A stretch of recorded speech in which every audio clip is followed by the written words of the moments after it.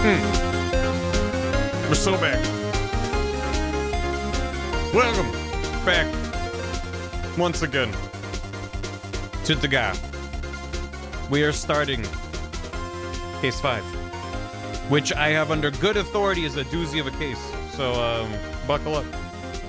We're gonna start it shortly, and I expect hijinks and, dare I say, shenanigans, maybe afoot. Dame yo, dame nando yo. Anta ga sukite, sukite ya. Dore dake tsuyoi osake demo. Yugama nayo oide ga. Bagamitai. Thank you for the hammy, sarcastic crow. How you doing? Appreciate it. Hijinks may ensue. Indeed, hijinks may be afoot. Hijinks may indeed ensue.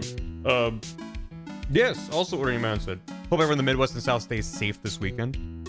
We are expecting a bit of a storm as well where we're at. So I am planning on streaming, unless or until we lose power. So we'll see. We'll see how that goes. Probably won't do Ace Attorney on Sunday. Might be doing something else. Because that's when it's probably gonna be hitting hardest by us. But hope everyone's staying safe. Yeah. A foot of snow, that's a lot of snow. Yeah, no, yeah, this is, it looks like it's gonna be the most intense storm since we moved here. So, is there anything from previous cases we need to be aware of before going into this one? You're asking the wrong person. I don't know. If you ask people that know the game, they might be able to give you an answer. I mean, my assumption, is just that there's a few hanging threads from previous cases that might come up in this final case. So, did I say I want a winner? Yeah, not like this. When I say I want real seasons, I mean, like, you know, it being colder than, like, 60 degrees out in the middle of winter. So, listen, there's no conversation about weather that anyone can ever have. You summed it up. Appreciate it. I'll get to it. Can't put an hotel by receipt for work in a place because of other summer. Dang. Yeah, hope everyone's doing all right. Yeah, I think we got some preparations already taken care of, so I'm just kind of sitting here hoping it's not that bad, because I am very much a baby when it comes to inclement weather. Spent most of my life in Southern California, and I spent 4 years of college in New York, but New York's pretty well equipped for snow, and there was never a really bad storm in the 4 years I was there. So, howdy. How you doing? Everything in most states is a fall apart at half an inch. Most states are expanding the street. I would not survive Norway. No. Well, I just think that the thing that people often forget when talking about inclement weather is that different areas of the planet, different cities, different states are set up for different types of weather. So like, in the same way that an inch of rain shuts down Los Angeles and everyone panics and slides sideways down the street, other places are more equipped for rain. And same things for snow, same things for like earthquakes. It's all relative. So I think it's really easy for people to be like, well, where I live, it snows 10 feet every day. And it's like, okay, but you live somewhere that's presumably equipped for that because that's standard. So you live somewhere where it's not normal for just a sudden freeze like that, and it's like, yeah, you know.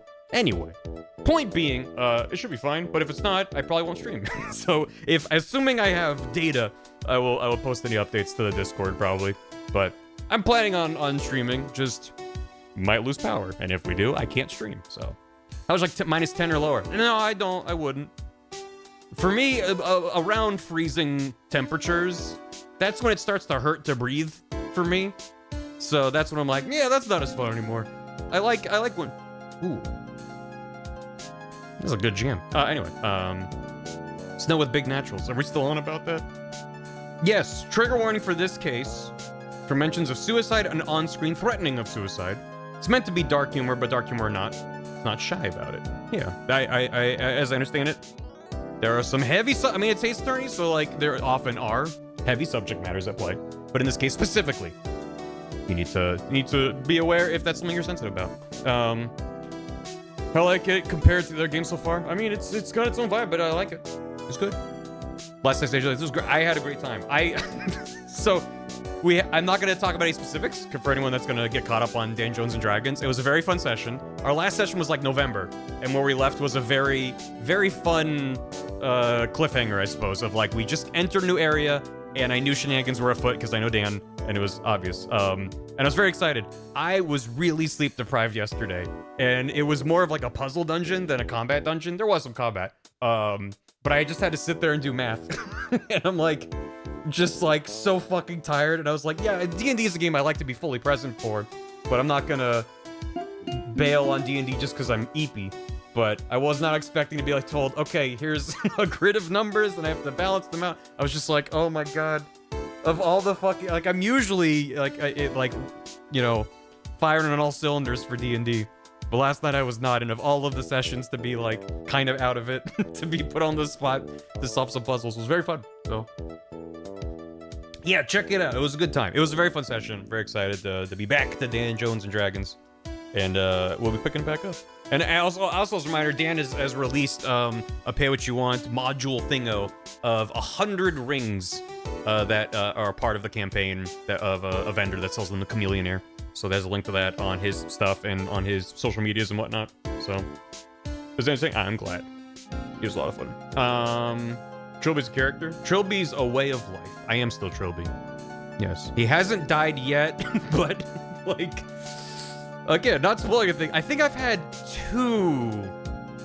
at least two come to mind, maybe three. Two close shaves with death. Like, actually, this singular roll will determine if I'm rolling a new character or if he's dead. Like, it's been a fun campaign. Dan is a great DM, and I recommend looking up the VODs. What the heck? Thank you. The VODs for, there you go. This has got the link. Appreciate it. The Dan Jones Dragons are on Dan Jones's channel, because I'm Dan Jones, and his YouTube has a playlist of VODs. If you like watching D&D stuff, definitely recommend it. They're terrifying game investment in the character. Yeah, it's funny too, because there have been situations where Dan's been like, are you okay with your character dying? And I'm like, yeah, I think that makes the stakes interesting. If I know, yeah, no matter what, I can walk away. I feel like that makes it easier to throw away risky decisions as just like, yeah, you know, we're just playing a game. But it's like, no, I've spent time with the years at this point with this character, and I don't want him to die, but we're in dangerous situations, so it makes things exciting. And if he dies, he dies. I don't want him to die, but we're in situations that are dangerous, so it's fun. Rolls Trilby's cousin. No, yeah, I'm gonna roll a Chameleonaire. He's gonna be real. Quad B. Boy, we just need like a different hat pun. Anyway, let me get caught up on things so we can hop into case 5, because as I understand it, it is a doozy of a case, so maybe the sooner we get into it, the better. But first of all, between streams, D-Quail and Juniper Devil and Siegmeyer resub, thank you all very much. Skywardly, thanks for 35 months. Bail him out. Sarcastic Girl, thanks for the hammy.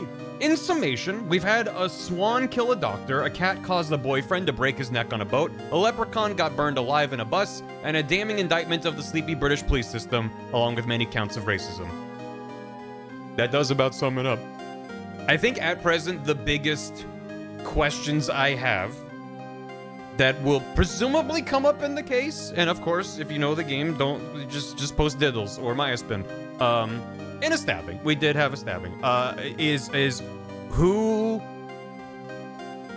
is responsible for the shenanigans? Like, basically, I want to know more about I'm blanking on his name. The guy we first met inside of Big Ben, who was like, I'm the British judicial system personified.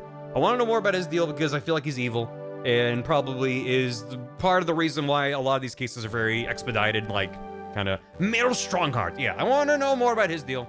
More paramounter to that is fucking court jester Balatro Man. I want to know why the fuck they dropped that character in the middle of a case and then said, don't worry about him, when he's just the most conspicuous Ace Attorney NPC of all time.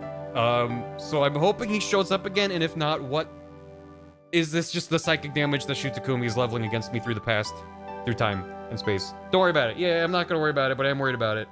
So those, it's like the judicial system here, the legal system is kind of fucked the way that always is the state's attorney, but I feel like it's in a more personal way potentially than like an actual.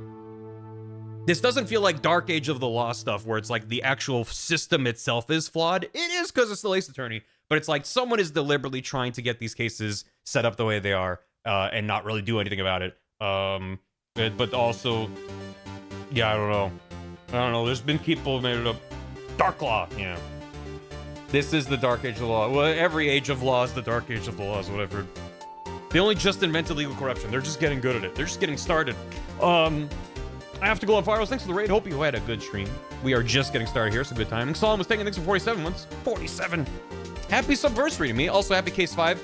It feels like this game just flew by. Speaking of, what is your impression of Van Zeeks so far? He's pretty popular with fans of the series. Mentioned one reason for that last stream, actually. Did I? I don't remember what I said. I do like him. I'm gonna repeat myself for the 1000th time across the series that I need to know more about him.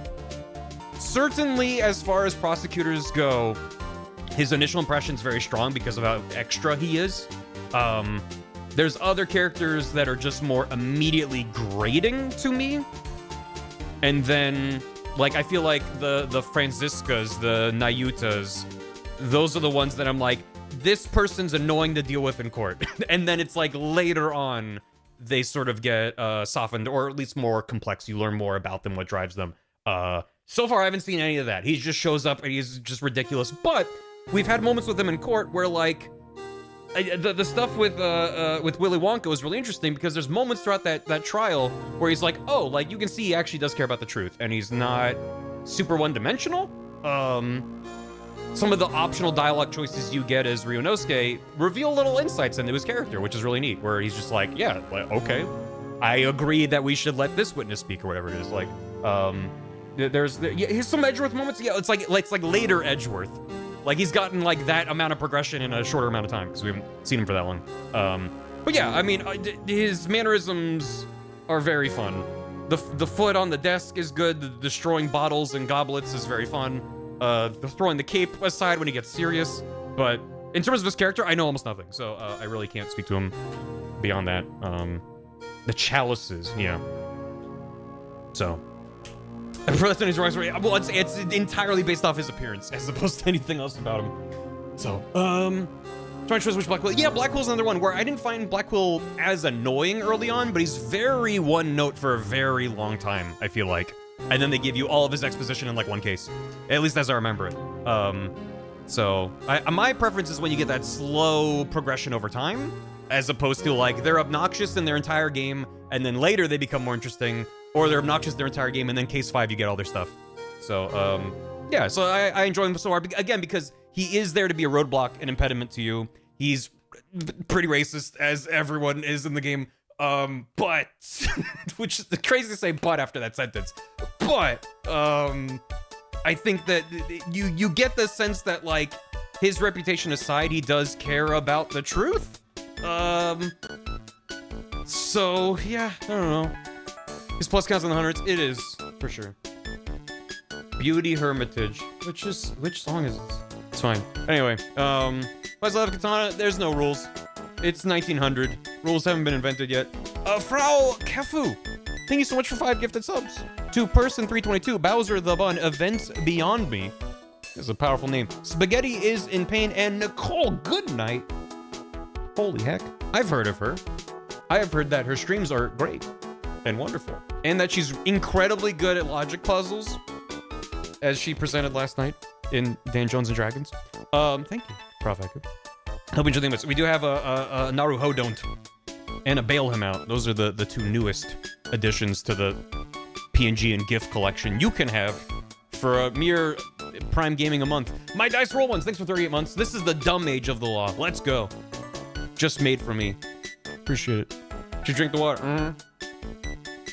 You should watch the D&D game. It's been going on for years, so there's plenty of VODs to chew through if that is something that you want to check out. They're not on my channel, to be clear. They're on Dan Jones's channel, but they're all on his VOD channel as well on YouTube. So, this is what Black Clover, of course, never really was. Yeah. Oh, yeah, fair enough. The Bronze Age. Almost 4 years. I think it's over 4 years that we've been doing the D&D. We just had session number 41, I think. And we've met more or less once a month. There's been a few gaps here and there. So, anyway, let's go. Let's do. Welcome back to, I don't know. Oh, the Pearl song. That's nice. Anyway, back to this, though. Yeah. Hiya. Noted Slayla Princess VA and famous streamer Nicole Goodnight. I've heard of. I have. It's true. Okay. Let me go. Play the video. No. The Adventure of the Unspeakable Story. Okay. Yeah, what the hell has Sholmes been up to all this time? He's just wiggling around the background? If it's unspeakable, how has it been spoken of? The Hound, right, the Hound of the Baskervilles. Wait, so is this the Hound of the Baskervilles? It's both. It's the Unspeakable Story and it's the Hound of the Baskervilles? It's coming! Sholmes' cry pierced through the thick wall of fog around us. Wisps of vapor flowed over the pistol as I cocked it. I waited, breathlessly, in the stillness. What do you do to that pistol? The silence lasted for what seemed an eternity, until, at last, it appeared. From the shadows of the cloud, an enormous beast sprang out upon us. A hound it was, but not such a hound as any mortal has ever seen. Its eyes glowed with a smoldering glare. The whole of its ox-sized body was outlined in white-hot flames. Its rumbling pant and hideous howl, so terrified was I that I began to tremble with fear. I also rumble in my pants. Look well, Wilson, Sholmes declared, gazing upon the mystical beast. For this is the diabolical Hound of the Baskervilles. And most it says, keep your voice down, good man. He'll hear us. So what does that have to do with the case? Our first 2 months in London passed by in a flash. In that disconcerting courtroom experience we were first thrown into on the day we arrived in the country. And in Sozeki-san's terrible ordeal that had followed closely behind, we had emerged victorious. However, there then came an abrupt end to our opportunities to appear in court. Which was hardly surprising, of course, since I was nothing more than an amateur, an unknown student of law from a faraway land. So life in our little office was very quiet. Oh yeah, we moved into the office above Sholmes at 220 Baker Street. I forgot about that. That is, until it was shattered one day by that fateful telegram. 15th of April. Last case was in February, right? Dang. Legal consultancy. Who is it? Do we have a Charlie? We do kind of have a Charlie. Hey, the Daruma. That morning, I was woken by the unreserved knocking on the door by the telegram boy. But after he'd gone, Suzato-san's behavior became very obviously strange. Suzato-san? Yes! Is it time to leave for court already? Let me see. What case is it today? Case 5. I don't think I'm scheduled to defend anyone at the moment, am I? Oh, no, of course not. How silly of me. But I think Iris said she would make us breakfast this morning. So shall we go down to Mr. Sholmes' suite? Yes! Iris makes the most delicious breakfast food. She does, doesn't she? And once our bellies are full, we can leave for court in fighting fit form. Let me see, what case is it today? 5. Here we go again. Oh. What I got? Oh. These are the scales of justice, a symbol of the defense, aren't they? That's right. They're a symbol of fairness to show all are treated equally in the eyes of the law. And they're a warning to those that enter the courtroom without an impartial mind. If they're the mark of the defense, it would be more auspicious if they were weighed more heavily on the not guilty side. Very impartial. No, his name is still in there. The lawyer's name is embroidered. Kazuma Asugi. He had his heart set on this great study tour. I'm sure he would have found the truth he longed for here. Lost his life. Mr. Sholmes. Okay. Thought maybe they'd be different by now. But not. My armband. Have a good one. What's up? So, what was it about? The telegram that was delivered this morning, I mean? Oh, a telegram? I don't know what you're talking about. Sorry, but you're not gonna get away with that. Well, I didn't think I would. Actually, don't give it a moment's thought. It's nothing. Nothing interesting. Boring, in fact. She's really good at lying. It was just a boring old telegram. That's 3 times now she's tried to fail to convince me it was nothing. Press X to doubt. I promise that I'll tell you about it at some point. Alright, I understand. Oh yeah, the other big remaining question is, what was Soseki-san, not Soseki-san, what was Kazuma gonna say when we were on the boat and he's like, the other thing I aim to do in Great Britain is... ... I suppose Soseki-san will have arrived back in Japan by now, won't he? Yes, I should think so. He left immediately after that terrible ordeal. Kiss me, you fool! Which would mean he should have completed the voyage already, or be just a few days away. A fortnight ago, we had that very long telegram from him, do you remember? Complaining of seasickness. But by and large, it seems the voyage has been going well. Is something wrong, Naruhodo-san? I was just wondering, what might have become of Soseki-san had he stayed in London, that's all. You mean, as regards Lord Van Zeeks, the Reaper? Yeah, I can't help wondering if seasickness would have paled into insignificance in that case. The Reaper. Seasons don't fear him. What is it they say? That no one who stands in the dock can be saved from the Reaper, right? Oh!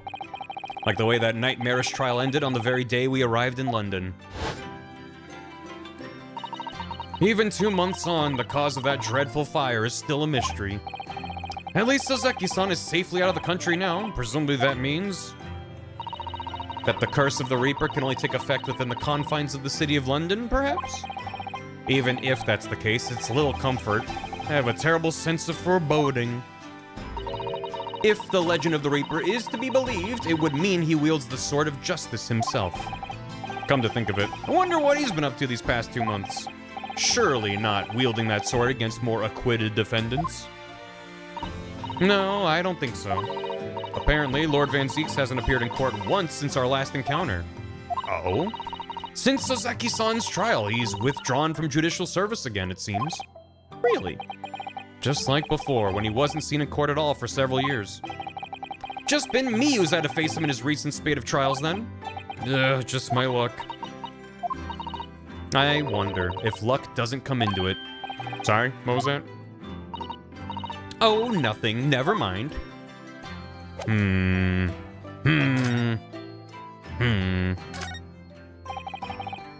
He's in denial. Everyone is. It's spring at last and the weather's warmer now. But I love the smell of the fire and the steam rising from the kettle. Oh, would you like some tea, Naruhodo-san? Thank you, Suzaru-san, but I'm alright for now. With the green tea Suzaru-san makes me from time to time, and Iris's unique herbal infusions. This place is paradise for a true tea lover. A tea-aboo. Green tea is such a wonderful accompaniment to British tea cakes, don't you think? Shovel? That spade has been in here since we started renting the place. Oh, that's not a spade, Naruhodo-san. It's a shovel. More like a... No, shovels are for digging. That's for scooping up loose material. It's a spade. More like a step shovel, really. No, spades are for digging. That's for scooping up loose material. It's a shovel. I don't want to dig a hole for myself. Let's leave it. Inviso dig. Is that the new ladders argument? It's not the same. This is the tea set Suzaru-san brought with her from Japan. Let's hope she hasn't noticed me slipping sugar and milk into my cup when she makes it. It's just so bitter. Tea is a drink to be enjoyed, Naruhodo-san. You really don't have to force yourself to drink it, you know. I don't like to see you screw your face up, so. There's the dig. There's the soup. Gotta call a spade, or a shovel, as the saying goes. We've only been here in London for about 2 months, but my desk is starting to look a little messy already. You could tidy up once in a while. Suzaru-san, I always say, making a mess is a small sacrifice to pay for being able to further your studies. And time spent tidying up is time you can't devote to the same cause. And time spent on ridiculous arguments is time that could be better spent on some simple housework. She wins, but I'm supposed to be the lawyer here. Yeah, but she's the judicial assistant. Do you add sugar and milk to herbal flavored teas? I mean, you can. The Duruma doll I brought with me from home, still with only one eye colored in. I said I'd colored the other eye once I'd won my first court case here in Britain, but you have won, haven't you? Twice, in fact. Because I feel as though I'm still lacking as a lawyer. I tell you what, why don't you color the other eye in once you think I'm a proper, fully fledged lawyer? If you insist. And it never got colored in the end. Thought that might be something. Oh, blue paper. Lemon and honey and green tea. That sounds nice. This must be the telegram. Let's see. Ag! No, you mustn't look at that. Not under any circumstances. All right, I won't. I'm sorry, Naruhodo-san, but you can be very mischievous at times. Then put the telegram away if you don't want people looking at it.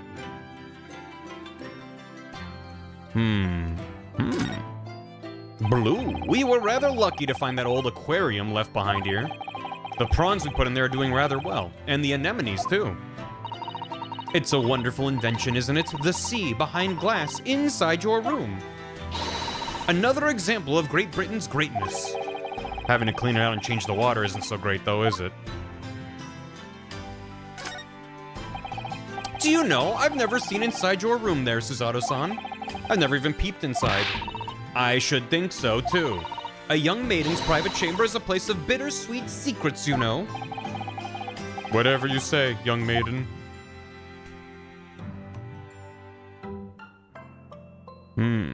Is that everything? I believe so. It's kind of like a ladder back there, but... Oh well. Where to? Yeah. Confirmed. Stop it, chat. Stop it!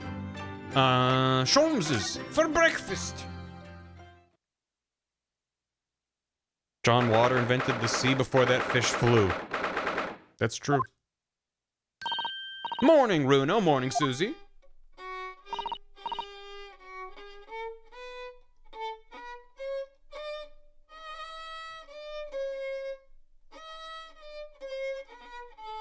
Sholmes is good.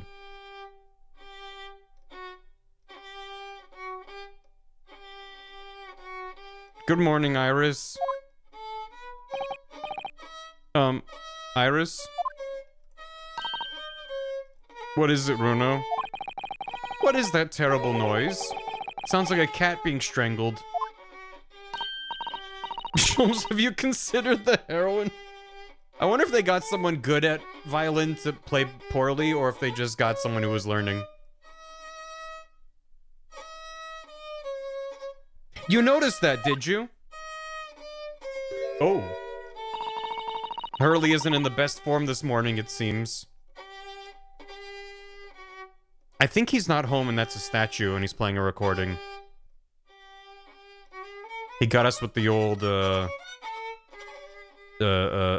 Ferris Bueller shenanigans. Oh. Oh. Thank you for the soup. Let me give Sholmes some soup. This song is in the soundtrack and it killed me when I was going through it to add songs to a playlist. What, is this the same thing we were just listening to?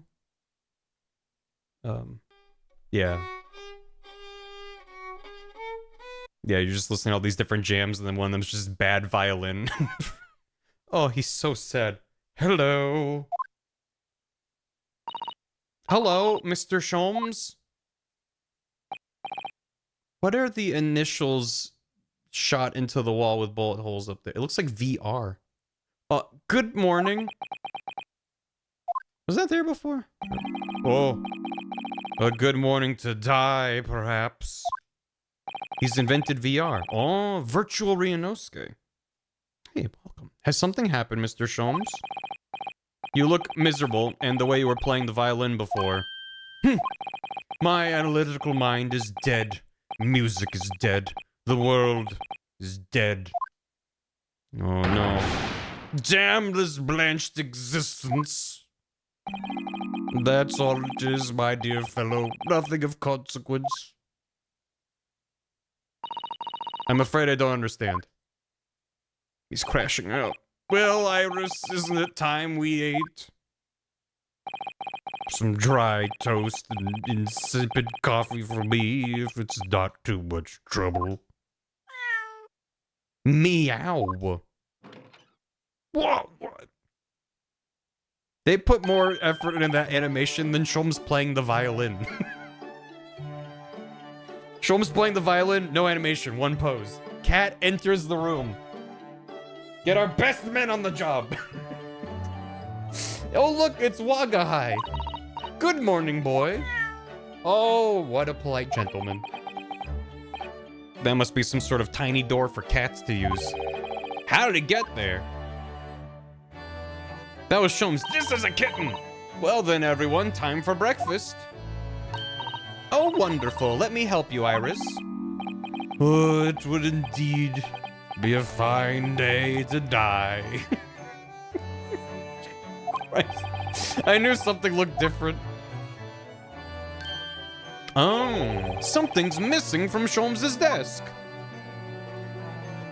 Yeah, we'll just come back to him later. Yeah, what's going on over here? Look at Mr. Sholmes' desk, it's completely clear. Isn't that enormous machine usually on it? We can never hope to understand what goes on in the great detective's mind, Mr. Naruhodo. Why, next time we're invited, we may find he's vacated the entire suite. That's scarily plausible, actually. Alright, I really appreciate that it's like, this is the same as last time. There's all sorts on these shelves. Chemistry apparatus, books, papers, lots of things I've never seen before. Heaped up so I can't believe the whole lot's gonna topple at any moment. It's such a charmingly untidy collection of paraphernalia, isn't it? Just looks messy to me, like my desk. But you, Mr. Naruhodo, must learn to tidy up after yourself. No favoritism there, then. Ah, yes, the letters V and R inscribed on the wall in bullet holes. Isn't it the initials of the Queen or something? It's so delightful to see it in the flesh, having read about it in the stories. It was so inspiring. I've fired 100 arrows into my own wall at home to make the character for Sue of Susato, you know. Superb, but perhaps there are some things the great detective does that you don't need to copy. Sure, Holmes book the Musgrave Ritual. When Holmes does that to, quote, improve the atmosphere and appearance of the room. The Royal Cipher, and then Reigning Queen Victoria Regina. Copy that. So that has happened since the last time we were here. Cool. It's like, I feel like I would remember bullet holes on the wall. Oh, that Sherlock Holmes. Such a dastardly gentleman. The fire's burning comfortingly in the grate again today. It's a very different feeling to a Japanese hibachi somehow. Oh, look at that photographic print of a lady displayed on the mantelpiece. Could it be? It must be the woman. Oh, how exciting. Is that supposed to mean something to me? I got an achievement called the woman ... question mark. Okay. It is cute how things have been updated to reference other Sherlock stories. Sorry, Herlock. These are all mementos of Sholmes' past cases, I think. Irene Adler, that was my first thought, but I'm not up to date on my Herlock. If he'd been involved in my case, I wonder if the beefsteak from La Carnival would be on display here. Beef swap! A mystery shoe, a curious hammer, some mysterious dancing men, a bust of Napoleon. Ah, what an entrancing collection. Looks like an untidy assortment of junk to me, rather like what's on my own shelves. Well, you really ought to learn to keep your things in order, Mr. Naruhodo. No, no favoritism there, either. Mm-hmm. Is it a cipher? Maybe. There's the woman. Mm-hmm. Have we met a Moriarty? No. Oh. Maybe in the second game. That'd be interesting. What would his name... What's Moriarty's full name? Fuck, what's his first name? Something Moriarty. How do you spoonerism that? What's his first name? Anybody know? James? So... Chef Boyardee. So... Mames Joriarty. That doesn't really flow off the tongue very well. It looks like that huge metal chest is being used as a table for tea and coffee. It's pretty rough. Yeah, just call him Jimbo. It seems very sturdy with an equally sturdy lock. Mr. Naruhodo, you mustn't go around opening things. I always have to keep an eye on you, don't I? You're very mischievous. How did you come to that conclusion? As he's trying to wrangle it open. Creature! Hello. No, I'll talk to you about the cat in a minute. I have to keep snooping around. Speaking of creature, speaking of tiny creature, there was a trailer released today for the Switch 2 upgrade for Mario Bros. Wonder. And it's not like a spoiler, but I won't spoil who the new character is that they're adding. That's not a big deal, but they're like, hey, there's a new playable character in the update, whatever. And the small Mario version of them is the most creature. It's not Dixie Kong. No, it's a Mario character, not a Donkey Kong character. But there's like a tiny version of them in the trailer, and I was like, holy shit. It's so fucking scrunched up. It's really good. That's a charming little white shelf and full of charming little bottles, too. But the contents of them aren't quite so charming, it seems. Science is the future, Mr. Naruhodo. You can't deny it. Is he denying it? I'm saving my money so I can buy some chemistry apparatus as well. Lego Mario 1 stud tall. Excuse you, he's 2 studs tall. Law, chemistry, takedown throws. What diverse skills you boast, Miss Susato. As useful as they are, I'm not sure that my throwing skills are worthy of inclusion in that list. No, that's the most science of all. This is where Iris notes down ideas, isn't it? What does it say today? The Boscombe Valley Mystery. Oh, how intriguing. It must be the title of Iris's latest work. Oh my. I wonder what fantastic tale awaits us. She looks like an angel, but I bet she's dreaming of the most unsavory crime you could imagine. King K. roll from Mario, that would be great. Iris's beautiful tea set there is on the table as usual. A cup of one of her special herbal blends always helps me to relax when I'm feeling the strain. Applied physics. The English pastime of tea has many similarities with our own tea ceremony customs, don't you think? It's the idea of hospitality behind it. That's the essence of tea. I love some boiled leaves. I do, actually. Come to think of it, I haven't seen Iris doing much writing recently. There's paper already set up in the typewriter. Look, as if she's about to start. How relatable is that? Reminds me, when I mentioned that Iris was in the process of writing a full-fledged novel, Mr. Natsume was most impressed. Yeah, Natsume. That's what I'll be doing too once I'm back in Japan, he said, through tightly clenched fists and teeth. That'll be the day. A book by Natsume Soseki Natsume. Oof. Highly implausible that. I think we're done. Then boiled bean tea. Hello. Oh. Okay, then let's talk to her first. Tell me about the cat. Hot leaf juice. Mr. Natsume's cat seems to have settled into his new home then. Oh, that was his cat. No, that makes sense. We adopted it. Oh, yes, and I become very attached to little Waggy. It would appear his previous owner is completely forgotten to him. Cats are unfeeling creatures. Their muse as empty as the hearts of the muses. Oh, if Mr. Natsume had no intention of taking Waggy back to Japan, I wonder why he kept him in the first place. Hold the cat, Longwise. I expect he would have taken him if he could. Pets are strictly forbidden aboard steamships in our experience. And for good reason, terrible things can happen if the rules of passage are not obeyed. Well, I don't mind, because Waggy's adorable. So true, Waggy. Yeah, he really is. Oh yes, what about the door? I don't remember seeing that tiny thing in the main door before. Where'd that come from? You noticed? You are observant, Runo. Look, I used this. It's my latest invention. What is that? I call it the cat flapomat. Gosh, a machine for making doors just for cats. That's right, it can make a cat flap for a little furry friend like Waggy in seconds. I'll buy 10. It can do anything, it can do it in any door at all, no matter what it's made of. Very powerful, you see. We're gonna break into a bank with this thing. Wouldn't it have been quicker just to make the cat flap rather than making a machine to make the cat flap? Well, yes, maybe, but now I can make cat flaps anywhere I like. I think it's wonderful. You must make one for us in the door of our office upstairs, Iris. She really knows how to come up with unconventional inventions, this girl. Make a cat door in your chest. But now it's easy for a cat to come and go as they please. And isn't that what it's all about? How you doing, bud? You seem to be very unhappy this morning, Mr. Sholmes. What's happened? It used to be the case that in my hands, this violin sung like the dawn chorus. Its melatonin tones what's this? to make flowers bloom.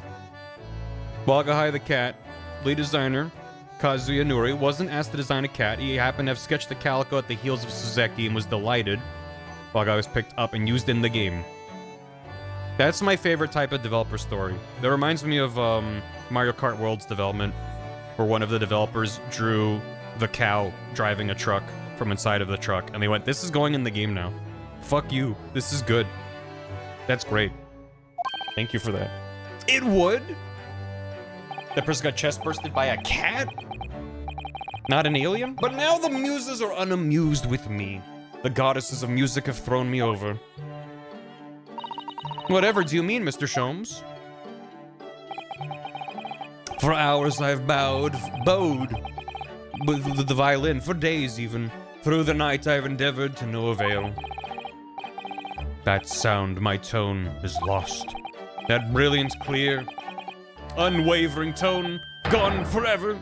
No more recitals of unbridled emotion. Well, you haven't been practicing much lately, have you, Hurley? Don't worry, I'm sure it will come back to you in time. Heed my words, Mr. Naruhodo. The goddesses of the arts are fickle. One day they bestow genius on a man, the next they unmercifully withdraw it. Oh, dear. Why is this happening to me? If they take the turn I have for the violin from me, what is left for pity's sake? What is left? Deduction, perhaps? Isn't that what you're known for? Didn't you only pick up the violin because Iris wrote about you playing the violin in a book? And you went, that's cool, I should learn that? Okay. An unflappable object needs a cat flap machine. What happens when an unflappable object reaches a cat flap machine? Mr. Sholmes, I don't like to pry, but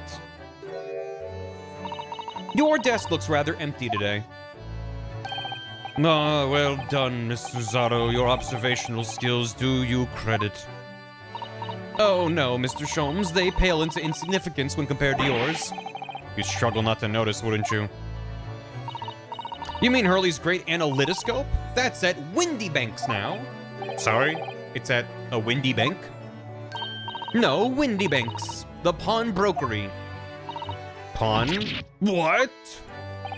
You mean you've pawned that enormous machine of yours? It has some considerable value, you see, quite undeservingly. But isn't it a very important machine for your work? I do wish you had consulted us if your situation had become so desperate. I should have gladly passed what little income I have to you. Dear madam, things are far from desperate. But the pawnbroker has your wonderful machine. How could it be anything but desperate? Making use of a pawnbroker is quite ordinary here in London, I assure you. Oh, that was Sholmes said that. It's making use of the pawnbroker is quite ordinary. It is? It doesn't sound ordinary. It would seem that neither of you fully understand how pawnbroking works. Oh, what's to understand? Exactly. How does it work? Please tell me. What did you mean when you said we didn't fully understand how pawnbroking works?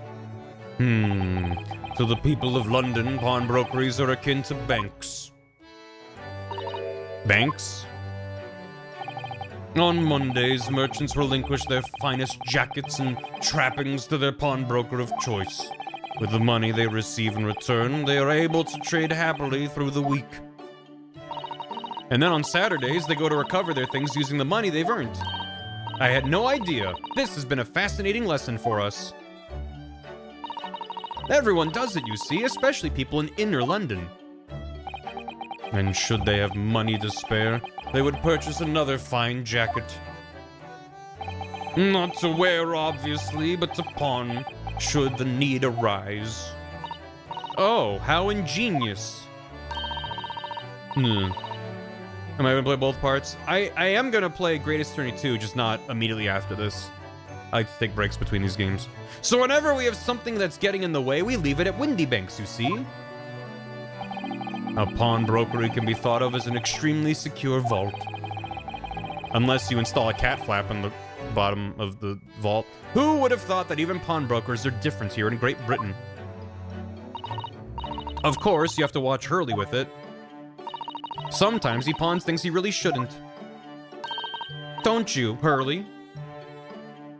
Much better buy a jacket to pawn than just have the money you spent on the jacket. You don't get it. You just don't get it. What does it matter? The world is dead to me now. It would have to be... It'd have to be really bad for me to be like, actually, I'm not playing the last game. What was that? Wagga High?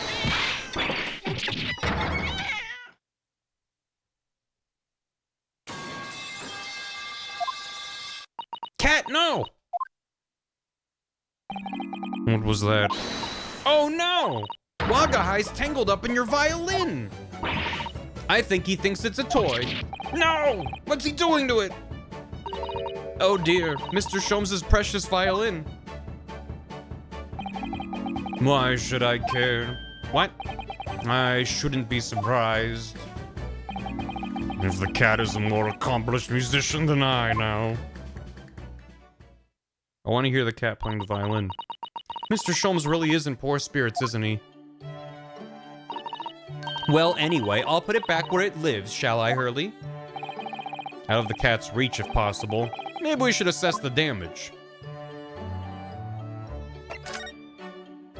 Is this the mystery that we're having to figure out today? This is the violin, is it? It's a Stradivarius. One of the finest violins in the world, made by the renowned Italian luthier Antonio Stradivari. Oh, I see. It doesn't really look like anything special to me. I happened upon it covered in dust, languishing in a pawn shop down a nondescript back alley. Nah, that's a fiddle. This is the case. The violin case. The broker had no idea of its value, so I was able to purchase it for a mere 55 shillings. How honorable of you. And until today, it has been my faithful companion in every great Paganini-inspired performance I have made. I ask you, is there reason to live in a world devoid of music to tolerate this blanched existence? No! There is none.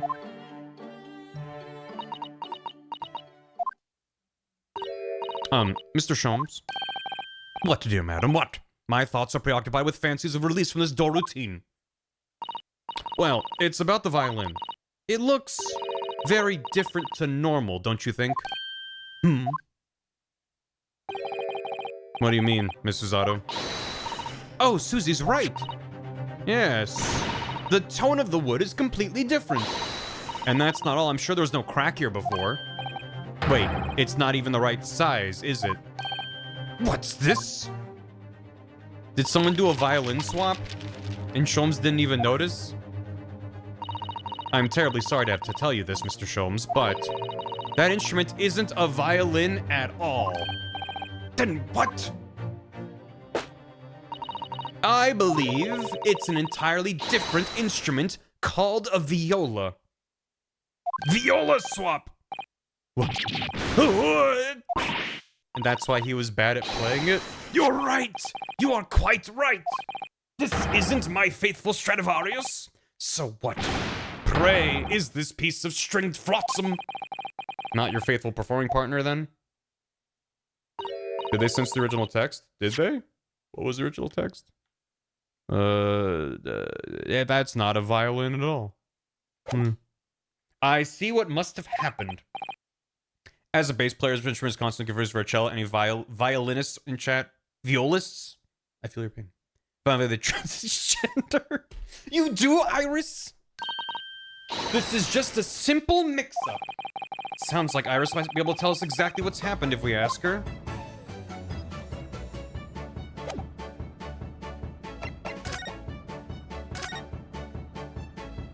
How the hell I wouldn't notice? I mean, you think you would, but... As a former violist, I approve. Good. What did you mean by a mix-up, Iris? Well, you see, this violin... Sorry, this viola, I mean... was at Windibank's until last week. At the pawnbroker's. Not Mr. Sholmes' beloved musical partner. There is a proverb from the East with which you are no doubt familiar, my dear fellows. I like how he's got his mojo back. Because he's like, I just don't know how to play anymore. And we're like, that's not your instrument. It's not even the same instrument. Of course! Always let a beloved child travel. Yes, indeed. You sent your beloved violin to the pawnbrokers in the hope it would experience personal growth? Oh, what a wonderful idea. Last week, I pawned my great analytoscope in order to release my precious instrument. But it would appear Mr. Windibank mistakenly furnished me with this tawdry fiddle instead. But my ears cannot be deceived by the hollow timbre of this piece of timber. No, but your every sense was deceived by the fact that it just had strings. Pshaw, a fine state of affairs this is, and why I always say, Mr. Naruhodo, never trust a pawnbroker. They will try to fiddle you every time. Will try to what? But earlier you told us you could think of a pawnbroker as an extremely secure vault.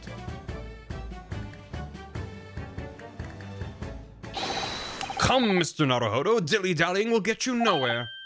Sorry? Crunching your toast with that vacant aspect? Fressing your coffee so obtusely? Are you not a little embarrassed by your own conduct, considering the urgency with which we are faced? We must visit Mr. Windibanks' brokery at once. That's right, isn't it, Mr. Sholmes? Precisely, Mr. Sato. The way that he was in his pose, it just rotated like 10 degrees. It was really good. Precisely, Mr. Sato, without a moment's delay. But I haven't finished my bacon and eggs. My dear fellow, surely you do not still intend to crunch your bacon with an increasingly vacant aspect? To fress your egg ever more obtusely? All right, say no more. Let's go then. Don't worry, Runo. I'd be happy to heat it up for you again later. Oh, thank you, Iris. As it happens, I'm rather curious to see what a British pawnbroker's looks like.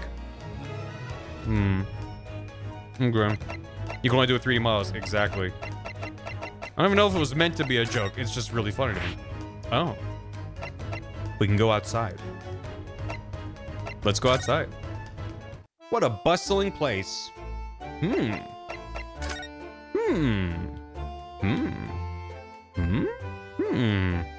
There better not be a dead body when I pan over to the right. Look at all the different things in the window of this shop. Well, that's Windibank's, the pawnbrokery. Looks much smarter than a pawnbroker's in Japan, doesn't it? Yes, you're right. I find pawn shops at home rather inapproachable, personally. 2 dead bodies. It's London. There's no grass. No. It reminds me of tearfully parting with my favorite fountain pen. I felt so miserable. What doesn't kill us makes us stronger, Mr. Naruhodo. I feel like she genuinely means that. That wasn't a bit. She understands the pain.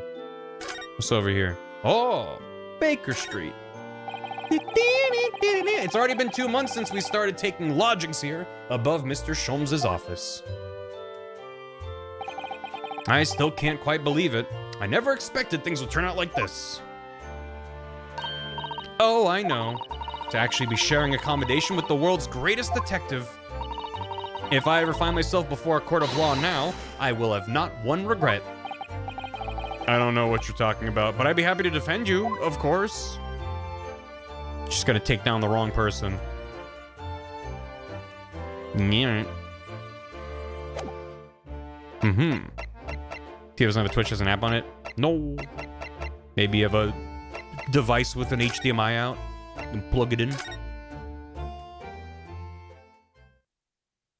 Don't tempt fate. Oh, yeah. Haunted dolls. A statue of the thinker that hopefully isn't a clock. A number of actual clocks. Yeah, that seems good. Seems legit. It's the 15th of April, it is. So this is a British pawnbrokery. Oh my, there are all sorts of tools and contraptions in here that I've never laid eyes on before.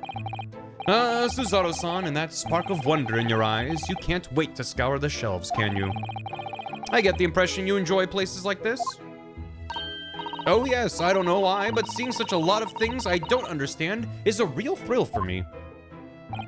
My dear fellows, let us not forget why we are here. Oh, Mr. Sholmes. We are calling on matters of business, not pleasure. Yeah, have at you.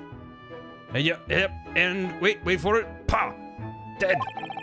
And clearly Mr. Sholmes means business too, judging from the spark of fury in his eyes. Oh, Mr. Sholmes, sir, welcome back. Did you hear that brazen welcome? Well, yes, we are potential customers after all.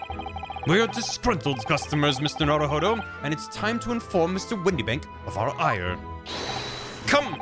The fight is afoot!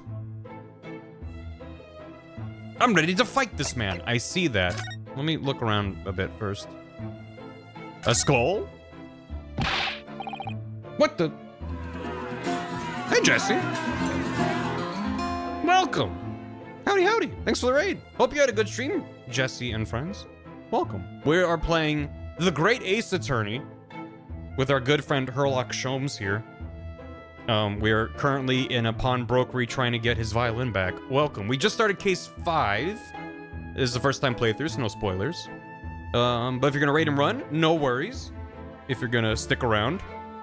This game's insane. Welcome. I appreciate it. What are you doing, my dear fellows? We're not here to browse for interesting curios. We have to come to teach this broker a lesson. Apparently there's a trigger warning. There's a trigger warning for this case, so if you're gonna stick around. It's Ace Attorney. The subject matter gets heavy sometimes, so make sure you make the right decision for you. There are just so many fascinating items. It looks as though we'll have to talk to Mr. Windibank first before we can explore in here, Miss Suzato. Alright. I want to look around, though. Hello. Oh, wait. No. Talk.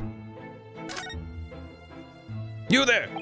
Naturally, you will recall this, which I retrieved from you some days ago. Yes? This second-rate fiddle is not my faithful instrument, Mr. Windibank. The color of the wood is different. It has holes in it. It's not even the same size. A wonderful summary of our observations, Mr. Sholmes. I'm so very sorry, sir. How utterly unforgivable of me and an inexcusable mistake for a pawnbroker. There's only one way to make amends.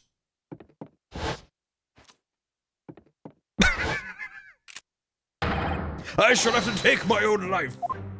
I see why the trigger warning was this. What is this fucking case? I don't think that will be necessary, do you? If I may just say one thing before I pop off. Please do not pop off. Yes? It was you, sir, Mr. Sholmes, who took it upon himself to remove the item the other day, I believe. Sorry? As I recall, I entered the storeroom to fetch your violin when I heard, here it is. You did. How is Sholmes able to solve any crimes? Thank you for the bits. And when I turned to controvert you, you had taken the violin and left, sir. God damn it. However, there can be no doubt that the blame lies firmly at my own door for allowing you to leave. So I shall not grumble or grouse any longer. May this guilt die with me. No, stop, my dear fellow. The fault is mine.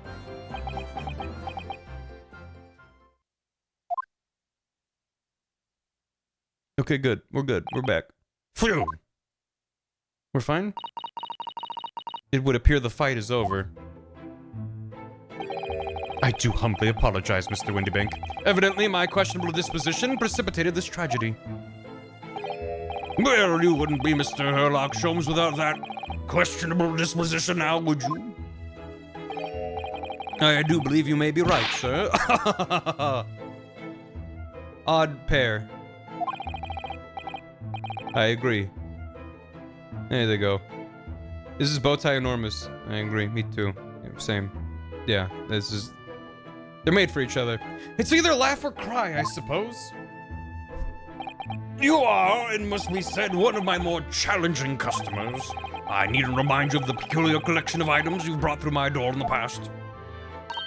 Oh, peculiar items? In the extreme, for example, the unpublished manuscript of an eponymous work, the novels of Herlock Sholmes or some such. Oh, a new full-fledged novel? And unpublished? A story I've yet to read, you mean? Forgive me. Wait, before you die, you must tell me more. What? Tell me about the pawnbrokery. I wonder, could I ask you something? Ah, a gentleman from the East, I see. Yes, that sable suit. I suppose I could offer you 6 pence for it. It's not for sale. Without wishing to offend, the tone is somewhat dull. Sorry? Aha, but for your splendid attire, ma'am, 5 guineas, no less. The colors are exquisite, the design exotic. Eastern artistry at its finest, may I say. 5 guineas, you say? How interesting. Why do I feel as though I've suffered some sort of defeat here? Actually, I was hoping to ask you about your business. I've heard it said that pawnbrokeries are used rather like banks here in London. Yes, sir, indeed. Many of my customers utilize the establishment as you describe. I appraise their items and offer them a proportionate loan and 2 months of secure stowage.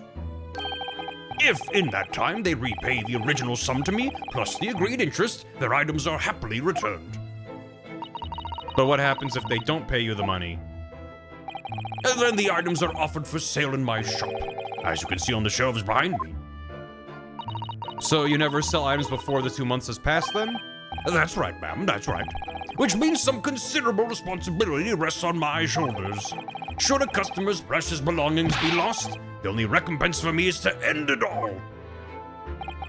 The very idea, Mr. Windibank, is an absurdity. One should never talk of one's demise so casually, says the man who was telling us all it was a good day to die only this morning. Not 15 minutes ago.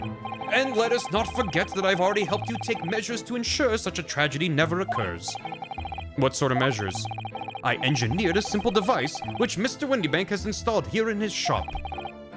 I call it the red-handed recorder. Is that not so, Mr. Windibank? What was that deep sigh about? I guess we'll come back to the story. Broken clock Sholmes, he's fine. What on earth is a red-handed recorder? Use your eyes, my dear fellow. There are 2 just below the ceiling. What, I have to look up? Oh. I can see what appears to be a camera attached to some sort of timing device. Very astute. I can already see where this case is going.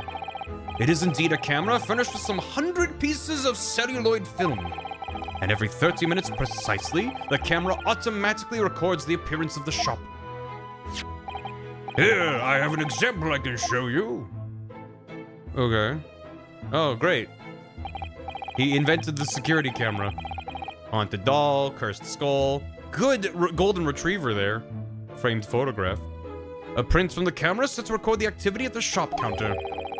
I developed a special type of film so sensitive, it produces a crystal clear image even in darkness. In the year 1900, my guy? Really, that's extraordinary. Yes, you can clearly see the counter and the door behind it, look.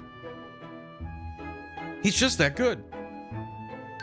Look at this cool invention, player. Oh no. I mean, in modern day Ace Attorneys, it's just not here's my invention, it's just here's the scene of the crime and you go, oh no.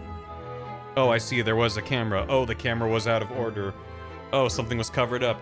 Oh, we have a camera in the evidence locker, but it swings back and forth for some reason.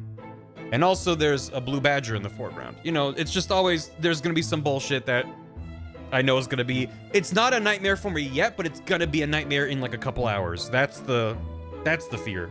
So you see, were someone to enter the premises with ill intent, his identity would be summarily exposed. Unless he came and went within half an hour. Yes, unless that. But did you not say that the photographic prints were taken at 30-minute intervals? Indeed, as you say, my dear madam. Then what if the incident were to occur in between times? Yeah, this is why Susato is the best character in the game. She consistently is holding a brain cell in the palm of her hand. One could only say that would be a cruel twist of fate. I must confess, your devices have been giving me some cause of distress of late. I beg your pardon, Mr. Windibank. Surely they are anything but distressing. Reassuring is the word. It's the cost of the film, sir. You most graciously placed not one but 2 cameras in my shop after all, which means I must pay for nigh on 100 utterly useless prints every single day. Which is probably a bit expensive right now. That's good. She's holding the brain cell that they keep dropping. He keeps trying to hand it back to them. A guinea was historically a quarter ounce of gold. Today it's worth about $1,200. Purchasing by the time was about $130. A bit. I'm afraid the cost of the film will break me before I'm very much older. 10 bob per camera? That's a pretty good deal. Nevertheless, a small price to pay to ensure the safety of my preferred pawnbrokery, no? My dear fellows, we verge on an age where safety and security comes at a price. Oh, heaven help us. Okay, it was just a handkerchief he was grabbing this time. Okay, how about that unpublished story? I must know more. Tell me everything. Susato-san's really fired up now. Is there really an unpublished story under this very roof? Well, one day the gentleman here brought in an old metal chest, you see. I should like to entrust this to your care for a while, Mr. Windibank. For a chest like that, 1 shilling, sir, not a farthing more. It houses something of great value indeed. The latest manuscript recounting the adventures of one Mr. Herlock Sholmes.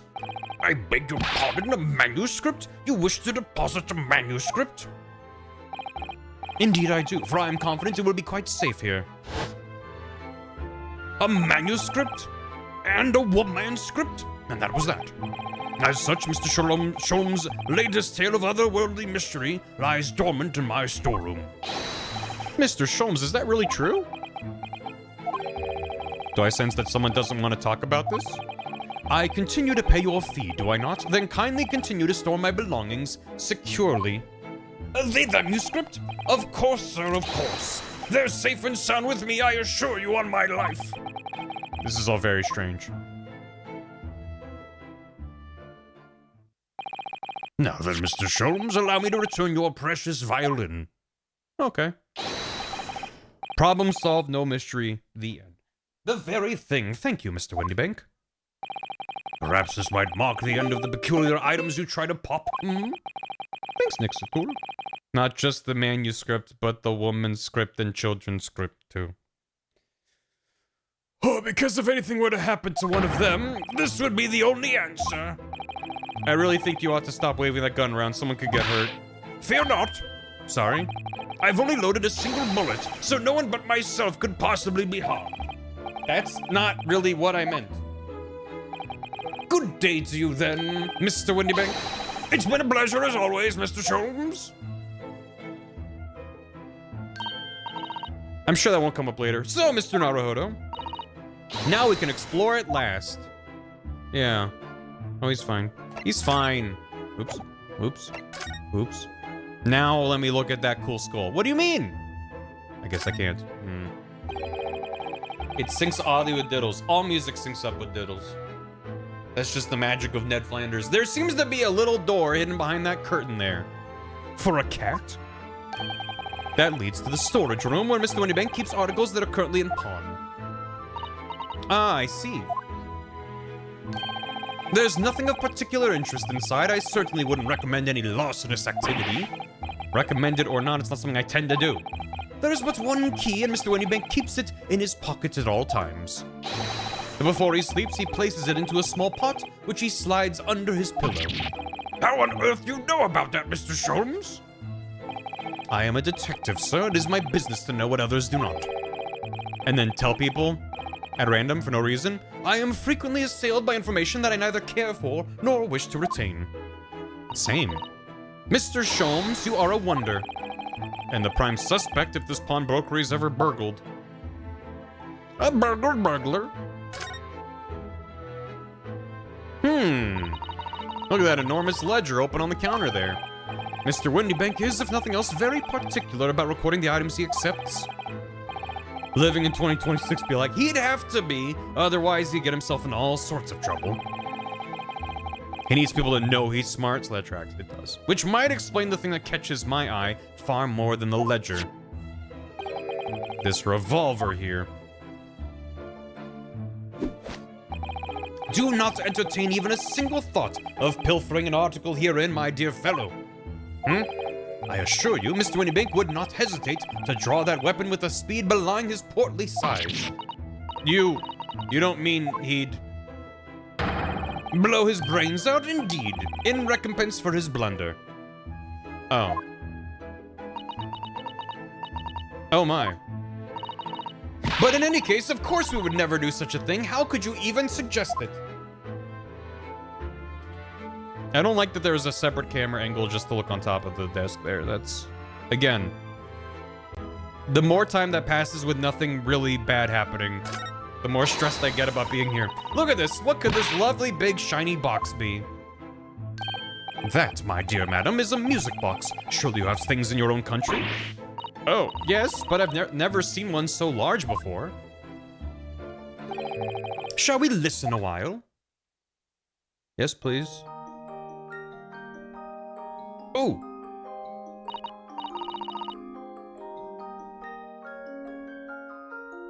Damn. 1900s England can get it. What a sublime sound. It's like the music of angels. I've never heard anything like it before in my life. This particular specimen is of the larger variety, commonly found in public houses and restaurants. Thanks, Wilder. Monkey!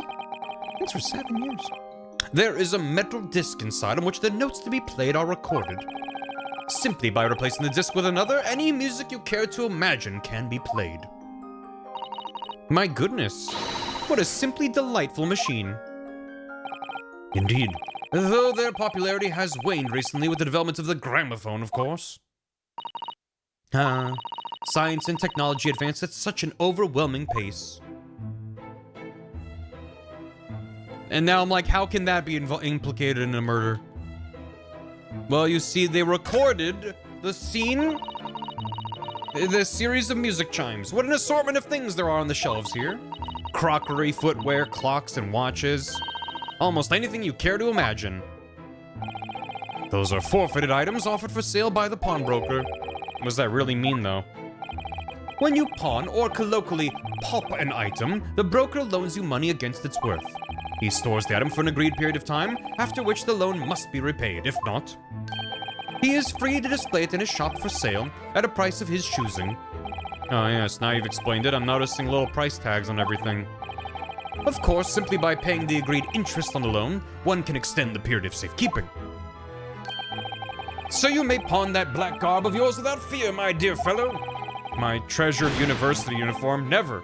It embodies my student spirit. I like how they're trying to get him to pawn his clothes and not the katana he's walking around with. Not saying he should pawn the katana, just that seems the more obvious thing on his person. To be like, that's probably valuable. At least 6 pence. That's Cosmo's soul, which is why he wouldn't pawn it. But that seems like that, anyway. Well, now what do you suppose this rather enormous machine does? It seems to have 2 little windows for looking through. Allow me to enlighten you, my dear fellows. What you're looking at is a stereoscope. A stereoscope? Fascinating. Clage! Nice. 10 months ago. Nice on. Nice plus 10. I hope you're doing well, Clage. I can't believe that number is that high. Thank you. Thank you. Hope you're doing well. Let's see in 3D. Yeah, it's time for the stereoscopy portion. Turn your 3D glasses on. Slide the 3DS slider up. It is aptly named, I assure you. Look through the eyepieces and see for yourself. I should be delighted to. Excuse me a moment while I just have a look. Just before you do, there is something I should point out. My dear fellows, in order to see the image properly, stereoscopically, as it were, you will need to be cross-eyed. However, if that is beyond you, it is of little consequence today. Might be gonna switch on the 3D for this part. And now he's like, cross your eye. Okay, I'm gonna try it.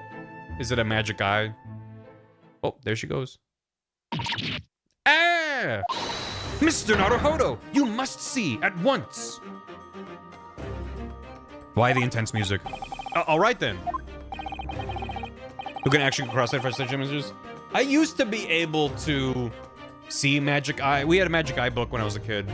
And it's like, I could see where there was a sense of depth, but not well enough to be like, that's a lizard. You know, I would have to look at the back and be like, oh, I guess that makes sense. And be like, yeah, maybe.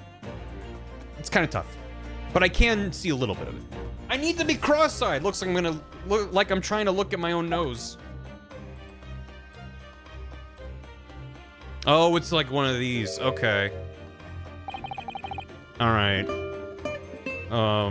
It's the major for some reason. Oh yeah, from the first case we were in. Yeah, I'll slide the 3D on. So let me try to. Oh god. So the trick with these where you have to cross your eyes is you want to get like close to it and then back away and use the distance from the screen to kind of get it in focus rather than using your eyes to focus it. But like, I don't think I'm gonna be able to. Ooh. Yeah, it just kind of hurts. There's a horse, of course. This probably is neat on the 3DS though. What the? I don't believe it. It's just a photographic print, but it seems like you could reach out and touch it. It sucks in the eyes a bit. The sense of depth is startling, is it not? Stereoscopes are one of London's many fads. It is fun that they found a way to use the 3DS's hardware for even just a little gimmick like that, though. They are often found, assuming that's all it is, and there's nothing else in the case, they're often found in little stalls in the park. People queue for hours to see them. Yeah, I imagine I'm watching on a 20-something inch monitor, which is harder to align. Why are people meddling with such black magic? It is no magic, my dear madam. It is, well, far too complicated to explain at present. It's just two cameras side by side. We shall save this lesson for another day. Or it's the same camera, but then they split the image with like mirrors. I don't know, man. It's probably not that complicated. Oh. He doesn't know. Is that the bit? Shoes. A bugle. Shoes. It hurts right now. Oh. That's not a calendar you could easily miss, is it? 15th of April, today's date. Yes, that's not for sale, I must point out. It is an Eastern-style page-a-day calendar. Did those originate in the East? Every night at midnight, I tear off the front page to reveal the following day's date. The perfect calendar for a tearaway fellow such as yourself, Mr. Windibank. Earlier stereograph used mirrors with a central divider block overlapping depth. Later ones used two images taken about 5 feet apart. 5 feet? But then the convergence point, or like the depth of field, what am I trying to say?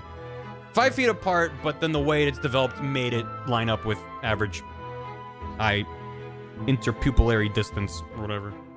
When tomorrow's it's gonna be, you're gonna have to stay tuned. It's only 5 days away from April 20th. No, is it 15 days away from April 30th? Raiden.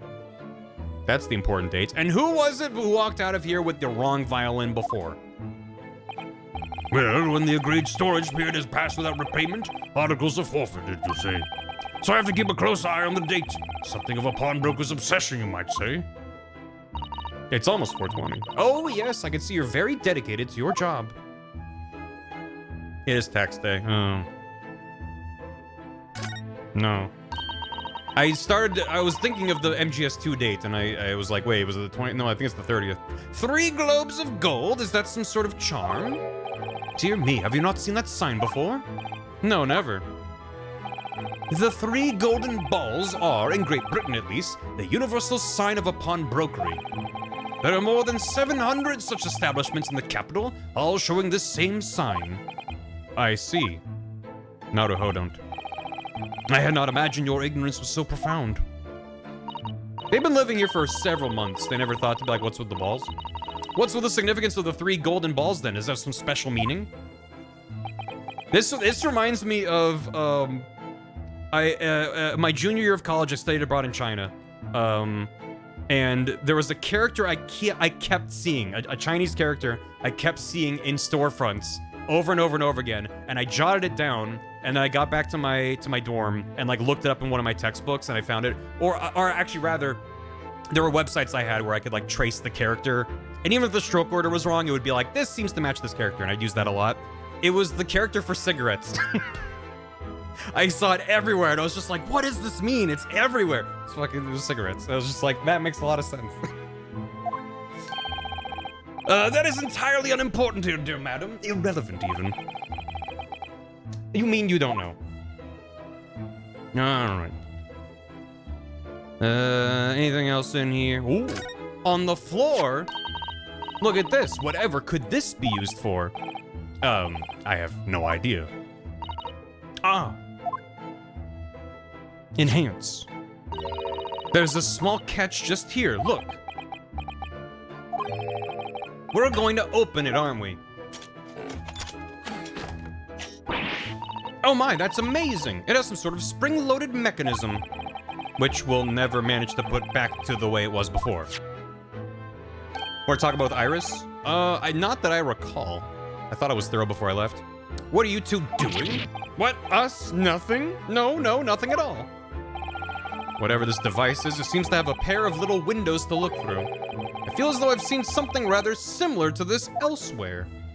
What? Only tuppence for it? That ain't fair, and you know it. The article's barely worth a penny, miss. I cannot offer more. Sounds like there's an argument brewing over by the counter.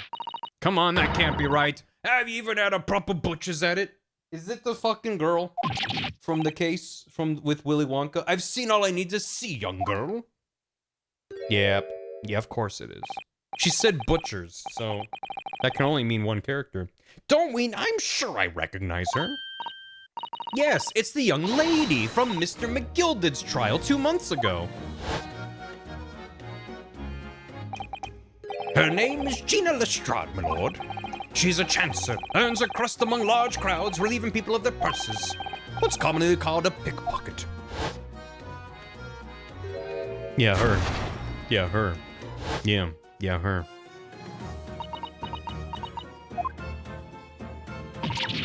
Gordon Bennett, you lot!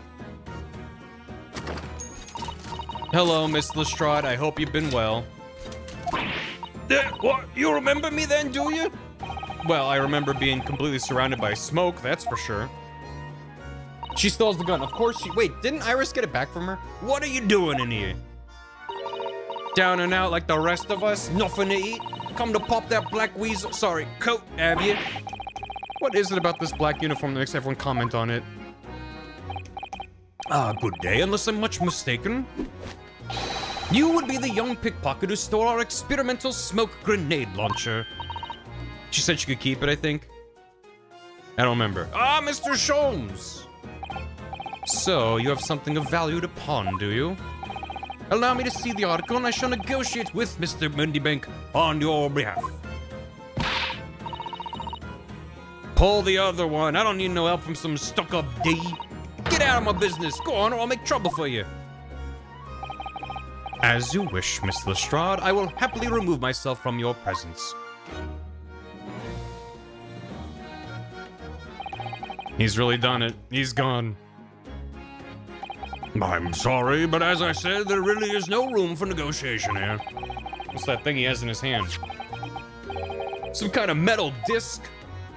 I wonder. And you, go on, leave me alone. Oh, Miss Lestrade, just pretend we aren't here. We shan't be offended in the slightest. Zada-san can really stand her ground when she wants to. Whatever. Hello. What? Somehow I don't really think you were the sort of person who'd use a pawnbroker, Miss Lestrade. Yeah, well, I am, all right. I'm a Londoner, just like everyone else. That a problem, is it? No, not at all. It's just swell. I get it. I know what you're thinking. That thing probably don't even belong to her. Probably got on the dive, didn't she? Yeah, I could see it written all over your Chevy Chase. My Chevy Chase? Well, I might have been thinking something along those lines. Chevy Chase? You're not gonna deny it, Mr. Naruhodo. I get that it rhymes with face. I'm just confused. All right, then, I'm gonna come out and ask you straight. Do you pawn things you steal from other people?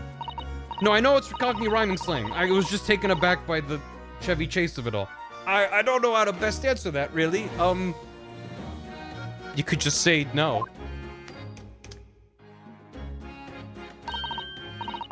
Suppose sometimes. You're not gonna deny it either, Miss Lestrade. Cornelius, but not this time, all right? I swear, that thing belongs to me. The disc that Mr. Windibank is holding.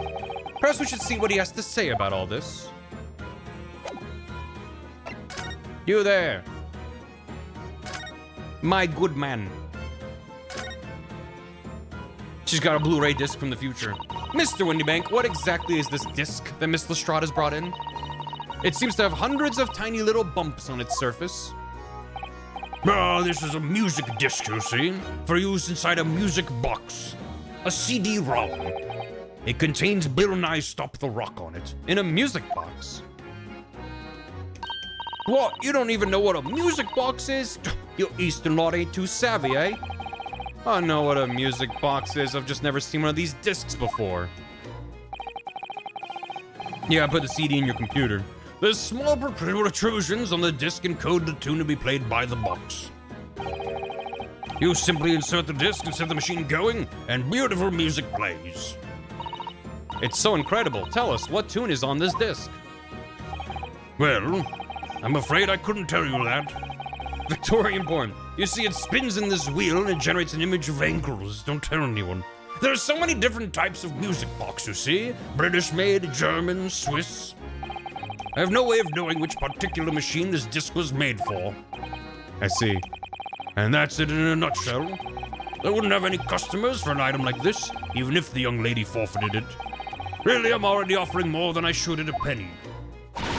That's a packet of lies. He told me he did. He said it was, well... Hey? Who? Never you mind. It just ain't right, that's all. That disc's worth good money. I know it is. Well, then, you'll have to try your luck at another pawnbroker's, won't you? Yeah. Gina. Yo, they got Jurassic Park 2? Lost World? She's been in before, of course, this little tatterdemalion? Tatterdemalion? What the fuck is that word? Tatterdemalion. Is that a flower? A person wearing ragged or tattered clothing. A ragged fellow ragamuffin. Oh. Computer, how do you pronounce it? Tatterdemalion. Tatterdemalion. That's a really good vocal sample. Tatterdemalion. Someone sample that and put that in a track. Okay, great. Thank you, computer. She's been before, but it's a little tatterdemalion. I see. And brought some dubious article or other with her every single time, I might add. Dubious? What are you trying to say? I'm an honest customer, me. What do you mean, why computer voice kinda? Is there something dubious about the disc she brought in today? Well, if only it were that simple. Sorry? What do you mean? What she actually brought in was a storage ticket. a storage ticket, so Miss Lestrade has actually come to redeem an article from you today, is that right? Yeah, that's right. A girl like me has a lot of stuff what needs storing. Alright, yes, that's definitely dubious. The article in question would have been forfeited at midnight tonight. But as she gave me the ticket for it and repaid both the loan and the interest, I was obliged to return the article to her. But what was the article? Do tell us, Mr. Windibank. The little scamp is wearing it, ma'am. It's the overcoat she redeemed. Oh. What? What's wrong with that? It fits, don't it? I mean, it's mine, so of course it does. So, what about the disc then? How does that come in all this? The disc is something else. A new article to pawn if the girl and I can agree on a price. Windy Windibank. I'm confused. I thought you said Mr. Lestrade brought in a storage ticket today. It's quite simple. Yes, the child brought me a storage ticket and the money owed on it, as you say.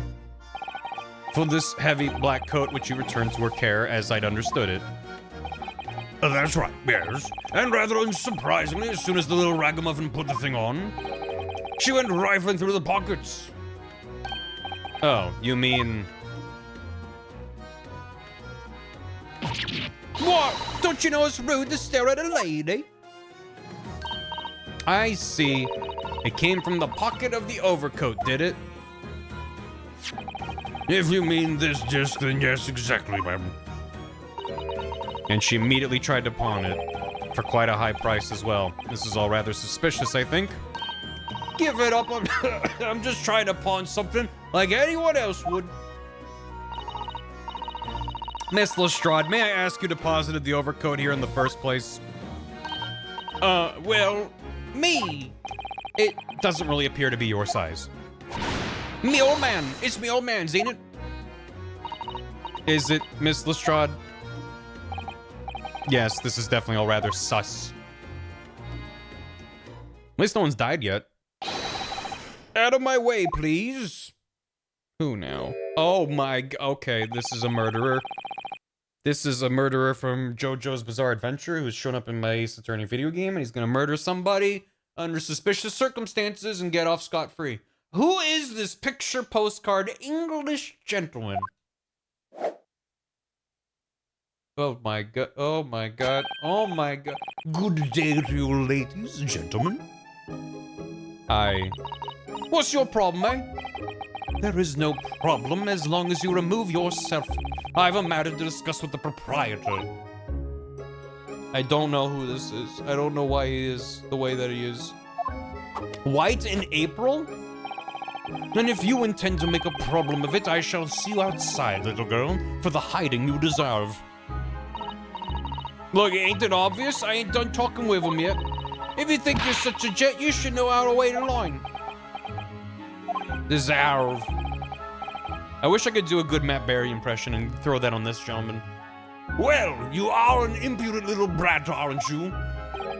As well a pickpocket. Eh? New York set high. Who are you? How'd you know who I am? The question is, how do you not know who I am? You haven't the courtesy even to remember the faces of your victims, it seems. What, you mean from you? Broker? Yes, sir. I believe this filthy pocket thief has just redeemed an article from you now. Yes, The article in question belongs to me. I demand for it to be returned at once. Oh my. Now that's a lie. What are you trying to pull? Give me back my overcoat, you wastrel. And needless to say, any music box discs too. Why the posing? No, you can't have it. You just can't. It's me old man's. Or it was, now it's mine. Goodness, Mr. Naruhodo. This is a very awkward situation. Yeah. I think perhaps we should hear both sides of the story in a little more detail. Or we could just leave. This doesn't apply to us. Oh my god. Just his silhouette is already a lot. I am the very model of a perfect, picture-perfect English gentleman. Excuse me, but who are you? One would expect the inquirer to introduce himself first. Though clearly you're not British, so perhaps our ways are foreign to you. Sorry, yes, we're from the Empire of Japan. We're studying here. Yes, Japan. I've heard talk of the place.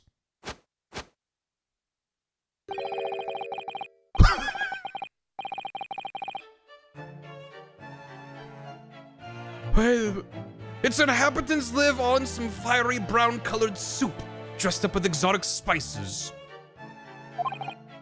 You might be thinking of somewhere else. What was that theatrical gesticulation about? Perhaps. Anyway, if you are a gentleman, sir, you offer your own name first before inquiring after the name of another. Of course, yes. I am Ryunosuke Naruhodo. I'm a lawyer. Well, student of law, really. My name is Susato Mikutoba. I am Mr. Naruhodo's assistant. I see. My name is Benedict. Yes, Eggert Benedict. I'm mad. I'm very mad. Enchanté. He's so refined in how he holds himself and how he speaks, but that name is suspicious. Now to the matter at hand. My overcoat, return it at once to someone with the style to carry it off. Every move he makes, every breath he takes, I can't stand watching him. As far as Ace Attorney pop culture references go, that's not too bad, I guess. Okay.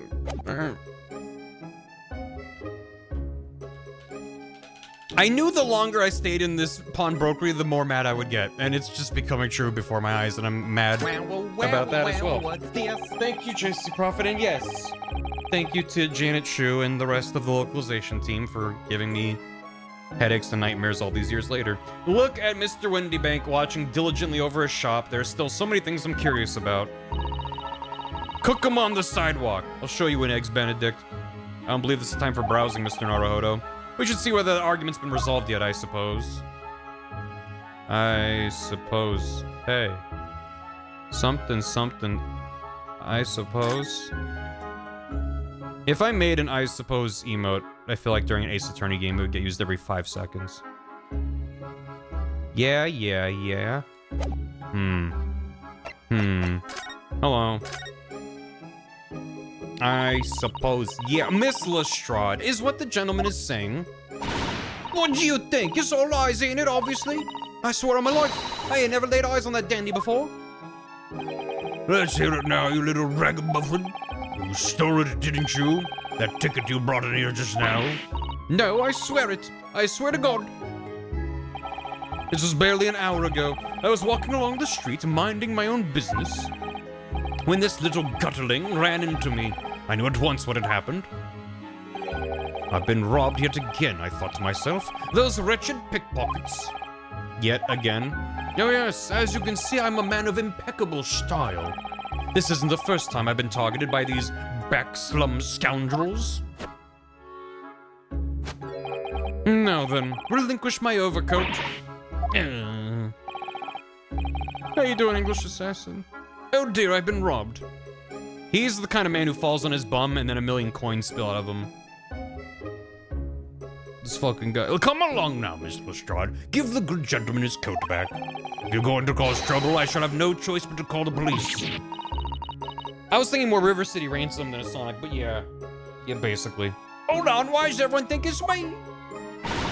Just look at this dandy cove, and you think I'm the dodgy one? This says a lot about society. I'm sorry, but no one's going to believe you. Well, what about evidence? Yeah. Where's the evidence that I've stolen something, eh? Come on, let's see it. Oh, I have evidence, naturally. You what? You what? The Scott Pilgrim canon? Mm-hmm. Absolutely. Evidence. You what, mate? Evidence that the article Miss Lestrade redeemed actually belongs to this gentleman.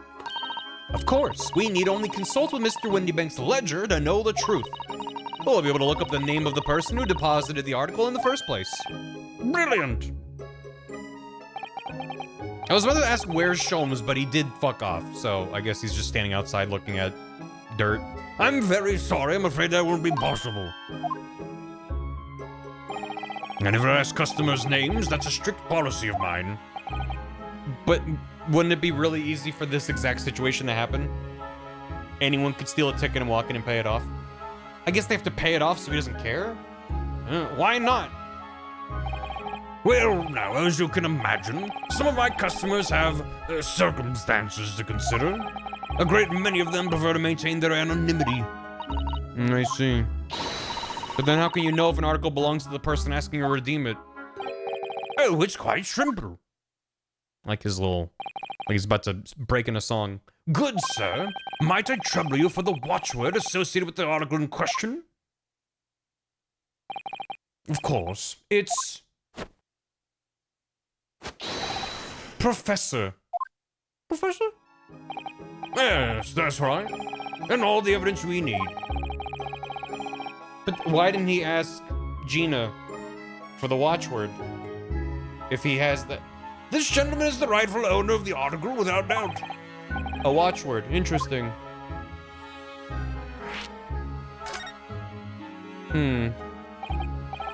Make Sholmes do a diddles dance. Yeah. Hit it with that fucking... Look at him go. I've thoughts that I'm mad. I'm always mad when it takes turny. About these watchwords, Mr. Windibank. As I explained, I never ask customers' names when they deposit items with me. There are many reasons why. Certain customers would like to keep their activities secret. That wasn't exactly a subtle glance at Mr. Sholmes, now was it? He didn't even leave the building. There he is. He put his 3D glasses all the way on. Great detectives have no dark secrets, none at all. Yes, well, anyway, that's why I always ask for a watchword whenever I accept a new article.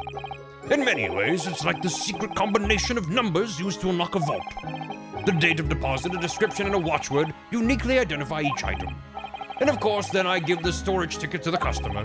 When someone comes to redeem something, I ask for the ticket and the watchword. And if that someone tells you the correct watchword, you return the article. That's right, sir. Yes, just as soon as the requisite fee is paid. And I have supplied you with the information you require already, but for the avoidance of doubt, the article in question is an overcoat, deposited 2 months ago on 15th February. With a watchword of Professor.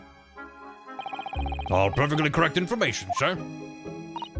But wow! Really, this is beyond a joke now. There's no further room for doubt.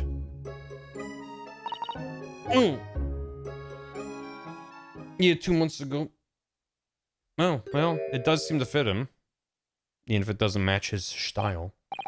So let there be an end to the matter. But then how did Gina provide the watchword? How would she know? And thank you for your custom, Mr. Eggert Benedict, sir. I feel like this man needs to, when he dances, he makes the noises of, I don't remember the guy's name. In Wind Waker, there's the guy on Windfall who's dancing at the grave. And he's got the white outfit. Tot! You know Tot's little like, boo, boo, bow. That little jam he does? Yeah. Bow! I feel like that's the noise this man makes as he dances around. That's what came to mind. With such reasonable rates of interest, I may even decide to come back. Tuss. This is why I ate grown-ups. You ate them? Constable! Just cause I'm a diver, everyone thinks that makes me a liar. I mean... And the contents of the coat pockets, if you please, broker. Gobbled them up. But of course, sir, here's the disc for you. Just this one? Pardon, sir? I was expecting another. That is, I deposited another disc. Oh dear. I regret to inform you, sir, that what was deposited with me was merely the overcoat. The disc happened to be in one of the pockets, but I was completely unaware of it until now. So, gutterling, you're hiding more of what's rightfully mine, are you? Says you, eh? I don't know nothing about it. Very well. Then I shall bid you farewell. Say goodbye to style. Wait a minute. That disc is mine. Ah! What do you think you're doing, you little tramp? You've drawn blood, you filthy animal. Oh my, yes. There's blood on the disc. It's because of all those sharp little bumps. The man must have scratched his finger on them. I found it first, alright. I mean, it belonged to me, old man. So you're not having it? Or you? You take it. Me? If I hang on to it, they'll have it off of me again. So you keep hold of it. Miss Lestrade, why is this disc so important to her? Okay. Sure. You there in the black livery. Hand that disc to me at once, please. He said please. No, he's lying. Grown-ups are all liars. Oh, what do I do now? How am I gonna resolve this? Oh. I know. Phew! Things were getting intense in there. Ah. Alright, Susanna, you wanna get some tea? Where we going? Let's go home. Things get a little tense. Fuck off. If it sucks, hit the bricks. Real winners quit. Mm-hmm.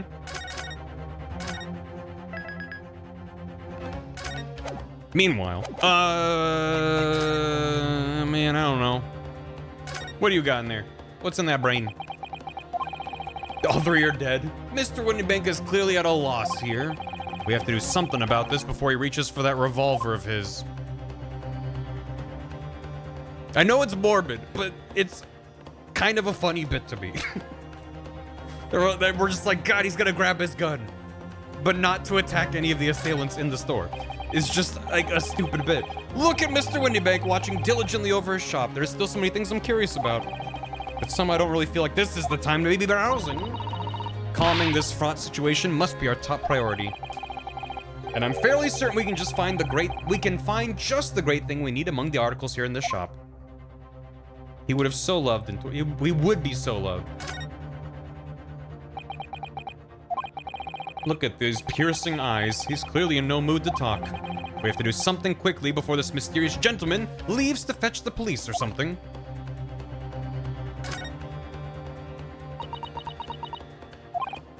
I agree. Wow, Miss Lestrade is really looking daggers at the mysterious gentleman. We need to do something to calm things down before she loses control and attacks him again. What if... Oh. I was like, can I just put the disc in the thing and we can listen to it? Sholmes! Mr. Sholmes, what are you examining with such keen interest there? As you enjoy a bar of caramel, I see. He is holding a bar. Why, what, is he sad again? So, you've found me at last, Mr. Naruhodo. Oh, man. Oh. I don't know why depressed Sherlock just gets me so good. Sorry? After that young pickpocket sent me on my way, I was forced to lurk in the shadows. Cruelly ostracized as the rest of you partook in the jovial atmosphere of fellowship. I had nothing to occupy my mind, but was too ashamed to let society see what my downfall had done to me. So feigning mock interest, I pretended to examine the tedious trinkets in this desolate place. Whilst, as you shrewdly observed, gnawing on the only friend I have left, this 7% solution of caramel. Does it say Sholmes caramel on it? Pray do you claim to understand the depths of my despair, Mr. Naruhodo? But how could you? I was so lonely. So desperately lonely. Why on earth didn't you rejoin the conversation? Things have gone from bad to worse here, you know. Yes, I overheard much of your conversation. Or rather, in my craving for human contact, my ears devoured every word that was uttered. You really were sad, weren't you? Poor Mr. Sholmes, I feel simply awful for you. It would seem that my inferences are correct. Surely you're not about to tell us that you've solved the entire case once again? My dear madam, sometimes I wonder, were my genius for deduction to be commoditized? How much could I pawn it for? It seems Mr. Sholmes has had another one of his flashes of inspiration.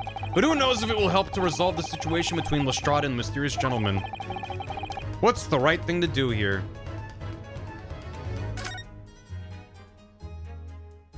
Yeah, sure. Maybe there was a lion in here. Well, Miss Lestrade, it would appear you find yourself in something of a predicament. Where the blue blazes have you been, eh? Pardon?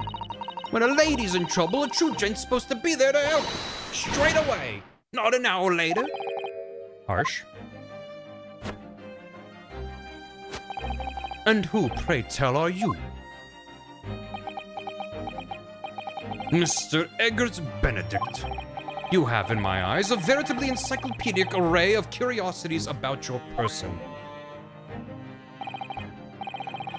There was a line in the caramel, white and powdery, like some sort of strange substance.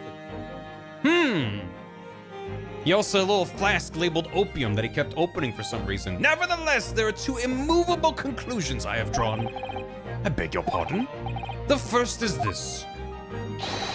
The true reason for your visit to this pawnbrokery today is something you have not yet revealed. And the second is this. And they start making out. A considerable crime is in contemplation. One you will orchestrate with intent to steal a vast sum of money. Well, Mr. Benedict, what say you to my deductions? Sholmes could take him in a fight. How? He's turned as white as a hard-boiled egg. He can turn whiter? It would seem that once again, Mr. Sholmes has made a flawless deduction. Just who do you think you are, sir? Ah, yes, as I hoped. That is precisely the pained expression I was looking for. He's transparent now. My God. So, shall we begin? The time has come for yet another Herlock Sholmes' logic and reasoning spectacular. No, I'm not ready.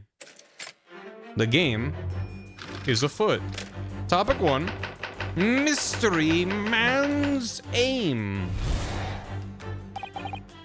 First of all, we must ask ourselves on what business you ventured to this pawnbrokery today. You claim to have followed this pickpocketeer, having had the redemption ticket stolen from you on the street. But that is most certainly a lie. The real truth is something quite different. What is he holding? The circus? As revealed by that which you hold in your hand. Yes, what brought you to this shop in the first place is the staff recruitment flyer. The piece of paper in your hand is a staff wanted advertisement from this very shop. He probably would have said advertisement, not advertisement. Yet, even the most unobservant would soon realize that a man of your appearance has no need of such employ. In other words, there is some ulterior motive for your actions. The cane, which you unwittingly clutched to your person, exhibits an incontrovertible contradiction. What utter rot! I've had this cane for years. Ah, the letter's on there. The contradiction is, of course, the missing ferrule. The end of any walking cane would be terminated with a metal ferrule to protect the wooden tip. And yet, detailed analysis shows the wooden tip of the stick to be utterly bare. Eggs Benedict. Therefore, there is only one conclusion. The rod you hold in your hand, which appears to be a walking cane, is in fact no cane at all. It's not. You recoil, sir. Is something wrong?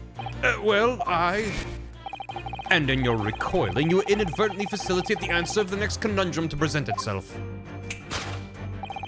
Namely, what is the truth behind this rod you bear?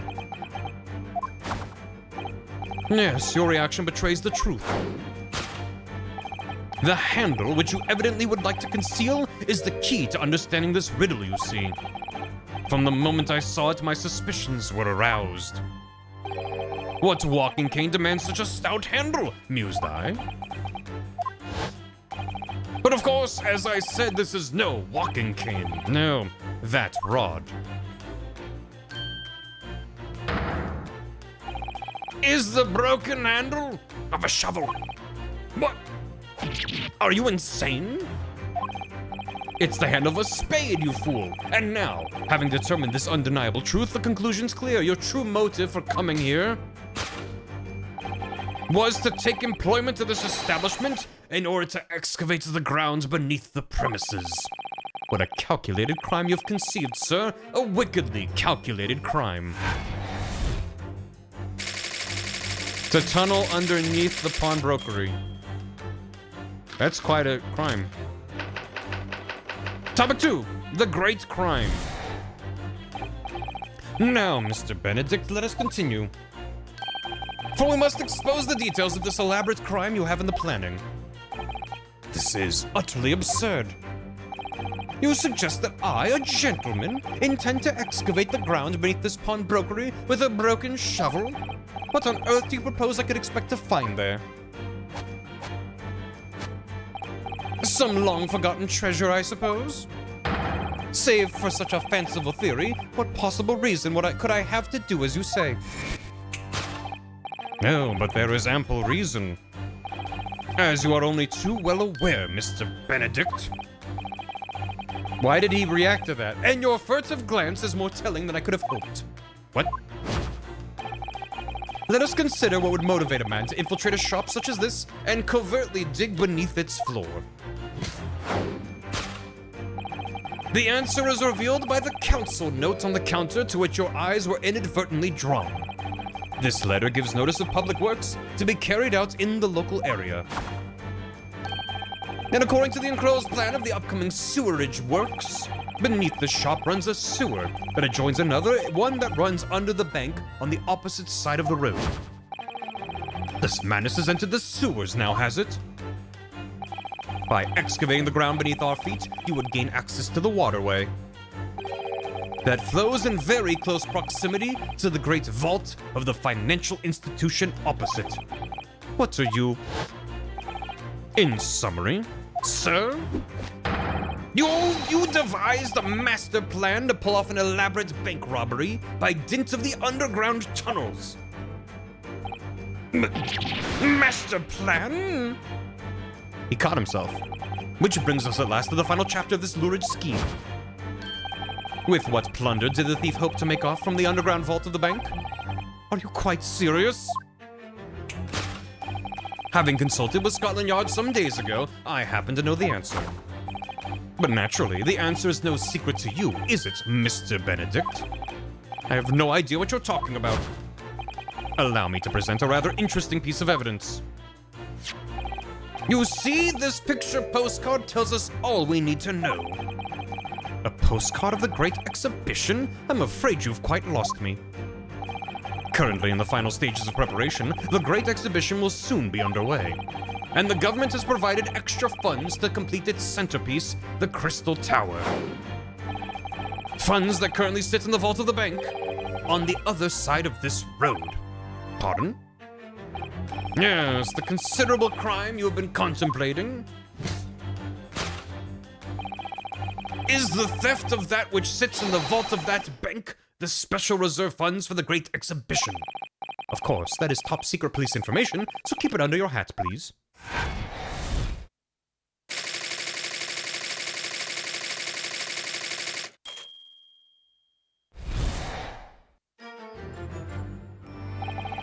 Thus concludes Herlock Sholmes' great deduction of this pawnbroking puzzle. Case closed. Short case. But you gotta figure it out. Mr. Sholmes? Well, Mr. Naruhodo, an impressively upbeat deduction for a detective racked with loneliness, would you not agree? Was it true what you said about the bank over the road and what it has in its vault? Oh shit, did I say that aloud? No. Though few know of its existence, indeed. It is one of the government's most closely guarded secrets. Gregson told me in the strictest confidence. Which you've now broken. Well done. No wonder he hates you. But you just announced it to everyone here. Rather loudly, in fact. Ah. He didn't know. And if it's such a big secret, how would Mr. Benedict have come to find out about it? There can be but one explanation for that. Clearly, it's because the man is a criminal. That doesn't explain how he knows. What if he didn't know anything about the money in the vault? If he is a criminal, as you said, then buying a brand new shovel is sure to be the first thing he does now that you've revealed the secret. Shit. Or if he doesn't, maybe Mr. Windibank will. He already has plenty of shovels here after all. Oh, my life, I assure you, I'm not so unscrupulous. Well, hopefully this has taught you a valuable lesson. Sensitive information must be handled with the utmost of care. How true. One can never be sure that someone privy to secrets won't disclose them, and once the word is out, it's out. Perhaps I'll think twice before confiding in you next time, Mr. Sholmes. An excellent idea, Mr. Naruhodo. An excellent idea. Well then, Mr. Naruhodo, you know what to do, I'm sure. Let's listen to that great deduction again, and see if we can massage it into shape. Very well, then, let us start once more from the beginning. Of Hairlock Sholmes' magnificent logic and reasoning spectacular. Oh, back Quasars. 84, that's our second monkey today. Thanks for 7 years. Time to watch some more. More? More? Who must ask us what business you venture to the pawnbroker? You claim to follow this pickpocket, having the street. But that is most certainly a lie. The truth is different. As revealed by that which you hold in your hand. What brought you to this shop in the first place is the staff recruitment flyer. So, by Mr. Sholmes' reasoning, Mr. Benedict came here in order to apply for a job so he could dig down through the floor, in an attempt to tunnel into the sewers to gain access to the money in the vault of the bank across the road. But he wouldn't get very far with a broken shovel, would he? No, I think it's fair to say his motives lie elsewhere. The question is, where? What did bring Mr. Benedict here at this particular point in time?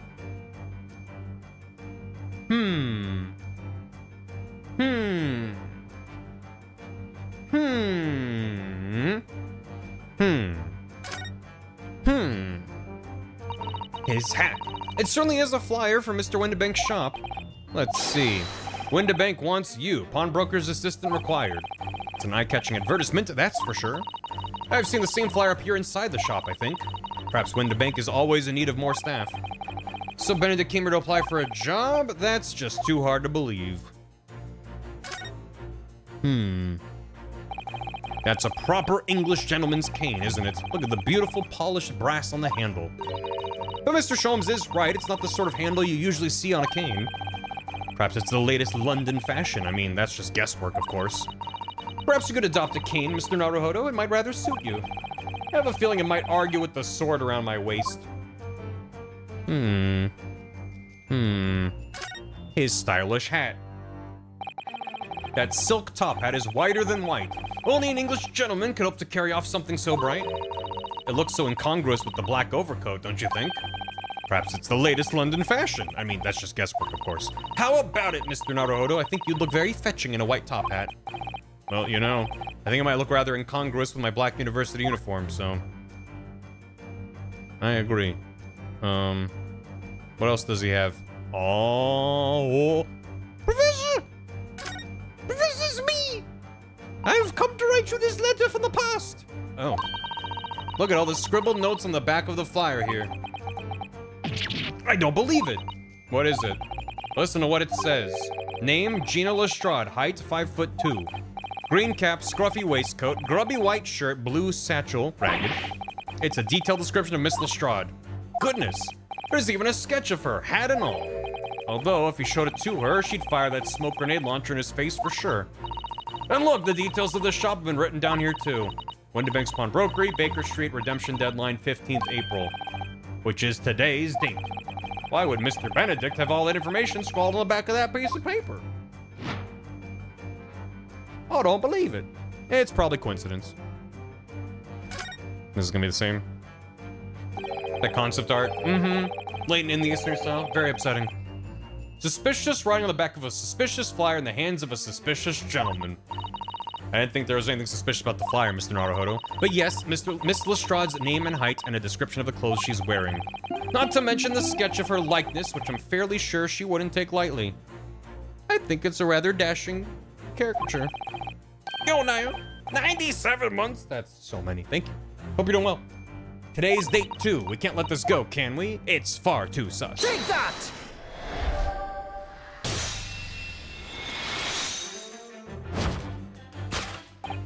Yes. What brought you into this shop in the first place is the info about Miss Lestrade.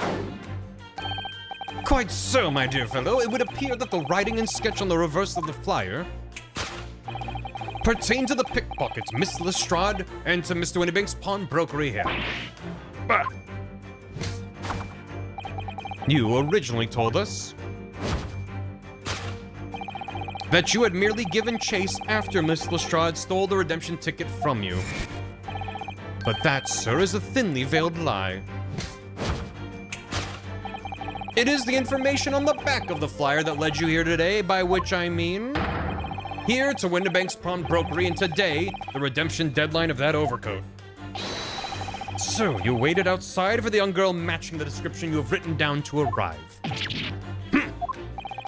And you have gone to some lengths to hide the reason for your pursuit of Miss Lestrade. In other words, there's some ulterior motive for your actions. The cane which you unwittingly clutched to your person exhibits an incontrovertible contradiction. What order what? I've had this cane for years. The contradiction of which I speak is, of course, the missing ferrule. That cane is no ass, good man. What's a ferrule? It's the metal cap commonly found on the end of a cane, Mr. Naruhodo. Ah, the bit that makes the nice clacking sound on the pavement. Yes, exactly. And Mr. Sholmes is right. It appears to be missing on this cane. But it doesn't actually look broken, does it?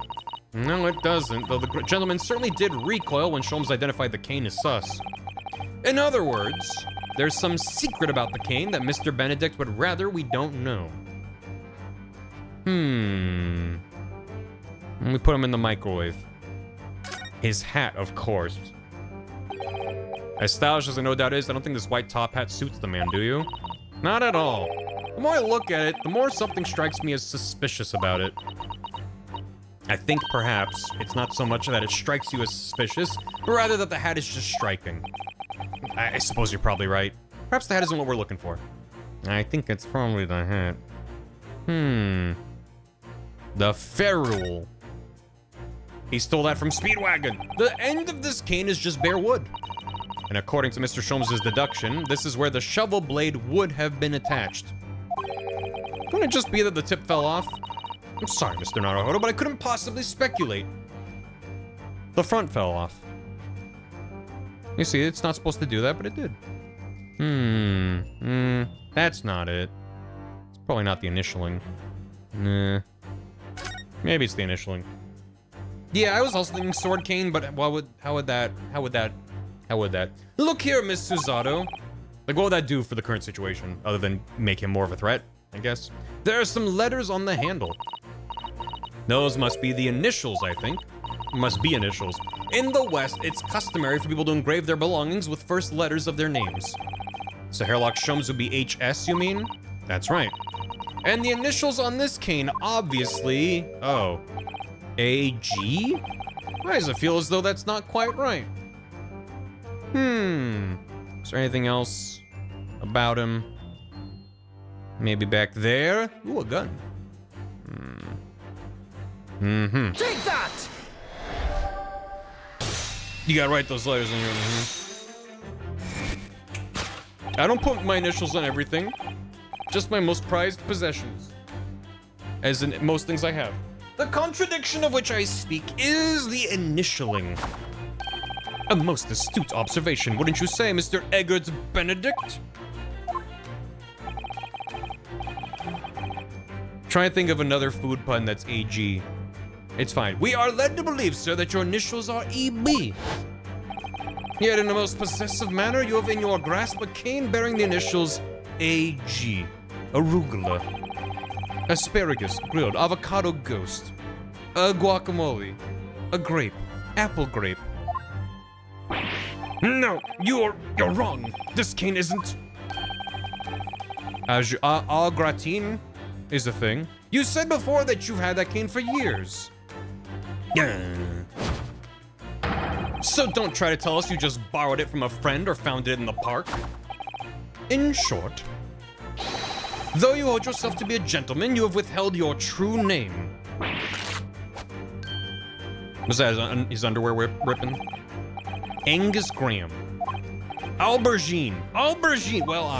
Well.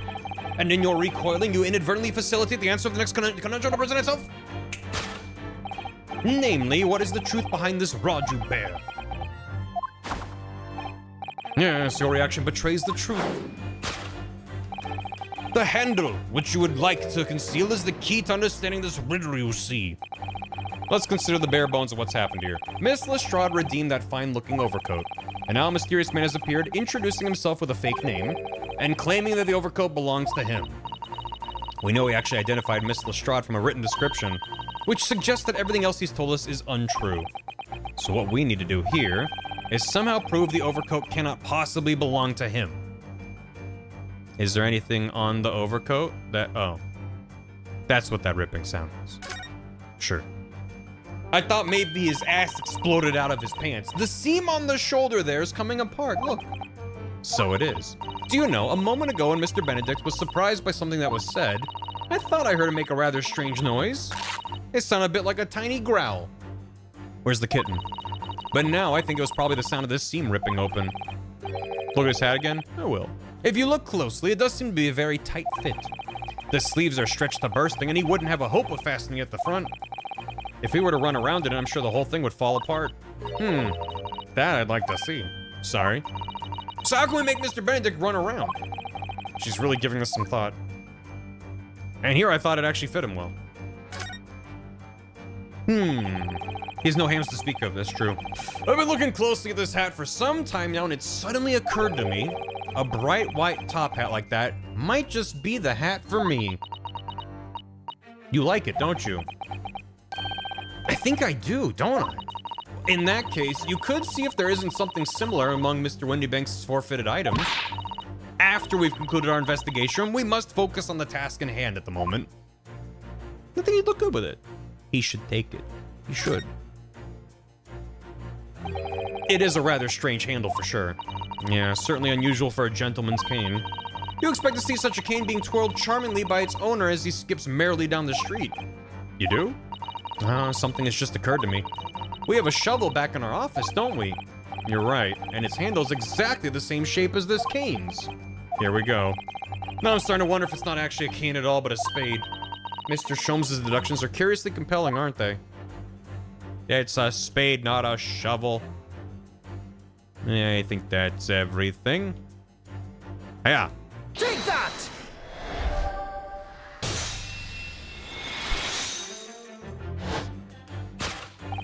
The split seam, which you evidently would like to conceal, is the key to understanding this riddle, you see. Yes, because the overcoat is rather obviously a poor fit. Having forced it over your broad shoulders, the seam is already breaking apart. My suspicions were aroused from the outset. And that's not the only part of me that was aroused, my good man, when you so boldly lied about your name and so boldly waylaid this pickpocket. This catalog of untruths has all been for one very specific purpose. To steal the article that the young girl redeemed from Mr. Windibank.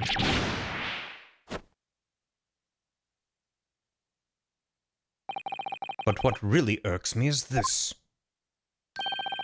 The considerable crime I initially imagined has been considerably curtailed. What, he's not digging underground with a shovel? He's stealing a thing, which was what we initially suspected him of? Damn. Yeah, I didn't say anything. Now, Mr. Benedict, let us continue. For we must expose the details of this elaborate crime you have in the planning. This is utterly absurd. You suggest that I, a gentleman, designed a wheeze to filch some tawdry article of pawnage? Designed a wheeze? Designed a wheeze. He might have designed a wheeze. Hey chat, do any of you have a wheeze? Have you forgotten that I redeemed the article in the proper manner, using the watchword? Inviso design. Had I not been the one to deposit it in the first place? How could I possibly have known the relevant details? Ne sais pas. Oh, but the watchword can be discovered. There we go. A Nintendo Wii's. As you are only too well aware, Mr. Benedict. And your furtive glance is more telling than I could have hoped. What? Let us consider how one might come to learn a secret watchword relating to the pawn property of another. Don't tell me it's just written on the desk. The method is revealed by the council notice. The direction of the deduction must change rather dramatically now, I think. No more talk of tunneling into the sewers. Which is a pity, because it all sounded rather exciting. Anyway, you can't deny that this mysterious gentleman did know the watchword. Professor. If you didn't know that word, Mr. Windibank would never allow you to redeem the article. Or looking at it another way, if you did know that word, Mr. Windibank would allow you to redeem the article whether it was yours or not. Kitten cat photo. Oh my god, it is. Very blurry kitten. Whoa. So the question is, cat in a bathtub photo. Could this gentleman have found the watchword out somehow? Computer enhanced cat photo. Oh man. Oh man. I guess not. Notelet. Notelet, piglet. Look at this, Mrs. Otto. It appears to be a memo that Mr. Windibank has scribbled to himself. Let's see, what does it say? Oh, Professor. God damn it, Mr. Windibank. So anyone could walk in and be like, oh, I know the password. That's worse than a post-it note under the keyboard, man. Mr. Windibank must make a note of the watchwords his customers give him right before their eyes. Or like the immersive sim post-it note on the monitor, literally while you're using the computer. And an alarmingly clear script as well. You called. Professor, help! Oh dear, I don't know where to look. Who knows what other secrets I might see? Maybe it's Shutakumi's cat. I do love that cat. Dog. Doggy. Dog. Ooh, a gun. Posted on the monitor, exactly. This is Mr. Windibank's gun. Yeah, loaded with only one bullet, he said. It would appear that being a pawnbroker is a very life or death profession. That might just be this particular establishment.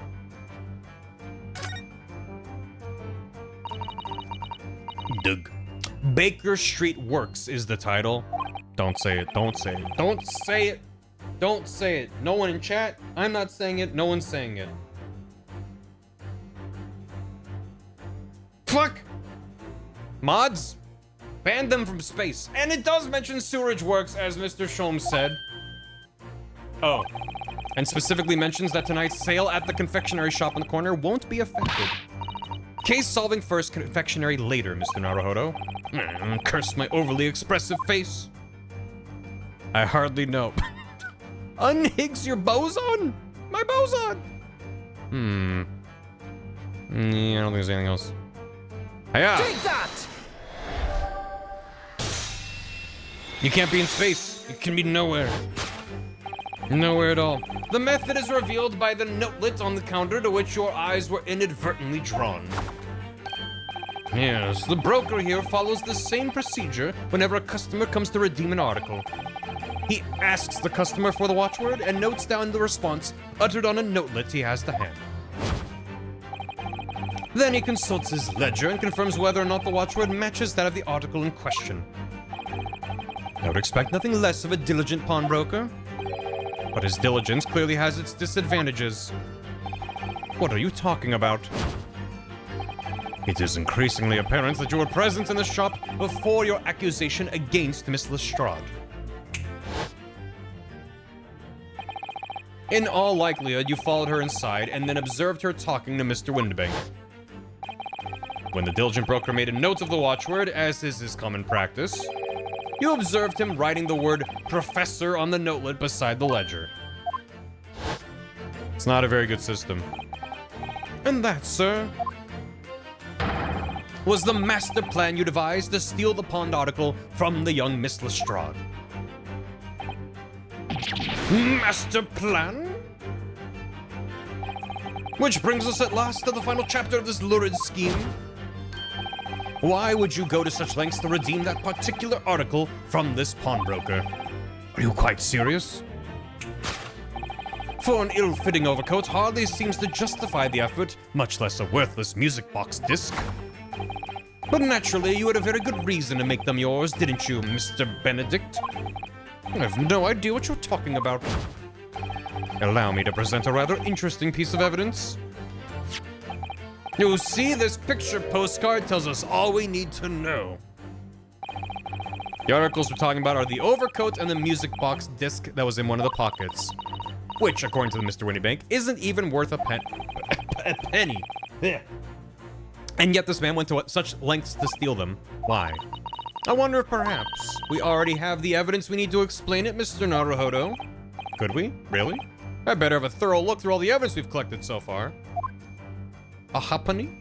My armband? It's probably my armband. Take that! What? That deduction was wanting in every way. Yes, I was wanting you to hear it. I'm quite proud of it.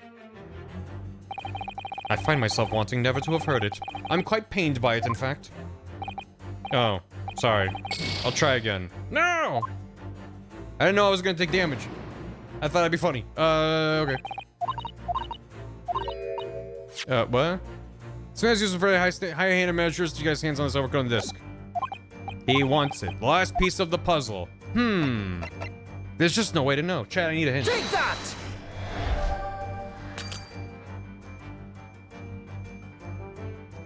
Oh. Fuck. What precisely was your intent with that, Mr. Naruhodo? Just following the natural progression of the deduction, sometimes the truth hurts. The truth is, you don't have a turn for observation or deduction. Did that hurt? I see what I have to do now, and I feel stupid about it. Hold on. No, I got it. Leave me alone.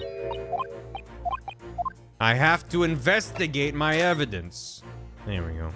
Well, oh, fuck. Even in death, he taunts me. Blood. Look at all the little bumps on the disc. They're so tiny. Yeah, the protrusions are called pins, and they pluck the teeth of the comb to make notes. And soup. Hey, Tina. I got sick and had to skip work today. Looking for the YouTube upload. Well, I'm sorry to hear that you're sick. Hope you feel better soon. You had your first baby in August, and Vod's been a lifesaver during some long nights. Congrats on baby. Happy to help. Hope it's going well. And just on the edge, there's a small amount of blood. The blood of the mysterious Mr. Eggert Benedict. When Miss Lestrade tried to grab the disc from him, the pin scratched his fingers, it seems. Like when you're grating some daikon radish and accidentally catch your finger. Ouch, just thinking about it hurts. And puts me off eating radish. Well, there's simply nowhere else to check on this disc. What am I to do? Oh, there's a little scrap of paper stuck onto the reverse side of the disc. Look, I've been holding this disc for so long and I didn't look at it. I'm a fool. And a scribbled word or two. It looks like somebody's name. For McGilded. McGilded? It couldn't be. But it is, Mr. Naruhodo. A name I shall never forget for as long as I live. But why? Why is his name on this? Oh no. Oh no. Oh. Take that! Oh. Oh. Wonka causing chaos even from the grave. You see, this music box disc tells us all we need to know. What's that? On the back? It reads for McGilded. Ag. Ah, Mr. Magnus McGilded, the unfortunate philanthropist who perished in curious circumstances at the Old Bailey 2 months ago. A prominent man in London, though his loan-mongering demonstrated a distinct lack of scruples. Scrupulous behavior. There's no other word for that. So you're an associate of his, are you? Perhaps a subordinate. Mr. McGilded was a man of unusually small stature, in fact. He was precisely the right size for an overcoat that you've squeezed yourself into. Your true identity remains shrouded in mystery, Mr. Eggert Benedict. But the final conclusion here is crystal clear. The reason you came into this pawnbrokery today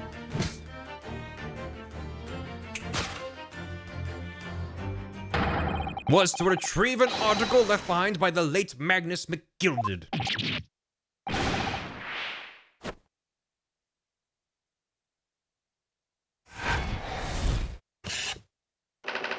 I'm starting to think he's not an egg. This man's not an egg. I thought he was an egg. Deduction complete. Agents are... Go. Well, well, Mr. Magnus McGilded. Not a name I expected to hear in these circumstances. Where the Sholmes is getting better. I mean, he did say he was gonna dig into the sewers to rob a bank. So, don't give him too much credit. He canceled, that's fine. Mr. Sholmes, I'm afraid there's something very troubling on my mind. Pray tell, Miss Susato. Well, according to what Mr. Windibank told us earlier, today was the final day on which the coat could have been redeemed, was it not? Yes, ma'am, that is correct. Today would be precisely 2 months since it was first deposited. Today's the 15th of April, so 2 months ago today. It would have been 15th of February, sir, that's right.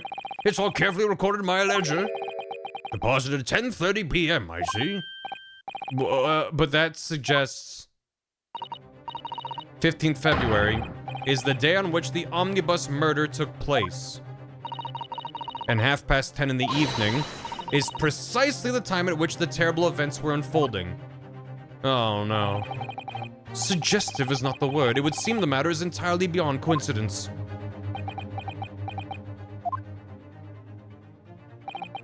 You are, of course, at liberty to make whatever outlandish deductions you choose. However... Oh. I must insist you hand over the music box disc, and now. Maybe there's no bullets in it. It would be a terrible shame for you to return to your native land in a box. What do I do?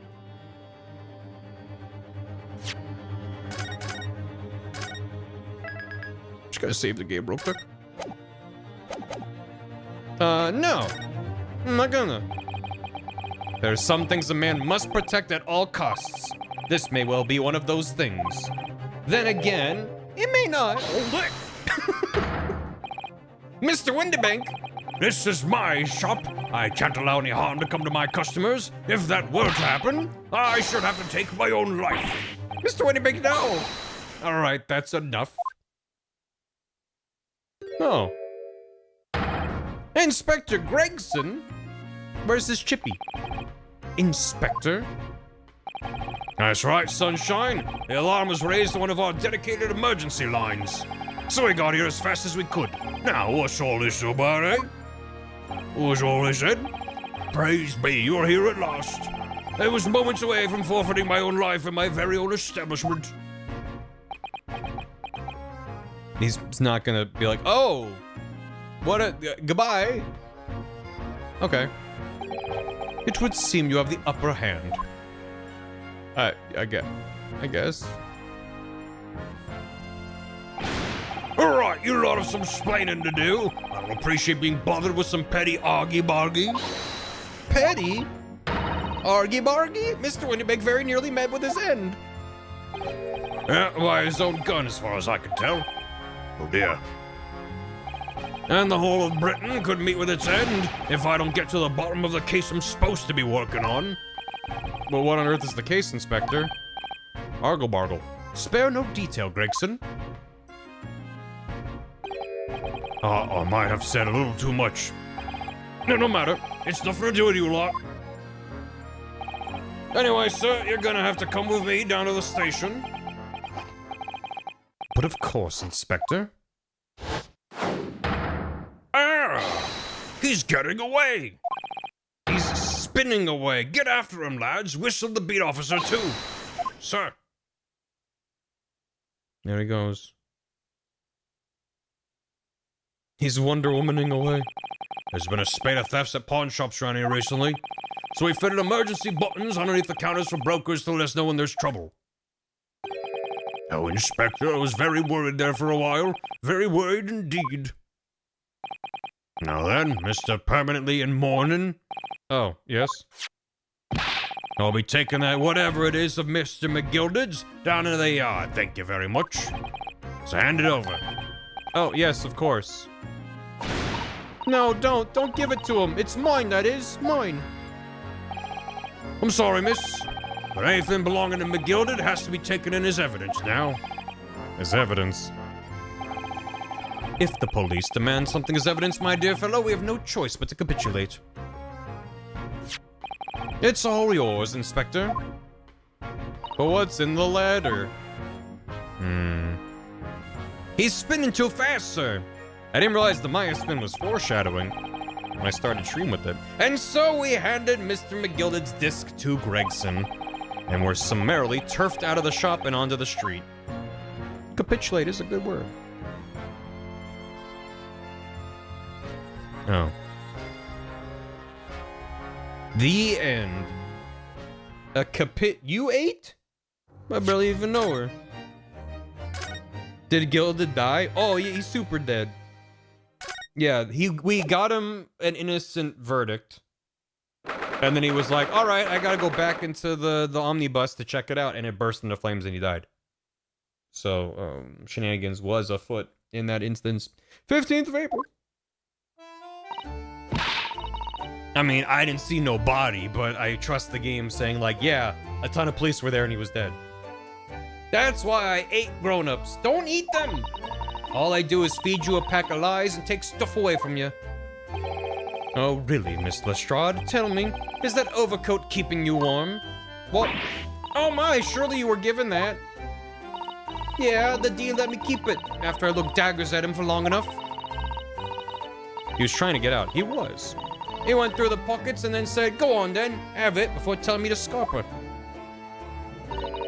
Always pays off giving people a look like you ate them. Stop it. I can't help feeling that it's gonna get you into serious trouble one day. What I really wanted was that nice shiny disc, mind. The music box disc. But Mr. Windibank said it was practically worthless. I think I'm gonna go and have another bash. Give him a long hard stare. I think not, Miss Lestrade. We shan't enter Windibank's again today. Why not? That's not fair. It can't be helped, I'm afraid. The police are investigating the scene now and taking a statement from Mr. Windibank. But that disc's mine. I had the ticket for this coat, and it was in this coat's pocket. And there should be something else and all. That's what that rotten cove said, ain't it? Yeah, he did mention something about another article, didn't he? Well, then that's mine too, whatever it is. Yeah, she's really pushing her luck. Miss Lestrade, I think it's time to admit defeat. You've had your haul for the day. Yeah, and it's all your fault, Sholmes. So what are your plans now? Will you dine with us this evening? Iris would be delighted to cook, I'm sure, and I might entertain you with a modest violin recital.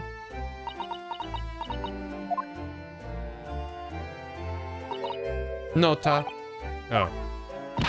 Why would I come round your place, eh? Are you lost your head or something? She's gone. Does he have a violin? He does. That's why we came here in the first place. There was a viola swap incident. Oh dear, she's gone. Having reviled on me quite unnecessarily, I might add. I can't help wondering if perhaps she might turn up anyway. Interesting. Once she's had a chance to calm down, I think there's a good chance she'll decide to come. Very well, then. I'll inform Iris to set a place for our potential guest at the dinner table this evening. And one more thing. I should be glad of your company later, too. Sorry? I believe I will have a rather splendid surprise to show you. Oh, how exciting. What is it? He said it's a surprise. And also, I'm very nervous. You shall have to wait and see, Mr. Soto. Until later, then. Splendido. Cool cat. Cool cat Splendido. Okay. Is he Blair Witching over here? He's not. Oh, is he gonna? Maybe he's gonna jam.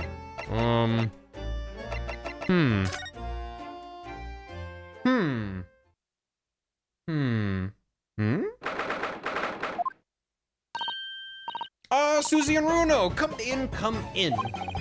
Good afternoon, Iris. Thank you so much for breakfast this morning. The surprise is cooking. What does this smell like? Whew. Don't mention it. Goodness, look at the time already. Busy as always? I am. I'm preparing everything for dinner this evening. Already? You're obviously cooking something special, are you? Oh yes, after all, we have a special guest joining us. Guess who it is? Go on. You'll never guess. Look at those little eyes of hers shining. Oh dear. It is awkward when you already know the answer, isn't it? It's Ginny, isn't that exciting? Oh, what a surprise. Yes, that's wonderful news. Iris seems overjoyed at the idea. I can't wait to learn some pickpocketing tips from a real professional. Oh yes, that does sound like fun. I'm not sure that's entirely appropriate. Are you, Mr. Naruhodo? By the way, Iris, what's Mr. Sholmes up to? Oh. Hurley? Oh, he's been like that ever since he got back. What is with this man?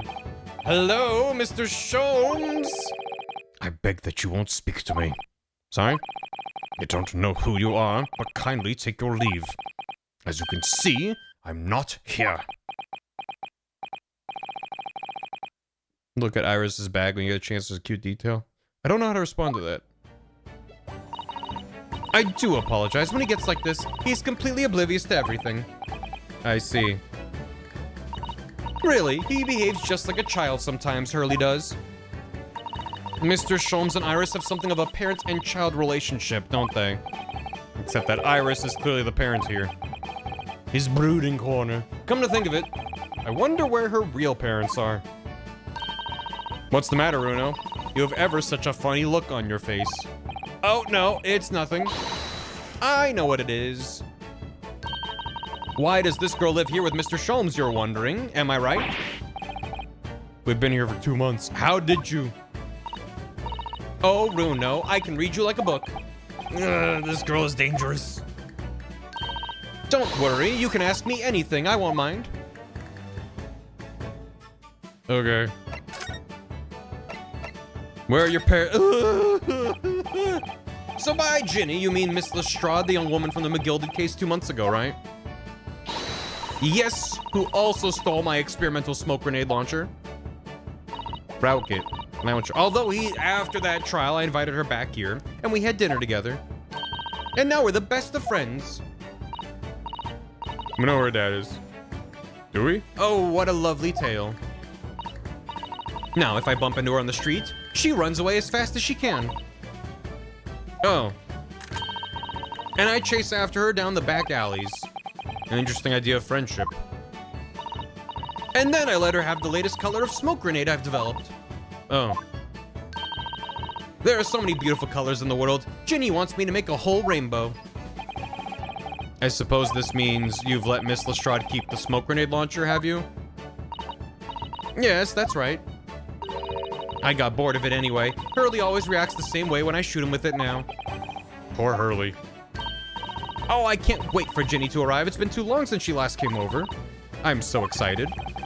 I just hope she actually does come. With Sholmes.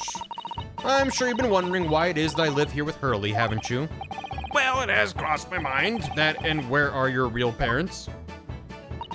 My mummy and daddy aren't with me anymore. Mummy passed away when I was born, and at around the same time, my father, well, he had to go to a faraway land because of one of the cases he and Hurley were working on. Oh, wait a minute. Did you say he and Hurley? Daddy and Hurley were always solving mysterious cases together. She didn't mention that before. He wrote them all up in his diaries. That's what's in the... Okay. Thought she was gonna say he was in there. That's what's in the metal chest over there. He recorded them all? I'm good, I'm good. So, you mean it's true, Mr. Sholmes? really did have a partner with whom he tackled some of his most taxing cases. He's real! Oh man. Oh yes. I mean, it's always nice to have one, isn't it? So, Mr. Sholmes' partner was your father. Exactly. Hurley told me I wasn't allowed to look in the chest, but that only made me want to look even more. So I opened it up and found your father's memoirs. Yep. So I asked Hurley, who wrote these? He nearly fell off his chair. But then he told me, that's when I found out that the author of all those accounts was my father. Iris's father was Mr. Sholmes' partner. This makes a lot more sense. I don't know why I didn't think of this earlier. Iris's father. I was just like, oh, there is no John Wilson or whatever. It's just been Iris the whole time. Just working with some extreme author's license.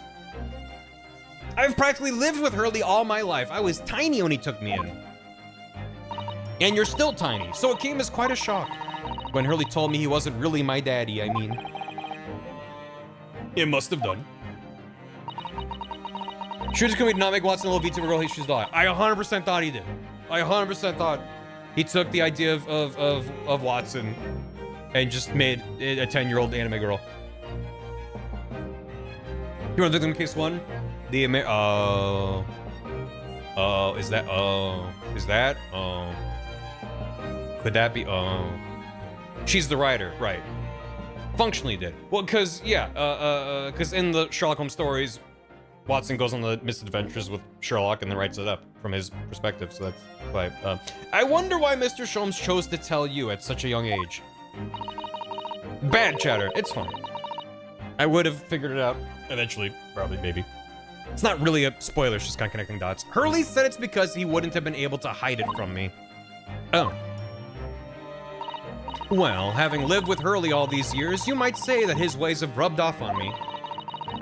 He would not have figured it out. He didn't have pink anime hair. How was I supposed to know? There are some things I can just see. Especially lies. I almost know when people are lying before they open their mouths sometimes. Right. Anyway, I was so fascinated when I read Daddy's diaries. That's what inspired me to write The Adventures of Sherlock Sholmes, actually. I have this bracelet, you see. I had always assumed Mr. Sholmes simply told you all those thrilling stories. Oh no, Hurley's hopeless like that. He forgets everything. As soon as he solved the case, it all but vanishes from his mind. That makes a lot of sense. With what we know about him. I see. The other day, it was so embarrassing. I, as usual, totally forgot about the case he just solved. So the very next day, he gathered together all the people involved and proceeded to solve the case again. Oh no. It was quite a shock for everyone. You could say that again. You see, there was a situation where he brought everyone together a second time. You share your father's surname, don't you, Iris? That's right, Wilson. Wilson. Daddy is Dr. John H. Wilson. There it is. I learned from his diaries that he's a doctor of medicine, you see. That's what prompted me to study and study so that I could earn a doctorate as well. Iris's father went to some distant land and is a doctor by the name of John H. Wilson. Yeah, the game makes it pretty explicit if you don't put it together. The court will now hear the trial of Ryunosuke Naruto. Kindly state before the court the name of the victim in this case. The victim's name was Dr. John H. Wilson. Her father was the judge. That's what the point of that flashback was. Visiting professor of medicine at Imperial Yume University, and the man who in the most bizarre of circumstances lost his life just before we left Japan. John H. Watson. Right, even if his name was John H. Watson, I don't even think I would have put it together. I've just been like, that's maybe a coincidence, if I even made the connection. Miss Susato. Yes. Perhaps we shouldn't pursue this conversation any further at this time. I think that would be for the best. Yeah, okay. We didn't know what we do. Right. Ah, my dear fellows, how good to see you. Mr. Sholmes? What? Why ever did you not make your presence known to me before? Well, no matter now. So, how the devil are you? We've been with you for most of the day. Goodness, really? Do tell me, Mr. Sholmes, is your violin unscathed? My violin? Whatever are you talking about, dear madam? Never mind that now. I have something far more interesting to show you. Behold, my dear fellows. Oh, another music box disc. Music box disc is weirdly hard for me to say. Not another disc, Miss Susato. This is the one Gregson demanded we hand over as evidence. Mr. McGilded's disc. Oh my. Then what's it doing here? Are the two of them? God, I hope so. My violin peanuts. Hi, Shiv. If you're only just joining us, he pawned his violin to a pawnbroker, went back to pick it up, got distracted by a viola and thought that was his violin, and then brought it back and then was like, why does my playing suck? I'm depressed now. And we went, that's not a violin, that's a viola. So we went back to the pawnbrokers and he was like, yeah, I was in the back getting your violin when you ran off with a viola and I couldn't stop you. So, yeah. The guy's an idiot. Putting it mildly, yeah. He's got a unique mind. You know, at times, Mr. Naruhodo, I think that though I have an undeniable turn for detection, I may well be even more adept at larceny. I can see why else likes this guy. That would be wonderfully exciting. I'd be your pickpocketing assistant. And Runo could be our go-to lawyer if we ever got caught. Right. Plus, Susie has such beautiful handwriting, she could write all of our menacing crime notifications. Yes, I'd be delighted. I'm just gonna pretend this conversation never happened, I think. What are we... I'm a lawyer. I must stop you there, Mr. Naruhodo. Unofficial I may be, but I'm nevertheless a professional. I couldn't examine such a humdrum item for anything less than £5. No, no. My dear fellow, I couldn't possibly venture an opinion for anything less than £5. Are you hoping to purchase a new telescope? Indeed I am. Wait, this is earthly stardom. Good. Is that... I know, I think it's the same. I think the last bit was different. Discover a new star and name it for myself. Good. Hello. I hate Sholmes. What do you mean? He's the source of half the conflict in the game. What's not to love? I don't understand. How did that disc come to be in your possession? I thought Inspector Gregson took it back to the yard. Quite correct. And that sort of uncompromising attitude is precisely why I always carry some of this. Why does he have his own brand of caramel? That's a bar of caramel, Mr. Sholmes. Is the British pronunciation caramel or caramel? Does anybody know? Hashtag sponsored. He's about to tell you why. Good. Your one and only friend in times of loneliness. Caramel. Caramel. Caramel. The way I pronounce it, caramel. There's a caramel. Just say all the letters. Say each, you spell it out. They call it Scran. Caramel San Diego. Caramel Santiago. No, 50% more opium. Your one and only friend in times of loneliness, if I'm not mistaken. Toffee. If you will humor me, my dear fellows. Cast your minds back to when the good detective confiscated the disc. Yeah, it was not that long ago. I'll be taking that whatever it is of Mr. McGilded's down to the yard, thank you very much. So hand it over. Oh yes, of course. If the police demand something as evidence, my dear fellow, we've no choice but to capitulate. Good word. It's all yours, Inspector. Burnt sugar. I do love some burnt sugar, though. For the briefest of moments, I had the disc in my hand, did I not? Yes, you did. I still don't understand. It was at precisely that moment that I summoned my one and only friend into action. I pressed the disc into a pair of bars like this. God damn it. That's amazing. Is it amazing? The disc and all the minuscule protrusions have made an image in the caramel. Indeed, this caramel is quite exceptional. I developed it myself, you know. Why is it sticky? Suitably soft for making impressions, but resistant to melting, the result of a precisely controlled solution. Like Yozo. He thought he was stupid, he's actually brilliantly stupid. That's why I love him. How extraordinary. Carrying a pair of these on one's person frequently proves very useful indeed. Take a house key, for example. A simple press, and its unique form is duplicated. I can enter anyone's property at will, and never without high sucrose nourishment. Yes, it sounds illegal. From the image, I was able to create this. I confess I was most curious to know what manner of music would issue from the disc when played. The thing in the envelope was what I wanted to know about Sholmes. I don't really care what music it makes. I mean, it's probably nice, but like, that's less important to me. Do tell us then, Mr. Sholmes, what music does the disc play? Well, unfortunately, I have no idea. No idea. None whatsoever. Are you familiar with the workings of a music box, my dear fellows? No, I'm afraid not. Goodness, you don't know, Runo? Oh, okay, yeah. Latent puzzle music box.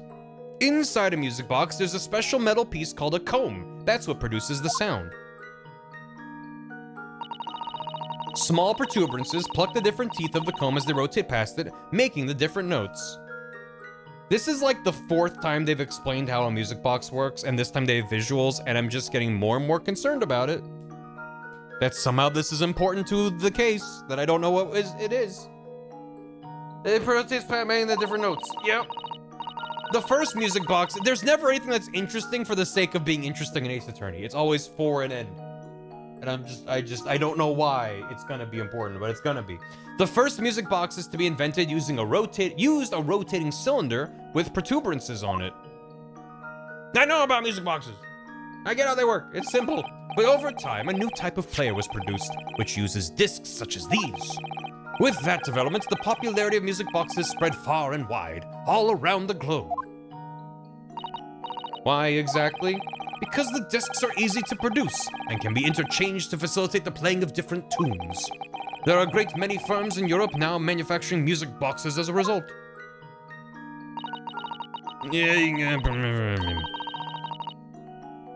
Everybody know about stereoscopy. Yeah, it is wonderful to be able to enjoy music even when no performer is present. You have to turn to a gun? CDs are basically the same, but instead of plucking a thing, it reads a tiny little pip as data. But it is the very success of the invention that means we are now presented with an insurmountable problem. What do you mean? As you may imagine, the construction of one firm's music box does not match that of another. And we have no way of knowing in which music box this particular disc was designed to be played. Hey, Smudge the Goblin. Thanks for the raid. Welcome. There's no resolution to the problem. I'm afraid it's quite intractable. I see. So that's why. Naturally, I tested the disc in those few music boxes I have at my disposal. But as you can hear, to no avail.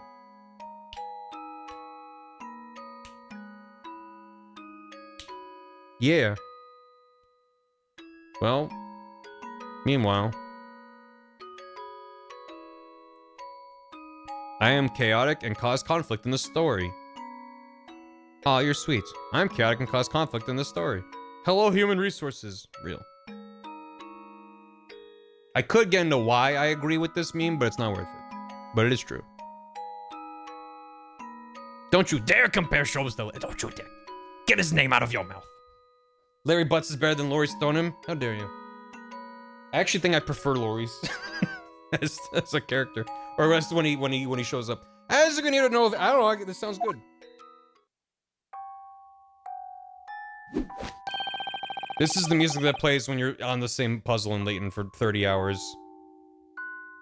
Just simply trace one line from one side to the other through the sliding block puzzle, which also has a number of chickens on one side of the puzzle.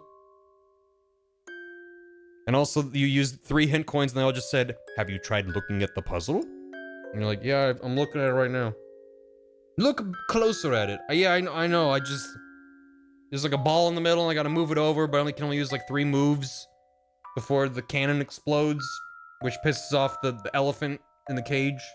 So I'm really doing my best over here. It's actually quite simple. It can be solved in 0 moves. the results were equally unsatisfactory in this one.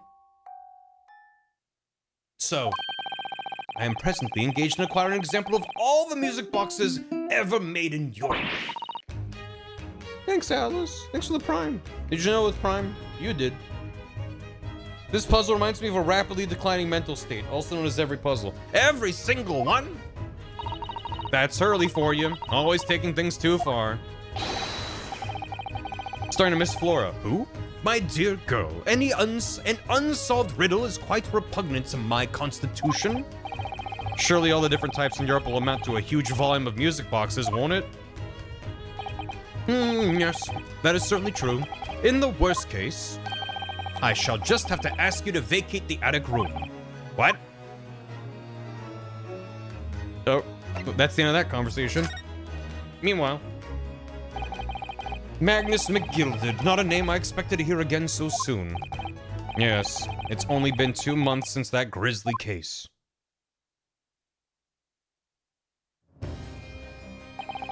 Mr. McGilded perished within hours of the trial's conclusion. In very dramatic oh, right. Was it the curse of the Reaper? No one knows, still now. The omnibus was reduced to a pile of ash. Not a shred of evidence remained. And with the man's death, the truth about the murder in which he was so intimately involved was buried. Why does it gotta be hot? He's a prosecuting attorney. It is a requirement for the profession. Even though he successfully established Mr. McGilded's innocence in the trial, the newspapers are still claiming it remains an unsolved case.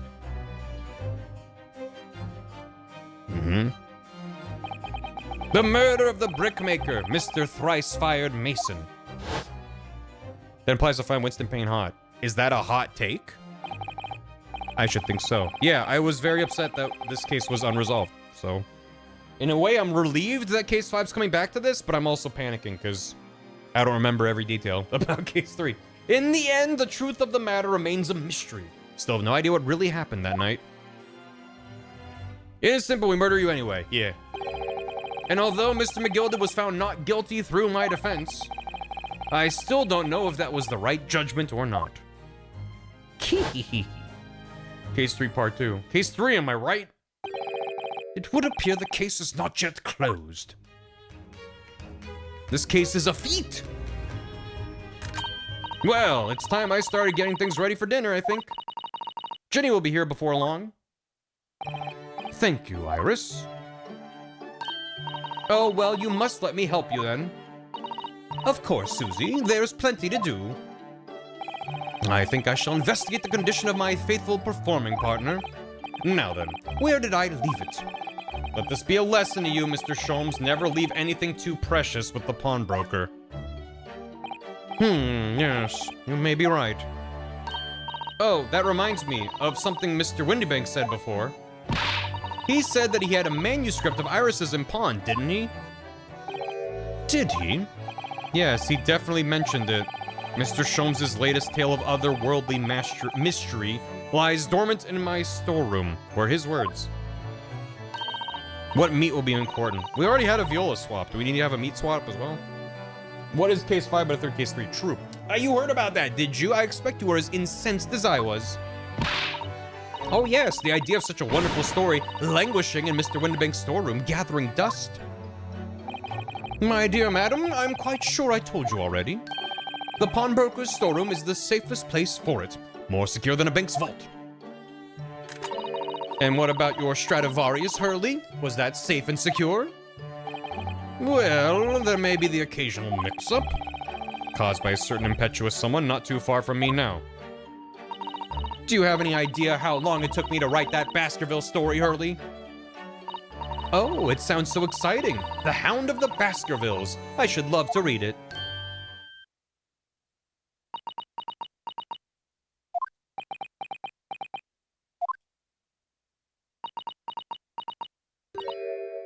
Ah. What did you just say, Miss Susanna? What's going on here? Why does it feel like an icy chill just swept through the room? Let me give you the Herlock stare. What did you just say? You said the Hound of the Baskervilles. But how could you know the full title? Well, that's because Miss Susato's such a great fan of all the stories about Mr. Sholmes, of course.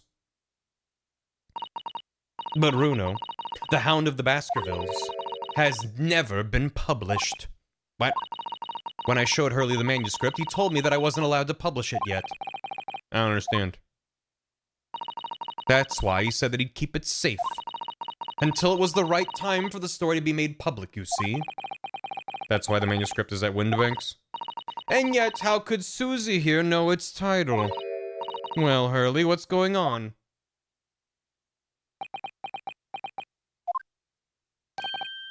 Ah. What is it, Mr. Sholmes? It would appear our guest has arrived. Oh, perfect timing. Miss Lestrade! This was a bad idea. I knew I wouldn't welcome. I'm going. Okay, bye. No, wait! Miss Lestrade! You came at just the most awkward moment in the conversation. Please stay. We've all been eagerly awaiting your arrival. Haven't we, Iris? Oh, yes, just wait there, Ginny. We'll have everything ready in a jiffy. Come along, Susie. Right, of course. It's a pleasure to see you here, Miss Lestrade. Please make yourself at home. Feel free to just start shooting at the walls, I guess. Don't stand in the doorway, my dear girl. Come on in. What say you to some Mendelssohn? Ben Mendelssohn. I won't take no for an answer. Meddlesome it is, then.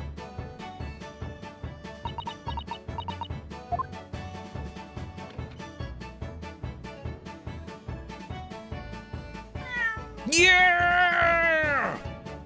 Yeah, let's go! Cat. Shit. Cat back. Waggy, my boy. This is about to get interrogated in the back. That evening, Iris prepared us all a meal that was even more delicious than usual.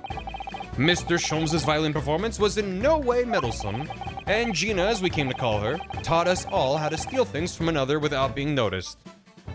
Oh. I thought all the stuff about learning pickpocketing was a bit, but she actually did teach everyone. Everyone thoroughly enjoyed themselves well into the night. That is her name. It's true. Also true.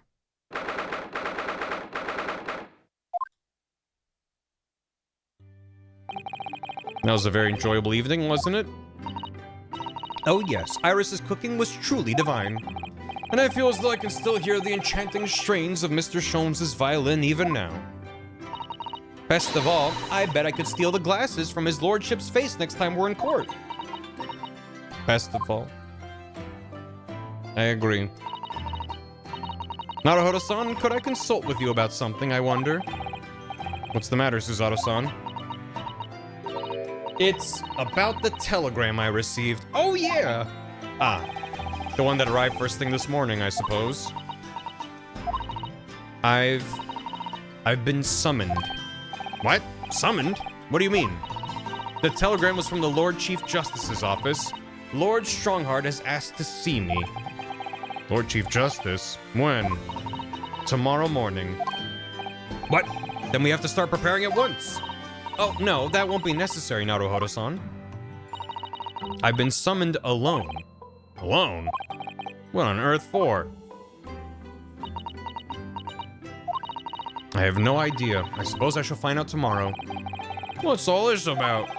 Whatever it is, it's making me feel very uneasy.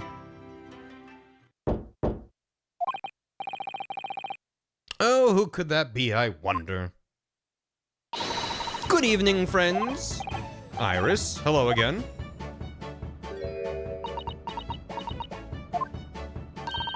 And Gina, too. Or Gina, as we've taken to calling her. Yes, Ginny's gonna stay with us tonight. She's going to sleep in with me. Isn't that right, Ginny? Well, yeah. How lovely. Let me make a pot of tea. Girls' night, woo! You know, I've learned so much today. About stealing? What in particular? Girls' night, we're gonna make smoke grenades and plan our next pickpocketing scheme. All those things Ginny showed us, wasn't it wonderful? You mean all those pickpocketing techniques? We had fun trying them out on each other, didn't we? I think I've awakened a natural talent. I could earn a living from it. You might be getting ahead of yourself a little there. Time for Oceans 3. We're gonna plan a heist. What brings you up to our humble quarters at this late hour? Gina's also a name on its own. It sure is. It's also her name. Well, you see. Well, I guess her name's probably Regina. I don't know. Her name's Gina. It's fine. I came to return this. Wait, what? That's mine. Okay, it is actually in my inventory. Okay. However, did you? I told you, didn't I? I have a natural talent for it. Oh yes, I'd forgotten. Iris literally is a child genius. So anyway, here, you can have it back. Not that I really understand why you wear it, though. Thank you. All right, then. Good night. Yeah, good night.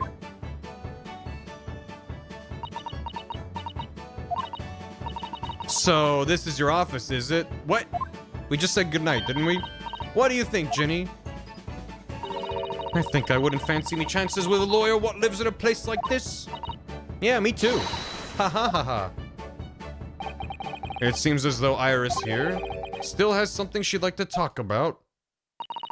I suppose. She probably wants to talk about the manuscript. Yeah, I suppose she probably does. How did you read it?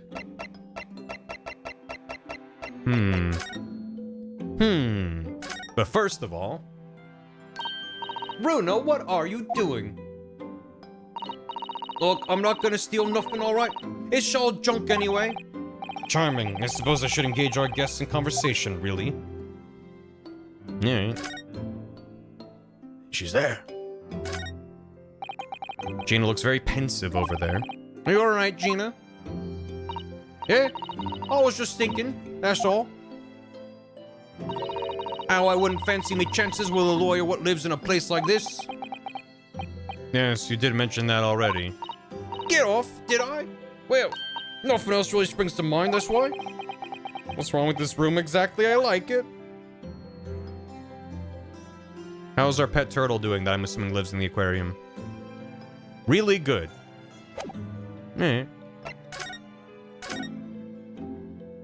Yeah, all the animation is very good. Iris, I hate grown Su's actually older than Susato. Is she older than Susato even?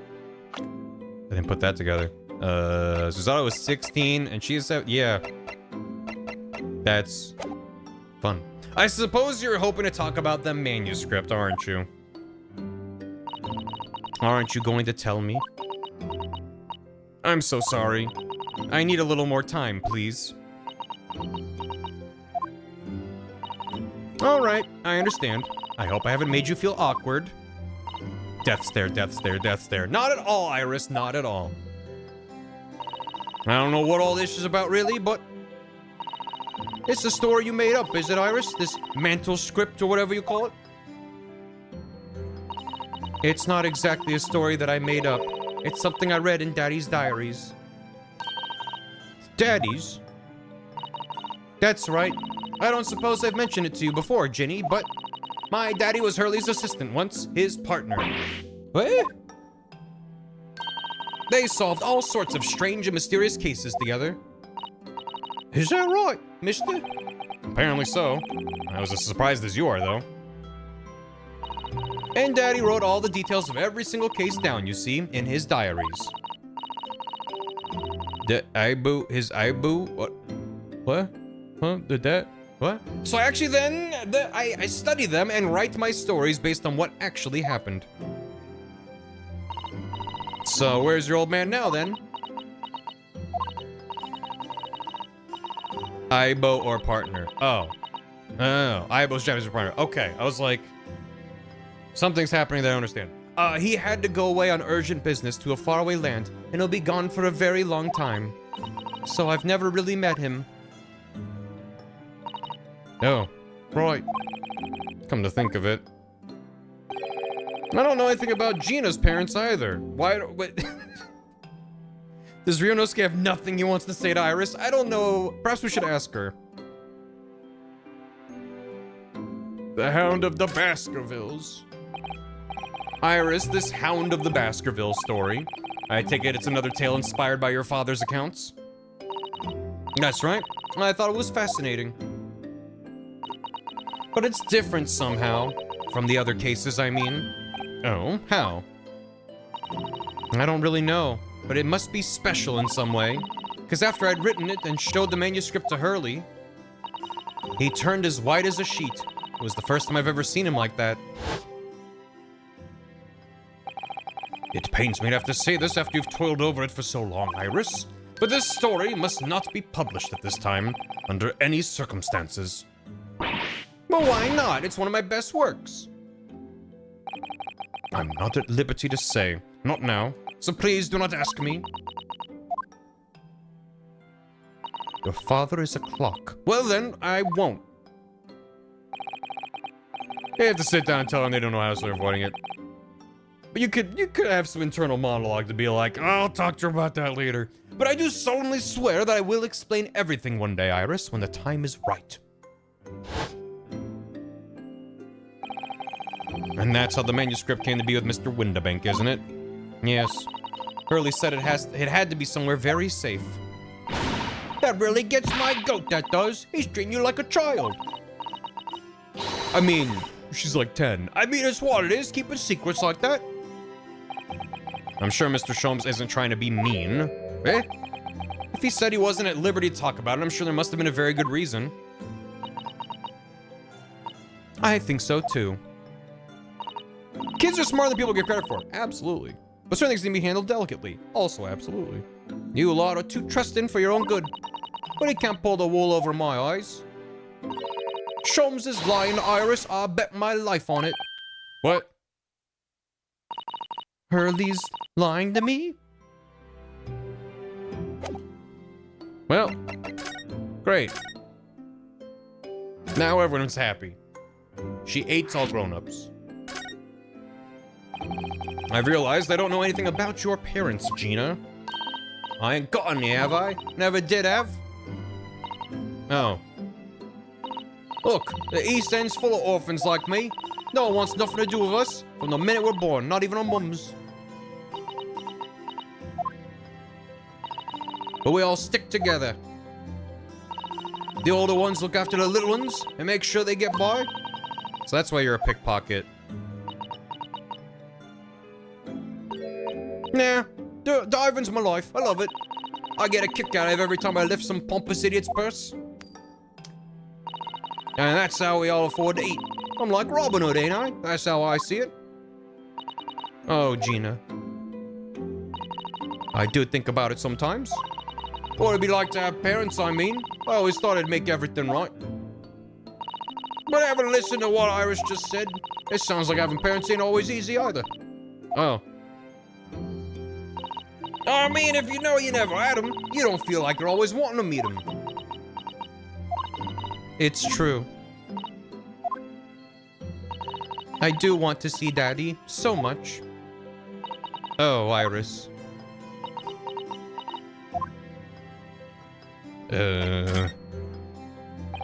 So, girls' night, woo! Let's make smoke grenades. What are we doing? Gina, what did you mean when you said that you know Mr. Sholmes is lying to Iris? Well, he reckons he popped that mental script or whatever, right? But come on, that's obviously a load of rubbish. Oh my, why would you think that, Gina? It's simple. If that story was really an old Windibank storeroom, there's no way someone from halfway around the world, in other words, you, could know about it. Sorry, Iris, but if you ask me, he sold it. Without telling you. But Hurley would never do something like that. I'm sure of it. Heh. Grown-ups do a lot worse than that, believe me. Bare-faced liars, a lot of them. You just ain't realized it yet.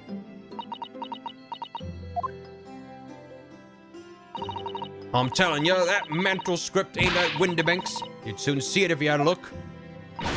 Even if you think you can trust him, I don't. Sholmes is a liar like the rest of them. If I'm honest, I have wondered if Hurley's telling me the truth sometimes. See? Oh, but I don't mean that I think he sold it. I mean that I sometimes wonder if he might have hidden my manuscript somewhere. Somewhere I don't know.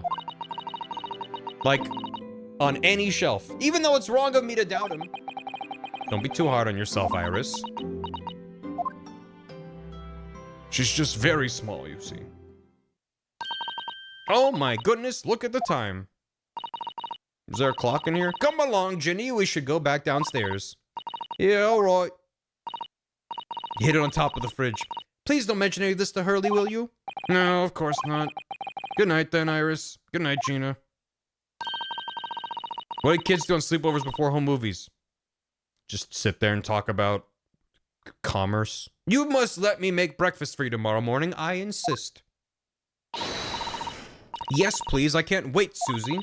Good night, then. Summoning demons. Iris, sure is easy to forget, isn't it? Sometimes she speaks just like an adult, but deep down, she's still just a child. Well, I think it's time that I turned in for the night too, Naruhodo-san. Night.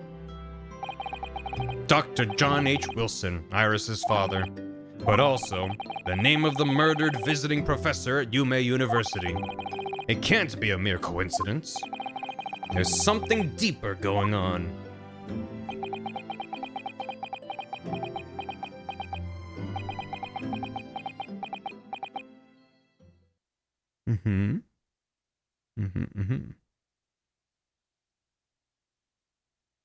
Mr. Naruhodo. Mr. Naruhodo. That voice. That's Mr. Sholmes. What's going on? It's the middle of the night. It's Miss Lestrade. She's gone. Gina? She was supposed to be sleeping in Iris's room, but her bed is empty. Well, she's an independent young woman. She probably decided to go home, no? I think not. From speaking to her before she retired, I received the distinct impression that she was looking forward to breakfasting with Miss Susato. No, I don't believe the girl has gone home. I've been waiting for over an hour now. Over an hour? Oh. If you'll indulge me, look out of the window, my dear fellow. Yeah, alright. What's this about? Yep. Sure is blue out. Oh. Uh-oh. Yeah, wait a minute. Why is there a light on at this time of night? That's Mr. Windibank's pawnbrokery. Mr. Windibank's? Oh no. It's simple. If that story was really an old Windibank storeroom, there's no way someone from halfway around the world, in other words, you, could know about it. Your kitty Tina says hi. Oh. Sorry, Iris. But if you ask me, he sold it. Without telling you. I do remember this conversation.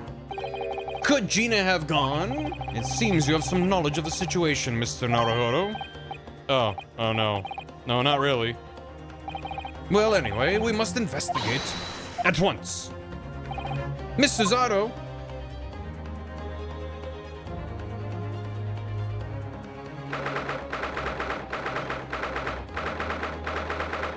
I really hope she's standing there with the bloody dagger going, I didn't kill this man, and there's like 30 dead people in there.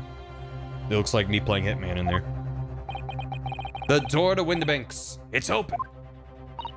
And the lamp is burning. It must be Gina, mustn't it? Let us hope it's nothing more sinister. What? Come, there's not a moment to lose. Clearly something is afoot inside. I should think so. I feel like I posted like last time. It's the same woman. Fucking... was olive green. There's no one here. Oh, yes. There is. Ah. Mr. Sholmes. Mr. Sholmes. What the? Has Sholmes been shot? Leave me, Mr. Naruhodo. But After them, go! Right.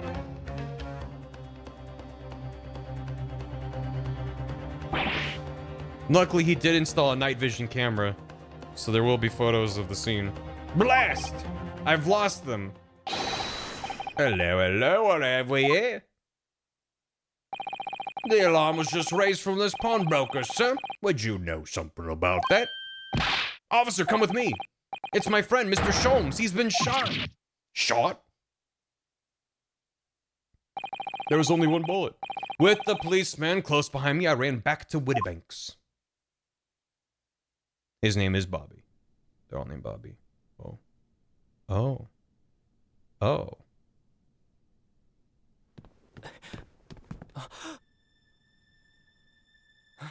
Mr. Sholmes! Mr. Narado. How bad is it? Never mind me, but there's much at stake. He's just having Behind that period door. cramps. Oh, man. In the storeroom. Hurry!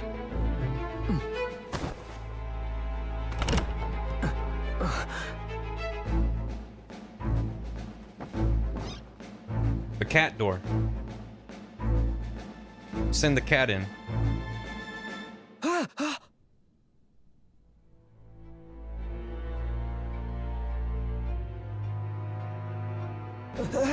It's Gina!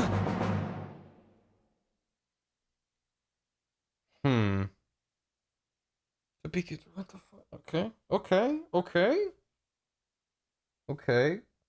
This is a long case, isn't it? If we're this far in and only just now. He did it. He finally shot him. I know. I was gonna make the joke and I was like, how do I make this tactfully? And there was no answer. Just let it go. Just let it go. Oh! Wake up! Ah! What happened to the pawn show now? It'll be alright. I'll be alright after them go. Behind that door, in the storeroom. Hurry! 12 hours for one case is nuts. It's like the entire game was just prologue to this. Yeah, of course she's holding the gun. Of course she is. It's Ace Attorney. It's Gina. I didn't notice her holding the gun in the cutscene. From that moment, Windibank's pawnbrokery became a crime scene. Everything that followed happened in a whirlwind of activity. The arrival of the police, the preliminary investigation of the scene, and the questioning. It was just before dawn before I was allowed back to my lodgings at 221B. 22 is number 1B. 16th April, 6:21 a.m. Hello. Oh, Iris. A telegram came, but all it said was, wait at home. Oh, yes, we asked one of the policemen to have it sent. It was simply impossible to come back. When I woke up, I was all alone. Hurley and Ginny were gone, everyone was gone. What happened, Bruno? Poor Iris, she's trembling. She's obviously trying very hard not to let herself get too worried. I'll explain everything that I know. Something awful has happened, hasn't it? Yes, I'm afraid so.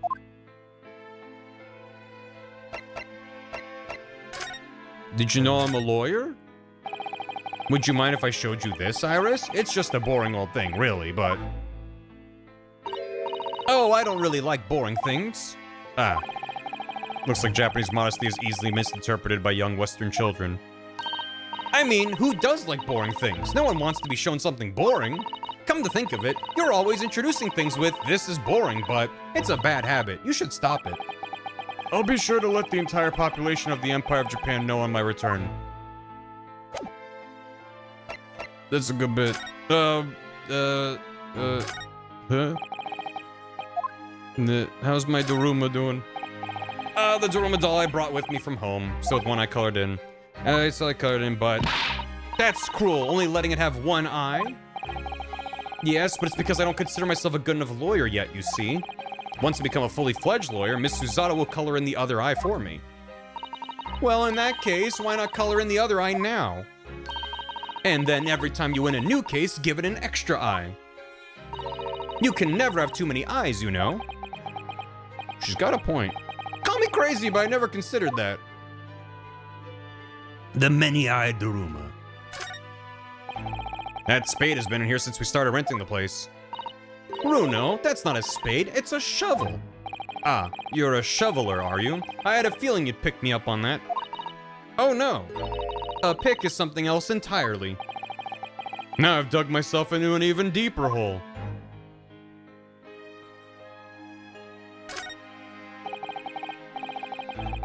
Ooh, it's spring at last, the weather's warmer now. Game is 0 out of 10. I'm uninstalling, but I love the smell of the fire and the steam rising from the kettle. Oh, how about some tea, Runo? Thanks, Iris, but I'm all right for now. With the green tea Susato-san makes me from time to time and Iris's unique herbal infusions, this place is paradise for a tea lover. If you're sure, you know I always have plenty whenever you're feeling thirsty. Is it in the gun? This is the tea set that Susato brought with her from Japan. Let's hope she hasn't noticed me slipping sugar and milk into my cup when she makes it. Susie's lovely green tea has had quite an impact on Hurley, you know. He stopped putting milk and sugar in his coffee, even. And Hurley's normally bitterly opposed to bitterness. I would love a tea gun. Reminds me of, from The Simpsons, Homer's makeup shotgun. Seems like it'd be a similar result. We've only been here in London in 2 months. My desk is looking a little messy already. Hurley's desk is far worse, you know. I'm sure if I try hard enough, I can make my desk as messy as Mr. Sholmes's. I wonder. You don't think I can? Well, it takes a certain genius to reach that level of disorder, you know. The path to true mess is long and arduous, it seems. True mess. Now this is only half of my possible mess. Do you know I've never seen inside Miss Susato's room? I haven't so much as put my head around the door. Oh, Susie's off. Susie often invites me up. It's so much fun. Really? What's her room like? There's a carousel and a water slide and infinite ice cream. I can't tell you that. Oh. A young maiden's private chamber is a place of bittersweet secrets, you know. Where have I heard that before? Some things are the same the world over. This isn't even my final mess. It's still there. Oh, this looks like a telegram. It is, but you mustn't open it. Not under any circumstances. All right, I won't. Now then, let's see. No, what did I just say? You mustn't open it. Don't worry, I won't.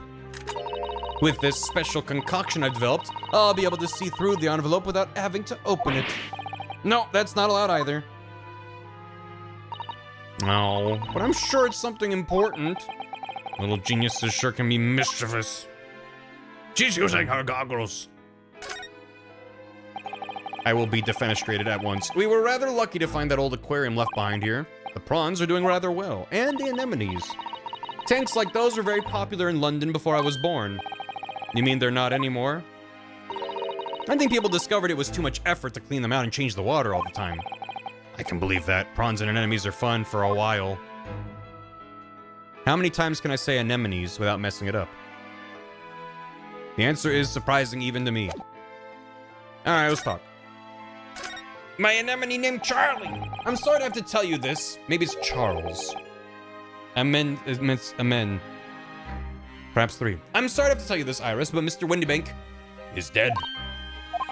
He was shot. We discovered it in the early hours of the morning. Oh, yes, I had a feeling. You did? Well, I saw those police carriages pulling up outside the shop, so I knew something must have happened there.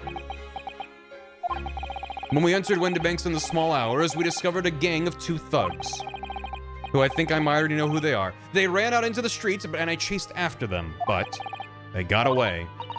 So it was one of them who shot old Mr. Windibank, I suppose. I don't know, but that's not what the police believe at the moment. Why not? They've arrested someone else as their prime suspect, you see. Gina. Ginny? But why? Well, the thing is... No, Ginny wouldn't do something like that. I know. None of us think she did it. Why have they arrested her? Top 10 times I've pronounced the word anemone. Number 6. Anemone. There was nothing I could do.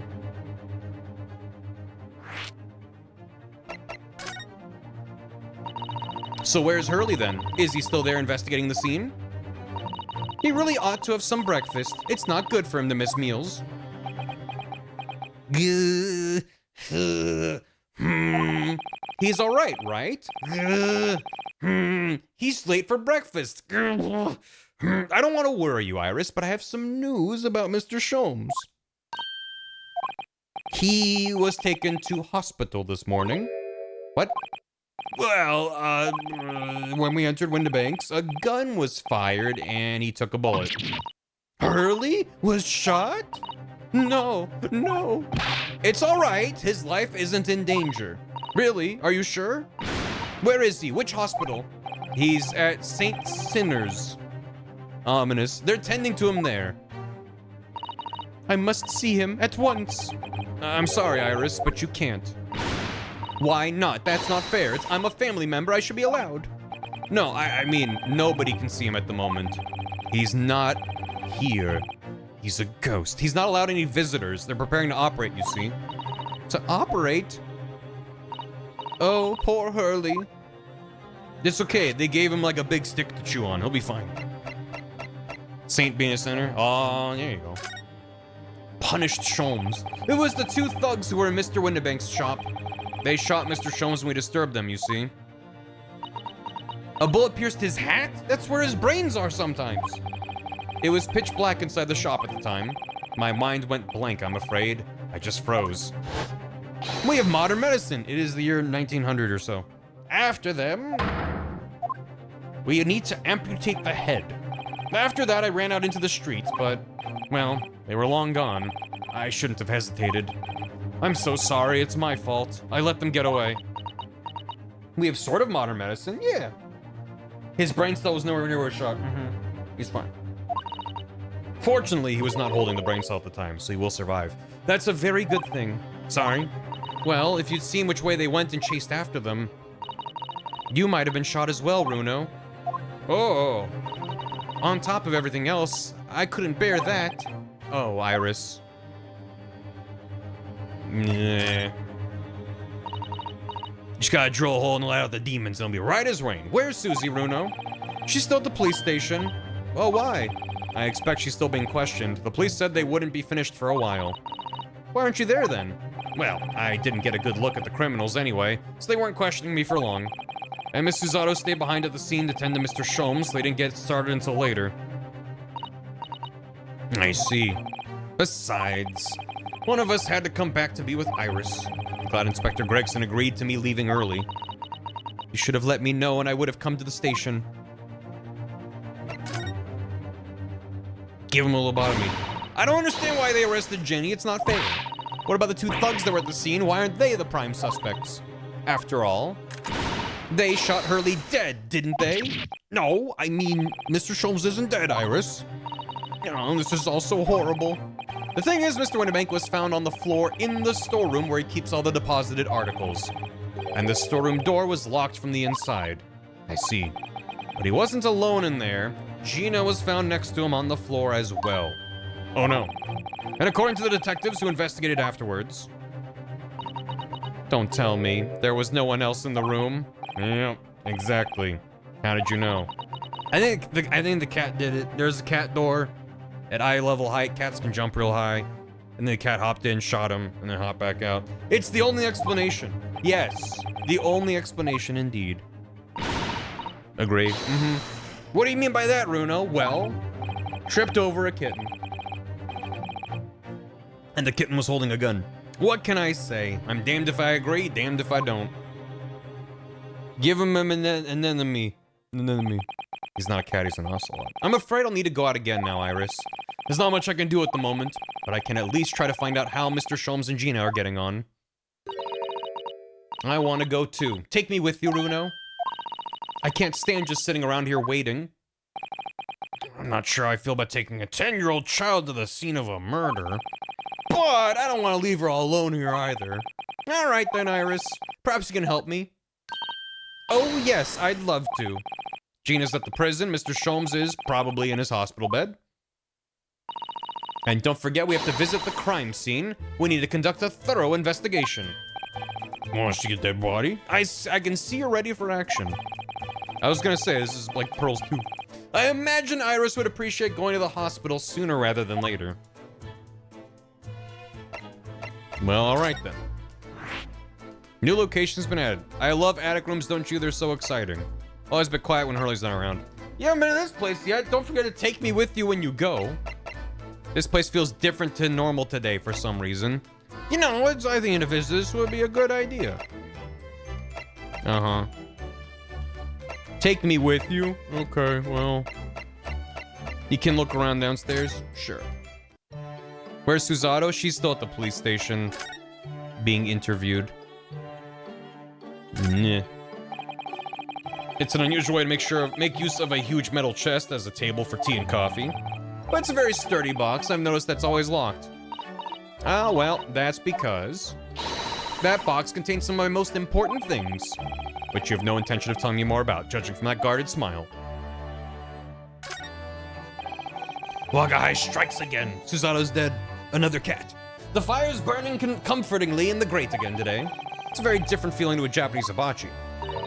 Hurley's been working on his disguises recently. He's been dressing as a woman, mainly. Really? Mr. Sholmes dresses in women's clothes. Yes, you see the lady in that photographic print on the mantelpiece? That's Hurley. He's quite stunning. Let's go.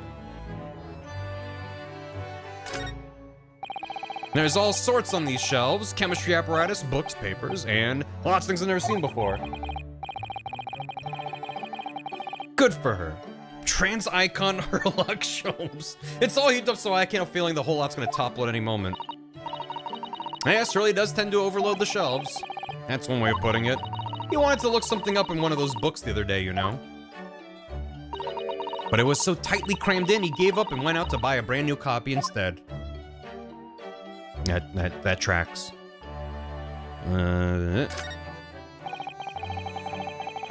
She/Hurley. These are all mementos of Mr. Sholmes' past cases, I think. If you've been involved in my case, I wonder if the beef from Le Carnival would be on display here.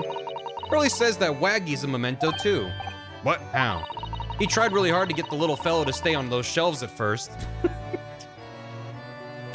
Oh, that's really funny.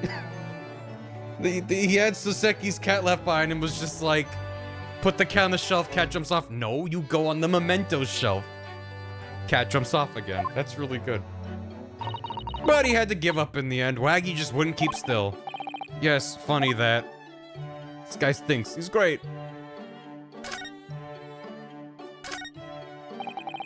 Come to think of it, I haven't seen you doing much writing recently, Iris. There's paper already set up in the typewriter, I notice, as if you're about to start. I'm a little bit stuck for a new story idea, actually. Well, you could consider using what happened to Mr. Natsume, perhaps? Ooh, yes, that's a fabulous idea, and a great title has just popped into my head as well. The Adventure of the Catty Man. How's that, Runo? It's pretty good. It's a pretty good title. If he told the cat to stay off, she'd be up there constantly. Exactly. Why? No matter what happens, never go on that shelf. Cat just sitting there all the time. Your beautiful tea set is there on the table as usual. They're called cat boys, actually. A cup of one of your special herbal blends always helps me relax. This is really cute that they're adapting the same dialogue for Ryunosuke, but then addressing it to Iris directly. It's fun. Poor Hurley. He hasn't had a drop of tea today. A British man who hasn't had a drop of tea today? All day? This is a medical emergency. I wish I could take some to the hospital for him. He's gonna die in surgery. He needs his tea. He's dead. This is where you note down ideas, isn't it? What does it say today? The Boscombe Valley Mystery. My God. We visited Boscombe Valley recently for a picnic, you see, but I forgot to bring the tea. No tea? So when Hurley became thirsty, he decided to drink from Boscombe Pool. He gave himself an awful tummy ache. Oh dear. Hurley sat there miserable as can be in that field of flowers after that, just like when you saw him yesterday. Yeah, hopefully he's got an IV drip of tea. That's an unsavory tale. Tummy hort. Probably shouldn't drink from the pool. That's a charming little white shelf and full of little bottles. I'm so close now, I've nearly developed a rainbow smoke grenade, you know. You're still working on those colorful but fumey explosives, are you? I tell you what, when I perfected it, I'll fire the first shot at you, Runo. The smoke grenade that makes you gay. What an honor. Thank you, Iris. How's that Stradivarius doing? Gaynade? No, this really is Mr. Sholmes' faithful performing partner then. The Strappy Scar. The Scrapifarius? That's no good, it's gone. The virtuoso's violin that he found at a pawnbroker has managed to buy for next to nothing. I hope Hurley gets well soon. I miss hearing his violin playing already. Oh, Iris, I'm sure he will. No, don't make me sad, Iris. You're the character trope that I despise. Don't make me go, no. No, it's fine. Look at Mr. Sholmes' desk. It's completely clear. Looks totally different without that enormous machine on it. Hurley lives in an absolute mess all the time. He never notices when things go missing. Even Mr. Sholmes must have noticed that huge lump of metal no longer there, surely. Hey, girl, I'm not a... She's not... She's like the best example of this trope I've seen in a long time. Of like genius child. It's a recipe for disaster, and so far in this game, it's all right. It's okay. I can still be like, she's fine, but it's still just not my favorite thing to be like, this child's a genius. It's just kind of like, okay, sure, whatever. You leave him alone. Leave her alone. Baby geniuses. That's VNR's on the wall. The initials of the queen or something. That's right, but Hurley's isn't a very good shot, sadly. What I will say is, as the game explicitly said, it's like, oh, you can forget that she's not actually a child. But then it's really obvious she's a child. Like, you see her childish nature all the time. It's not just literally an adult. So, it's fine. Unless she's more really creative. I would say she fits the bill for genius. She invented a thing that creates cat doors out of any surface. That's not just creative. She's a goddamn genius. So... still acts like a kid. Exactly. So it's like, again, I'm like, it is still, I don't know. I don't want to die on this hill. It's not a trope I enjoy. I wish her character was a little different, but I don't dislike her character. If that nuance makes sense. She's fine. I don't hate her. It's just not my favorite. That's right. But Hurley isn't a very good shot, sadly. Like, I feel like Pearl was more like, this is just a child. Like, Pearl was endearing because it's like, why is Gumshoe like, hey, you want to see my gun? Like, that's fun. You show her a gun, she's like, how does this work? Like, that has a different vibe to it. Then Pearl being like, oh, a gun. Like, that's like, no. Like, that's more fun to me. If you're gonna bring a child to a murder scene, I feel like you just make it a child. It's just weirder that way. So I don't know. Give Pearl a gun. I agree. She would stop all the crime. I can't remember how many times we had to replaster that patch wall before he managed to make the letters.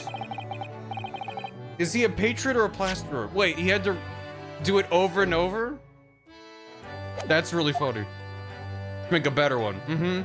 It's the trilogy. If you give a mouse a cookie, if you give a moose a muffin, if you give a precocious 10-year-old a gun. That's like the trilogy of those books, right?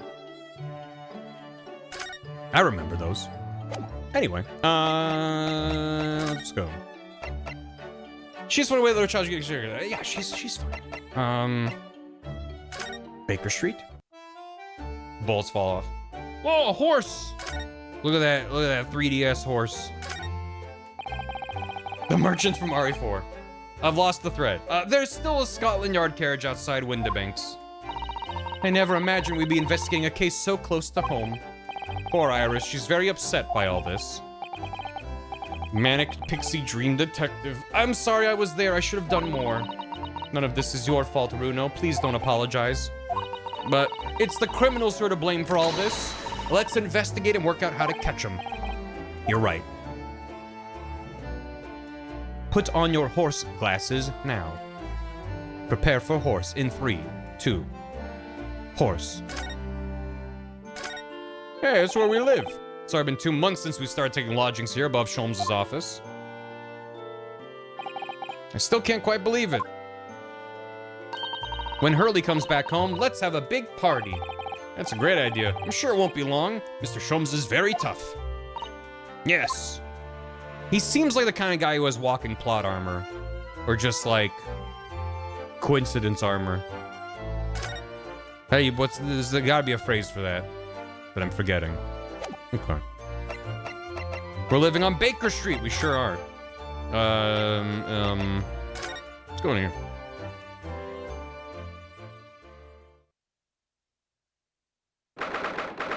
Too stupid to die. God's favorite idiot. Yeah, you got it. You got it. Legs. Oh my God, look at them go. This is where it happened then. Last night, I think bringing a 10-year-old here was a bad idea. That's right. The two thugs I told you about were obviously ransacking the place looking for valuables. But apart from the policeman in here, you wouldn't know anything had happened. There's no sign of a disturbance. Oh, you're right about that, actually. In fact, if anyone, it's the police who seem to be the ones doing the ransacking. I know what you mean. They're like a gang of organized criminals all dressed in black. Boy, I heard that. Oh, hey. Oh, Inspector! Good morning. I suppose I ought to thank you for your vigilance last night. We got to the scene before it was disturbed, at least. Shame you let the two rogues get away, mind. Yeah, I'm sorry about that. I thought you'd assigned extra men to the beat around here, Gregsy. Now look what's happened. Hurley's been injured because there weren't enough police on duty. Did some chippy go down the wrong pipe? Your ladyship! No one told me you were coming. I forgot that was their dynamic. I 100% forgot that was how Gregson is about that. I expect you to take full responsibility for what happened to Hurley and see he has the very best medical care. He shot himself. When all you do is eat fucking fish and chips day in, day out. Yeah, of course, your ladyship. The very best doctors in the capital are tending to him as we speak. And I don't think it's Runo's fault the rogues managed to get away, is it? Chasing criminals is the police's job. His body produces, that's where he keeps getting them from. Absolutely, your ladyship. As you say, ma'am, as you say. The gent in black is totally blameless. Everyone's in agreement about that. Would you believe it? He's like a completely different person with Iris. Talk about a personality change. Personality swap. It's like Beef Swap and Viola Swap came together for... Oh, where are me manners? Are you thirsty, your ladyship? Perhaps you'd like some juice. Some nice, refreshing fruit juice. Look at his little bouncy bounce. Oh, why? Are you thirsty, Gregsy? I have some of my special herbal tea with me if you'd like some. He's such a proper gentleman. Code swapping. Ah, lovely. Ta very much. That really hit the spot, your ladyship. Why the fuck is he like this? Look at his eyes! I don't even recognize him like this. Oh my god. I'm now more understanding. When we first met him, there were a bunch of people in chat who were like, oh my god, I love this man. I'm like, he's just like our police detective substitute guy. Like, he's fun, I guess. But, yep. Yeah, let's talk to him first. So, how's the investigation going, Inspector? He is no gummy. Nothing to it, really. Very simple case. This is some very definitive evidence. We're just about to charge the diver we arrested last night, in fact. Gina? You're gonna charge her? That's right. Should be able to bring her before the judge at the Bailey tomorrow. Definitive evidence, you say? What is it? Come on, show me. Your ladyship, as much as I wish I could oblige you, I'm afraid. Ah, I see. You've already captured the pair of thugs who broke in here last night, have you? What the? And you're going to put them on the stand as witnesses, are you? How could you? How? Think of the chippy, man, be careful. How could you possibly know that? I had a feeling, that's all. Remind me never to try to keep a secret from Iris. So you've arrested the two men who shot Sholmes, have you? Well, yes, they were rounded up pretty quickly by the lads on the beat. And Miss Lestrade is being held at the prison? She should be. That's assuming she hasn't lifted the key from the jailer, of course. Infinite chippy glitch. Sholmes. Can you tell us anything about Mr. Sholmes? What's his condition? Sorry, I'm not at liberty to divulge that information. Scotland Yard matters are strictly confidential. Well, I know he's being operated on at St. Sinners. Why can't I see him? I'm family, you know. I'm terribly sorry, your ladyship. It's the hospital's policy. No visiting at all. Oh. The bullet must have hit an artery in his midriff. He's lost a fair bit of blood. They shot him in the midriff? Oh no. He didn't seem too bad in the first hour or so, but a hemorrhage like that is enough to make even the one and only Sholmes pipe down. They're turning into a cyborg? Yeah, steampunk cyborg? Sholmes is a human like the rest of us, you know. Anyway, he's having emergency surgery right now. They've got to stop that bleeding. But he will be alright, won't he? They'll be able to make him better? Mid-riff, in the middle of his solo. How evil. Of course, your ladyship, he'll be right as rain before you know it. Really? How do you know? How do I know? Well, because of course. Yes, because Mr. Sholmes is such a great detective, that's why. We better pray the doctors have a better grasp of what's needed to make someone well again. Oh dear. Please don't die, Hurley. Nah, he'll be fine. I'll report to your ladyship the moment I hear he's out of the operating theater. Her ladyship. We can rebuild him. We don't have the technology, but no one's paying attention to what doctors are doing right now. We just sort of wing it. He is the 10-bob man. I couldn't help noticing, Inspector. But out with it, sunshine. Well, there seems to be a marked difference between the way you talk to me and Iris. Watch the sauce, Sonny. I'm a copper, and we don't go in for favoritism. But he's right. You do treat us differently. It's 'cause of those adventures of Sherlock Sholmes' stories. That's why. Oh. I crop up on him, don't I? Inspector Tobias Gregson. Oh, well, yes, because you're an acquaintance of Hurley's. What did you write about the inspector, Iris?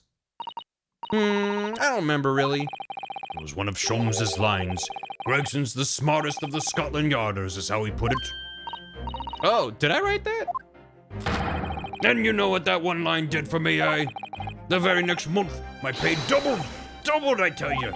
That's twice the chippy. That's amazing. All because everyone at the Yard reads them. They read all the Sherlock Sholmes' stories. They've even set up a fan club for me.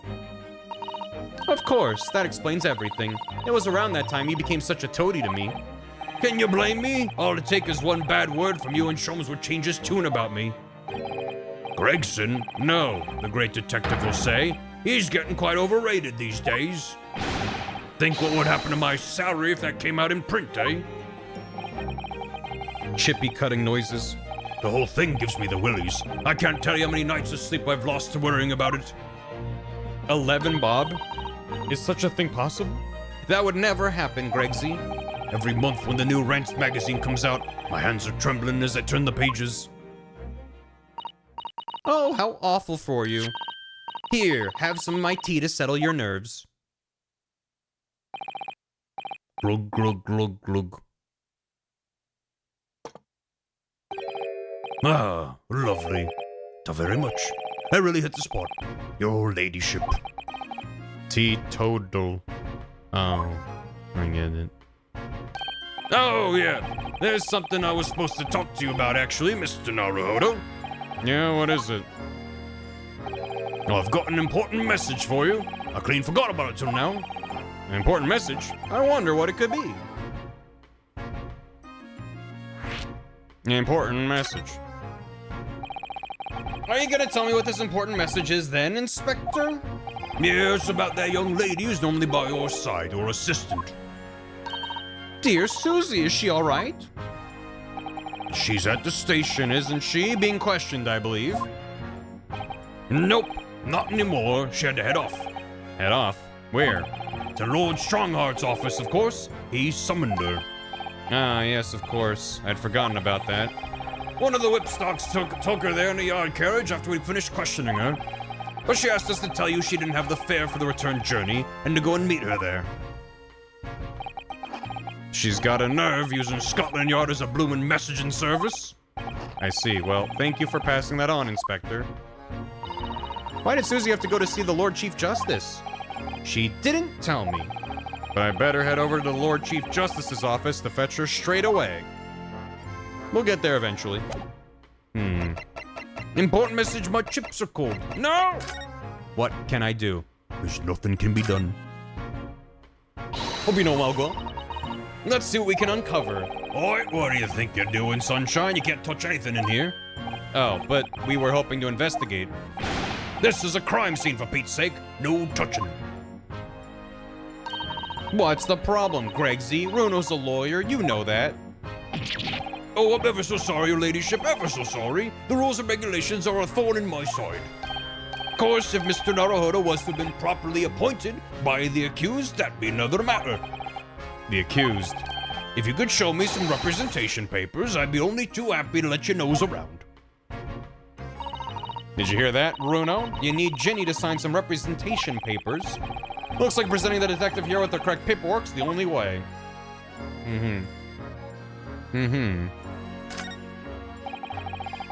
5-day weekend incoming.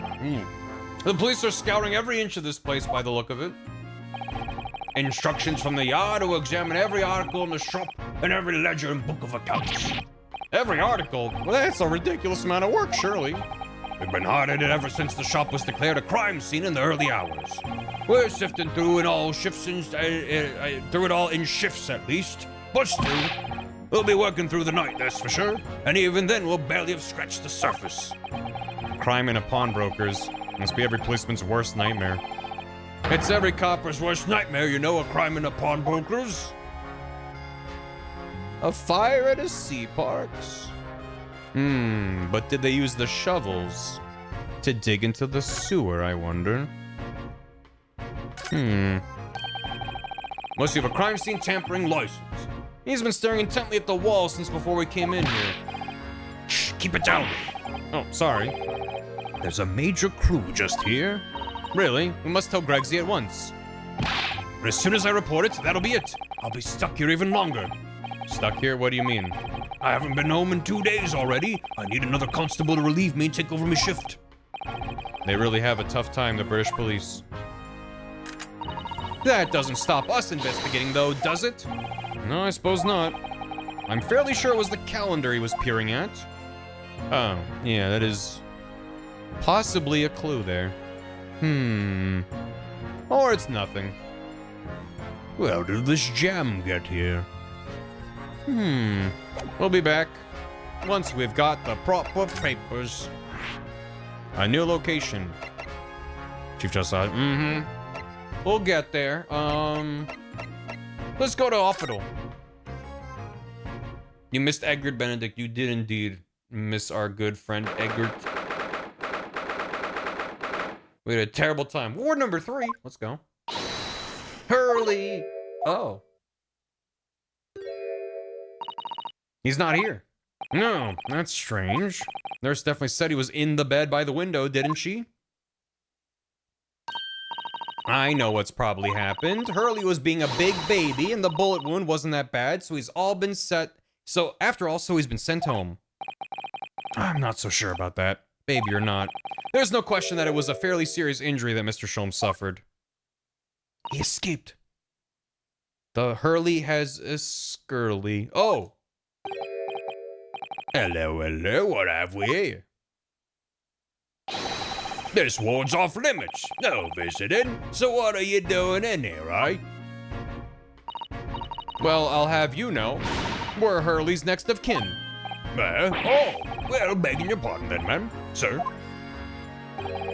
A little lady and a curious Eastern gentleman. A great mystery solver as a mysterious family, eh? If that's how you see us, sure. Where is he, Constable? Where's Hurley? I believe he's currently in the operating theater, ma'am, undergoing an extensive operation. Extensive? It has been several hours since he went in. Oh dear. Is he going to be all right? Well, it doesn't appear to be working, you see. Anesthetic, that is. Oh. I've heard a report the gentleman claims he may have had a little too much to drink last night. Coffee, that is. Oh. He's too hopped up on caffeine to have anesthetic work on him? Anyway, I think it would be fair to assume that he won't be back here for several hours yet. He's built up an immunity. Thank you, Constable. Perhaps we should leave and come back later. Yeah. Okay, got it. Yeah, no, it's code. Oh, poor Hurley. Mm-hmm. It starts with a C, sure. There's a notice board on the wall here. Look, let's see. What does it say? Thought of the day. On seeing any vermin, calmly and discreetly inform matron. Oh, yes, they have rats and mice in hospitals like this that love to feast on all the medicine. They're the healthiest rats in London. If you don't deal with them, there's nothing left to treat the patients. Rats and mice? Oh, I see. This is a rather old building, I suppose. But the doctors and nurses are all very good, I hear. I certainly hope so, for Mr. Sholmes' sake. The Great Binge. The rats are addicted to opium too? Good. This must be Mr. Sholmes' bed. Poor Hurley. I know, it looks as stiff as a board, doesn't it? What if the rats are also the doctors? I don't think that will bother him. No. I often find him asleep face down on the floor, completely dead to the world. I think I'd call the police if I discovered someone like that. That's just the result of all of his coffee. Does that to him. Windows. Sure. I wonder what these are. Do you have any idea, Iris? Oh, haven't you ever seen crutches before? Let me explain. They're for people with leg injuries to help them walk. You hold one under each arm, you see. Oh, right. I thought they were weapons of some sort. Why would there be weapons in a hospital? I thought maybe a fighter had been injured in a battle contest and been brought here along with his weapons. That's surprisingly plausible. Yes. All right. Time to go to prison? Oh boy, oh boy, oh boy, oh boy, oh boy, oh boy, oh boy. It can be both. It's Tiny Tim's crutches. Please, sir.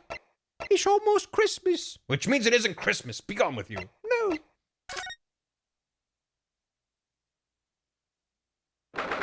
"16th of April, cell 13.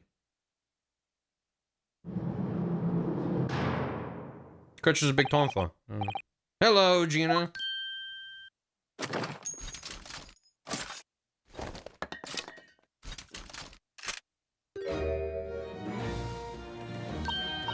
You still have the grenade launcher Hurley and I made.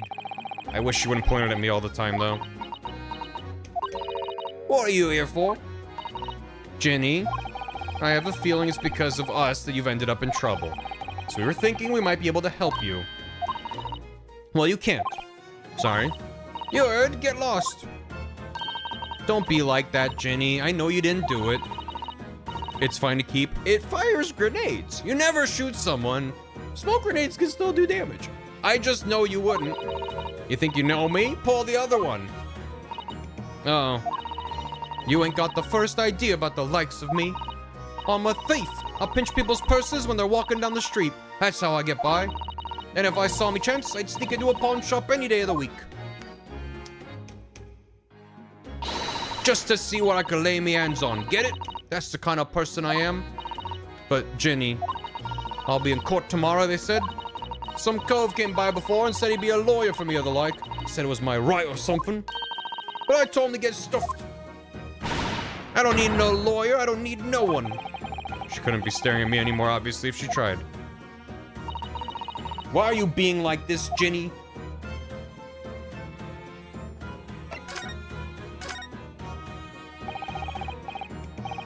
I don't understand, Gina. Why did you send the public defender away? He wanted me to sign some papers. Representation papers or something like that. Exhibits also a hydrate.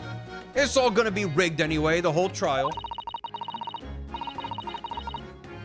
They'll pin it on me because I'm a kid. That's what grown-ups always do. I guess they just really hated Wonka. I guess so. Why do you think that? Because that's how it's always been for me. Growing up in the back slums, me my whole life. If you do what the grown-ups tell you, it gets your mates dragged off by the coppers, or worse. I've had it happen to me before and all. Been sold out and nearly snaffled on the back of it. Nearly snaffled on the back of it? You can't trust no one, that's the point. As soon as you do, you're gone to grass, dead. Gina, listen. If you like in tomorrow's trial, I could forget it. Ginny, don't you trust Bruno? No, I don't. Look, I'll ask you nicely now. Just leave me alone. What happened? Will you tell us what happened, Gina? Last night at the pawnbrokers? There's nothing to tell. I figured it'd pay me, so I broke into the place and started going through the storeroom. But the old bloke walked in on me and you know the rest. But why, Ginny? Why would you do that? Ain't it obvious? The place is full of stuff I could sell for a shilling or two. Diving ain't easy, you know. It's a lot of work. And half the time, you don't even get nothing. is that really why you broke into the place? What? Are you sure the true reason wasn't something else? Oh, give it a rest. What would be the point anyway, eh? Nothing I could say would make a blind bit of difference. Please tell us, Ginny. We'll believe you, whatever it is. Believe me, don't be daft. You can't believe nothing. Everyone lies all the time. And you know what? When it comes to liars, I'm the biggest of the lot. I've told some unforgivable lies, I have. What do you mean by that? What unforgivable lies? Unforgivable? Unforgivable. What did you mean before, Gina, when you said you were the biggest liar of the lot? Why don't you tell us what those unforgivable lies you've told are? Maybe we can help. Gina like a cat. Sorry. We're out of time. They're gonna want to question me now. Jenny, please. Oh, yeah. I wanted to give you this. Something to remember me by. Cat. With a snowman. A very familiar snowman. A photographic print of a really adorable cat. Sitting very properly. I found it in one of the pockets of this coat. Ain't no point in me having it. That picture's relevant now? Sure. I wonder what a little photograph like that was doing in a pocket of that overcoat. Anyway, don't bother coming to me again. Bye. Oh, Ginny. White cat photograph added to the record. A lot of cats in this case.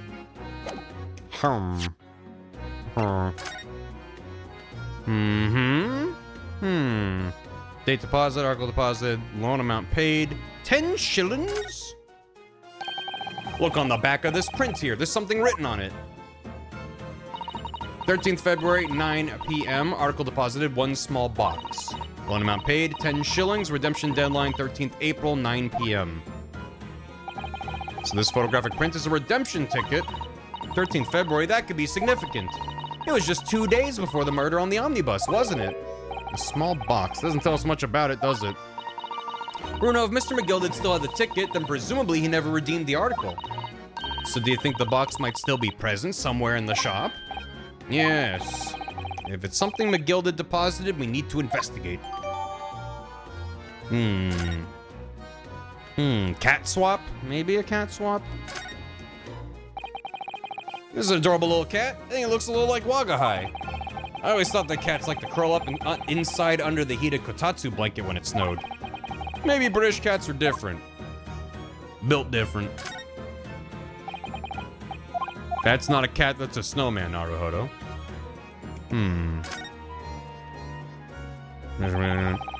He appears to have used the back of this photograph to write a redemption ticket. He's written it very neatly, but still, perhaps he ran out of paper, so he had to use anything he had at hand.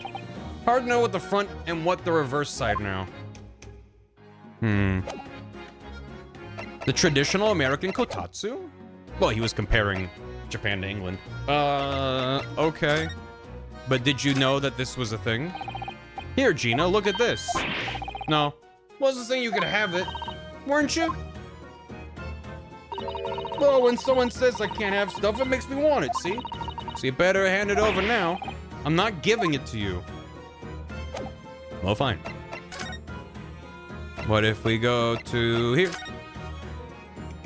Maybe if we get Susato's help.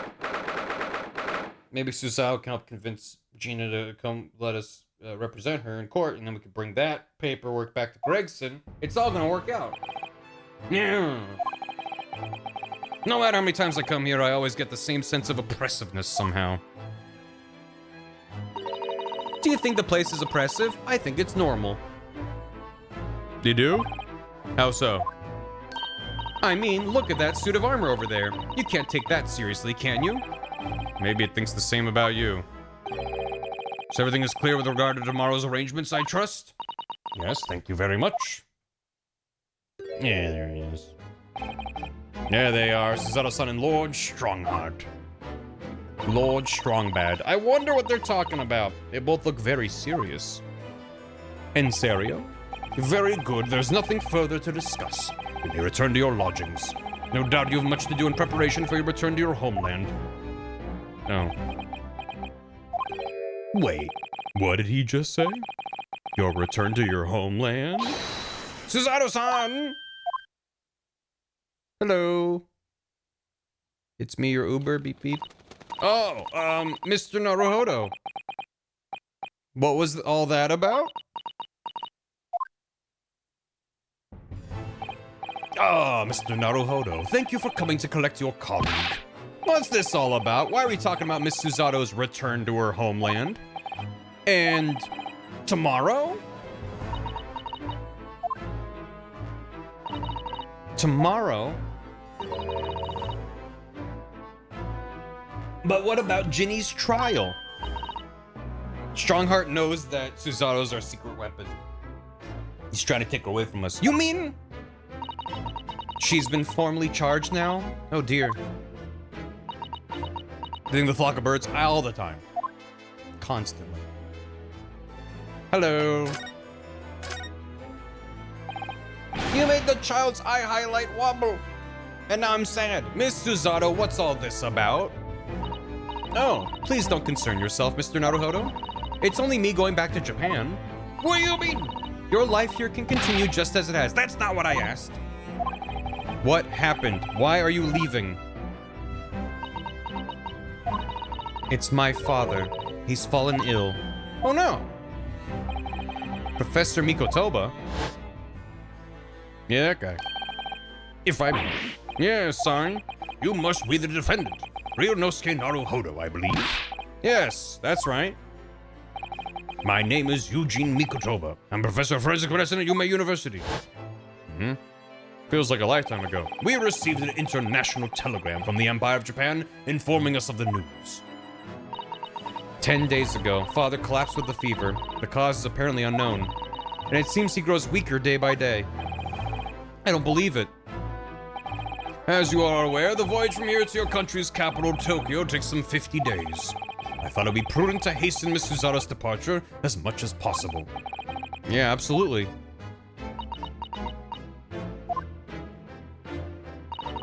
I will leave London first thing tomorrow morning. I can't believe this is happening. But the trial's tomorrow. So Gina has been charged? She'll have to appear in court? Yeah, she was formally charged a few hours ago, and the date of the trial has already been set for tomorrow. Not even 24 hours later? Yeah. Gina? Ah, the Lestrade girl in the murder of the Baker Street pawnbroker, yes. An all too conspicuous case. That's a word? The pickpocket was clearly disturbed mid-robbery and shot the man in a panic. No, the art is overstretched as it is without wasting time on these open and shut cases. It's not wasting time. Ginny would never do something like that. Emmons! Yes, for 35 months, dude. Old-time lawyer drama time. Glad nothing weird has or will happen. In this series? Never. Mr. Naruhodo? Yes, Lord Strongheart? In defense of your fine services to date, I shall overlook this young girl's insolence. But I have no recollection of admitting a child into my office. Leave now.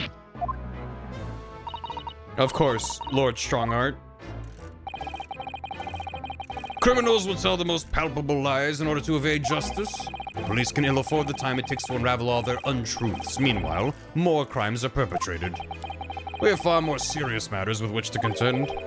Serious matters? Didn't Gregson mention something like that yesterday? Yes, Inspector Gregson made a similar remark yesterday. It's no concern of yours, though I'm sure I need not remind you of that. Okay.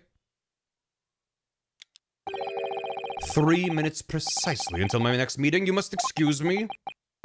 There's just one more thing, Lord Strongheart, which is Miss Lestrade's trial. I wonder if you might permit me to defend her. A timely suggestion. Sorry. The girl currently has no representation. But that's not fair. She may be a pickpocket, but she still deserves a fair trial. One more thing before I go. Do not misunderstand me, young lady. The government provides for those too poor to afford representation with a public defender. The accused need only sign the relevant paperwork, and the defense barrister will be assigned to the case.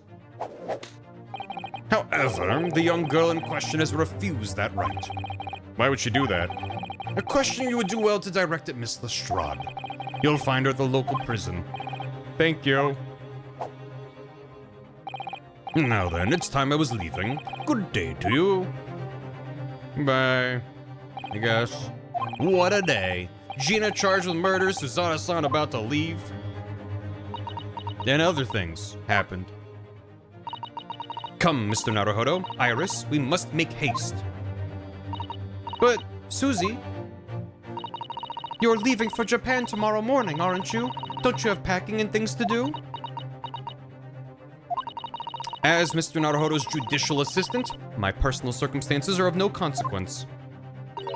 My sole purpose remains to help you in whatever way I can. Thank you, Miss Susato.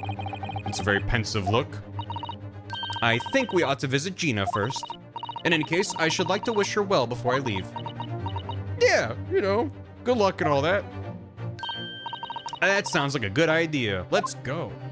It's the only place we can really go. If I'm honest, this has completely thrown me off. I'll just have to do what I can as a lawyer.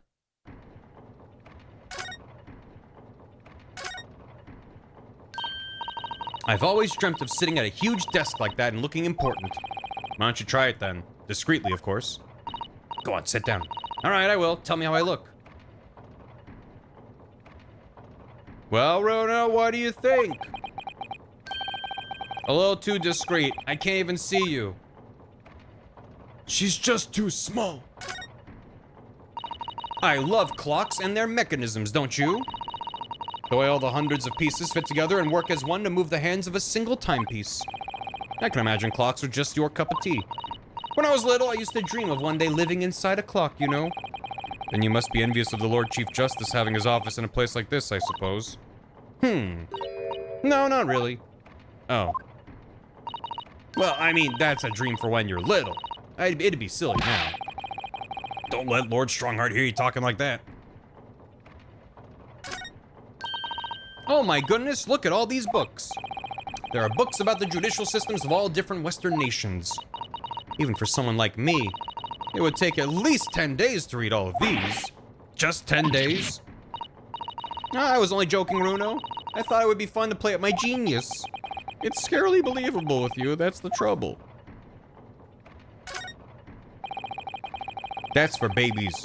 Those giant suits of armor are still facing each other menacingly across the room. The circus. I just can't understand why anyone would wear things like that in battle. They must be so heavy. I expect you'd invent some special lightweight suit if it was down to you, wouldn't you, Iris? I think if it was me, I'd invent a world where people didn't need to fight each other in the first place. Aww. How sweet. Iris, you're a champion. Well, what do you think? That was a model answer, wasn't it? She's 10, Ryunosuke. 10, and she's leading you around by the nose. Odd girl. I don't know why there's anything there. Okay. Boo! Peace, boo! Boo, thank you, chat. Alright. Back to Gina.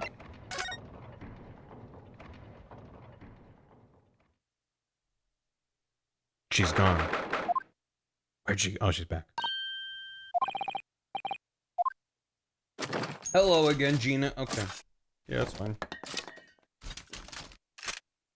It's really cool they let you keep a gun in prison. What are you lot doing here now? To have the muzzle of that grenade launcher shoved in our faces again, obviously. I think I need to improve the way you load ammunition into that thing, don't I? Look! You can come as many times as you like, but I ain't got nothing more to say to you.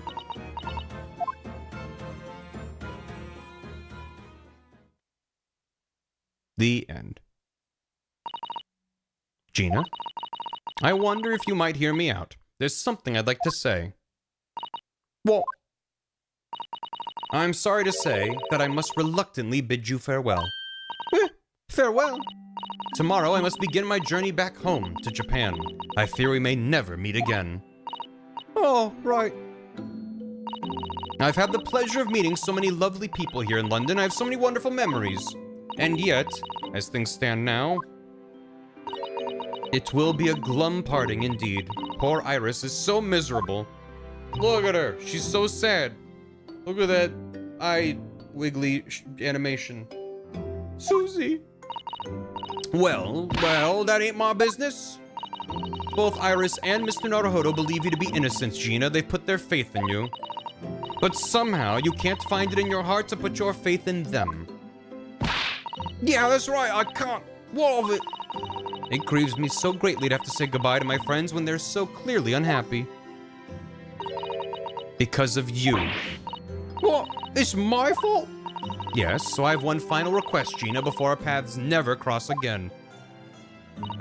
Right here and now, I want you to show both of them that you don't deserve the faith they've invested in you.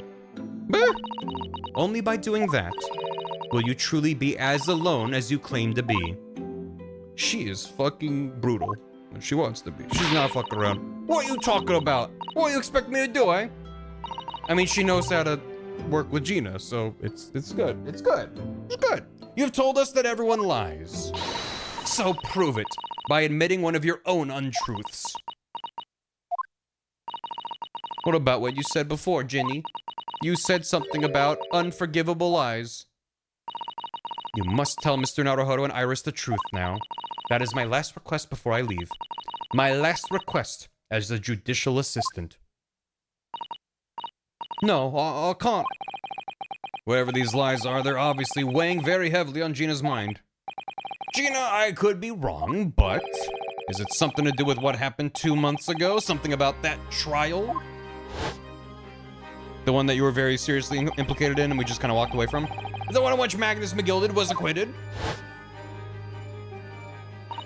Oh, the case of that mysterious murder that took place inside the omnibus? You were called as a witness by the prosecution. Is that what this is about? Yeah, you're right. Because in that trial, I lied. I lied like you wouldn't believe. Oh my god, what? No way. Will you tell us about it now?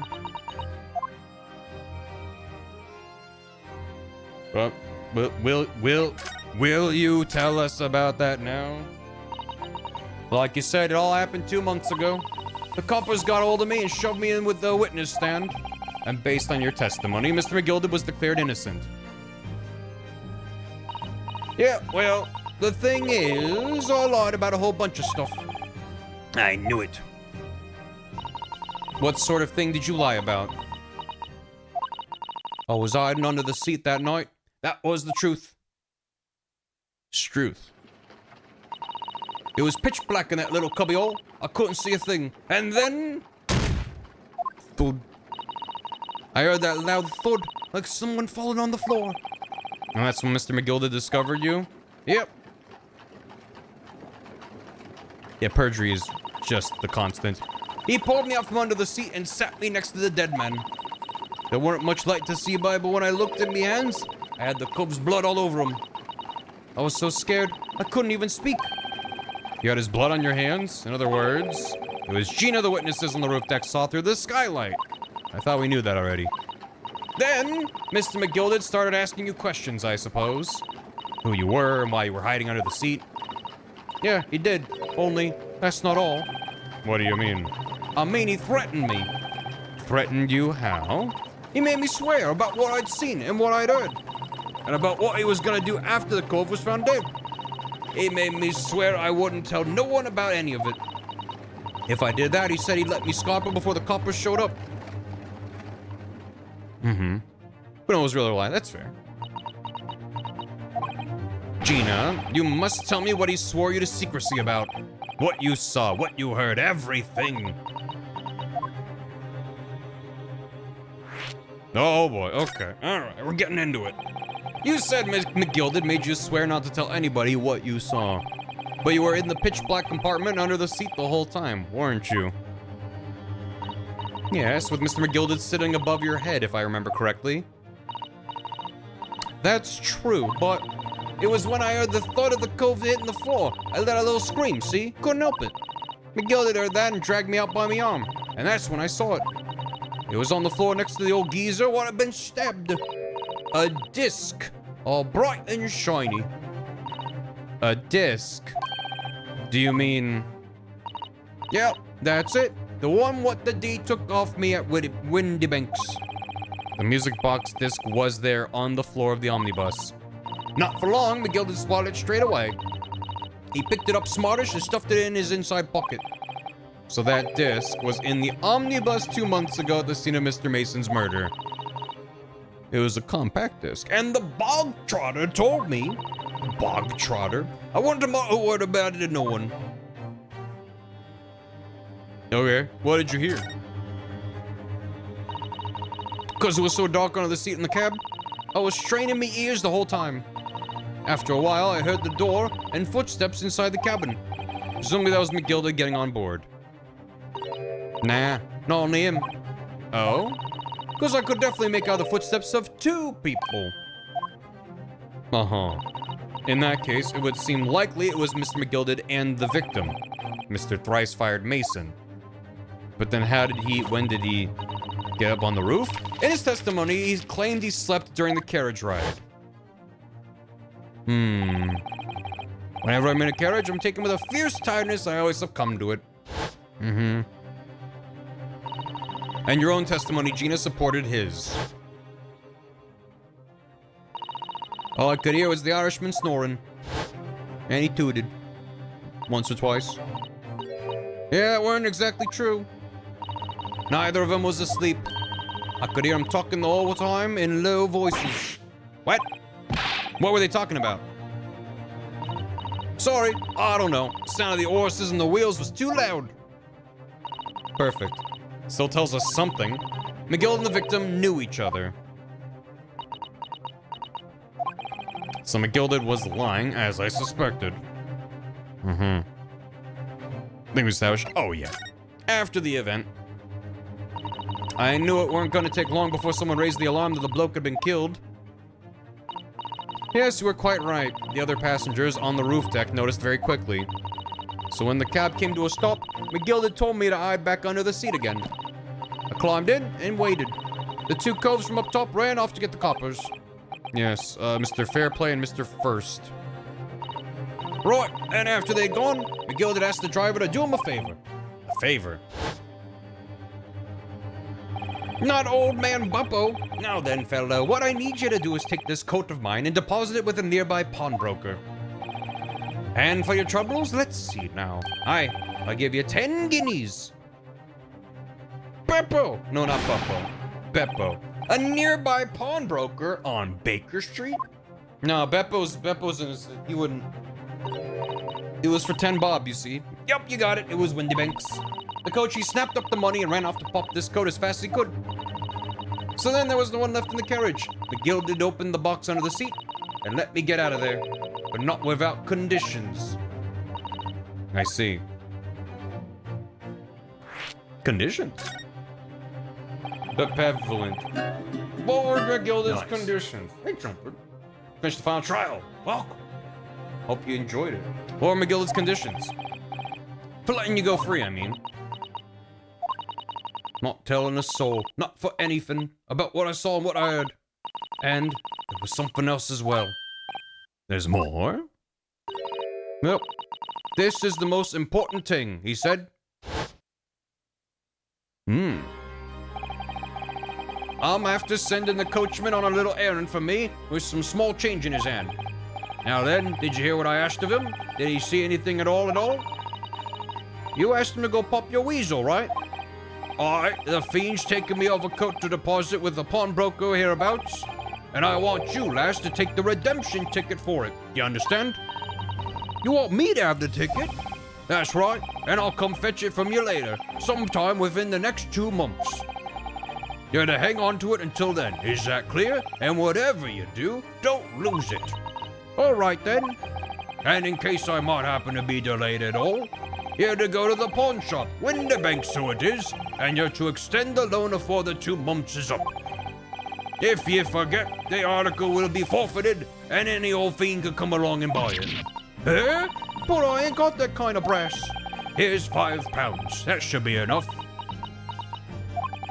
Do we understand each other, lass? Don't try anything funny now, if you go against me. Yeah, I'll get it. Good. And one more thing. In a few days from now, you'll be visited by the police, I've no doubt. The coppers? Aye. They'll come asking you to take the stand in court, to testify as witness. So let's just have a wee chat about that, shall we? What is it that you might say, and what is it that you won't? English is a beautiful language.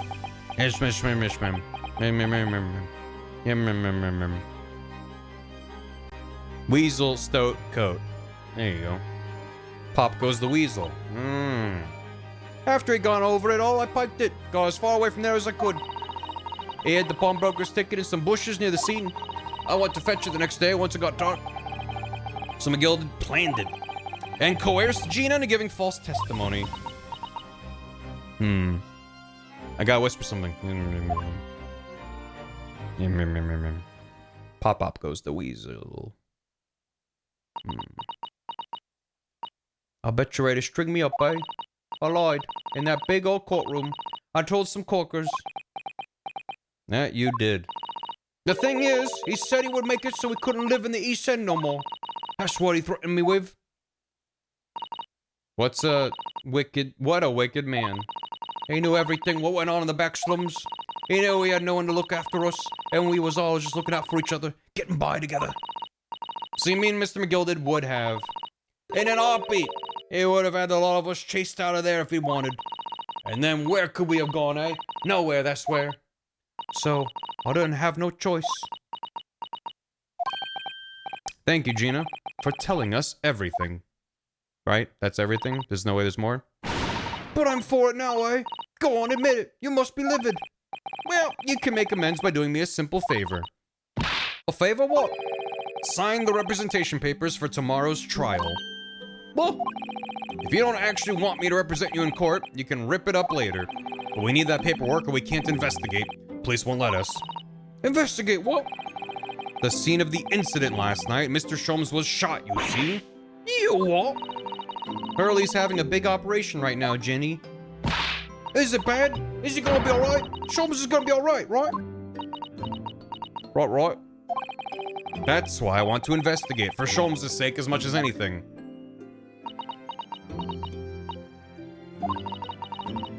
Right. So what you're saying is, if I sign that bit of paper, everyone's happy, is that it? Something like that. Miss Susato? Yes, of course.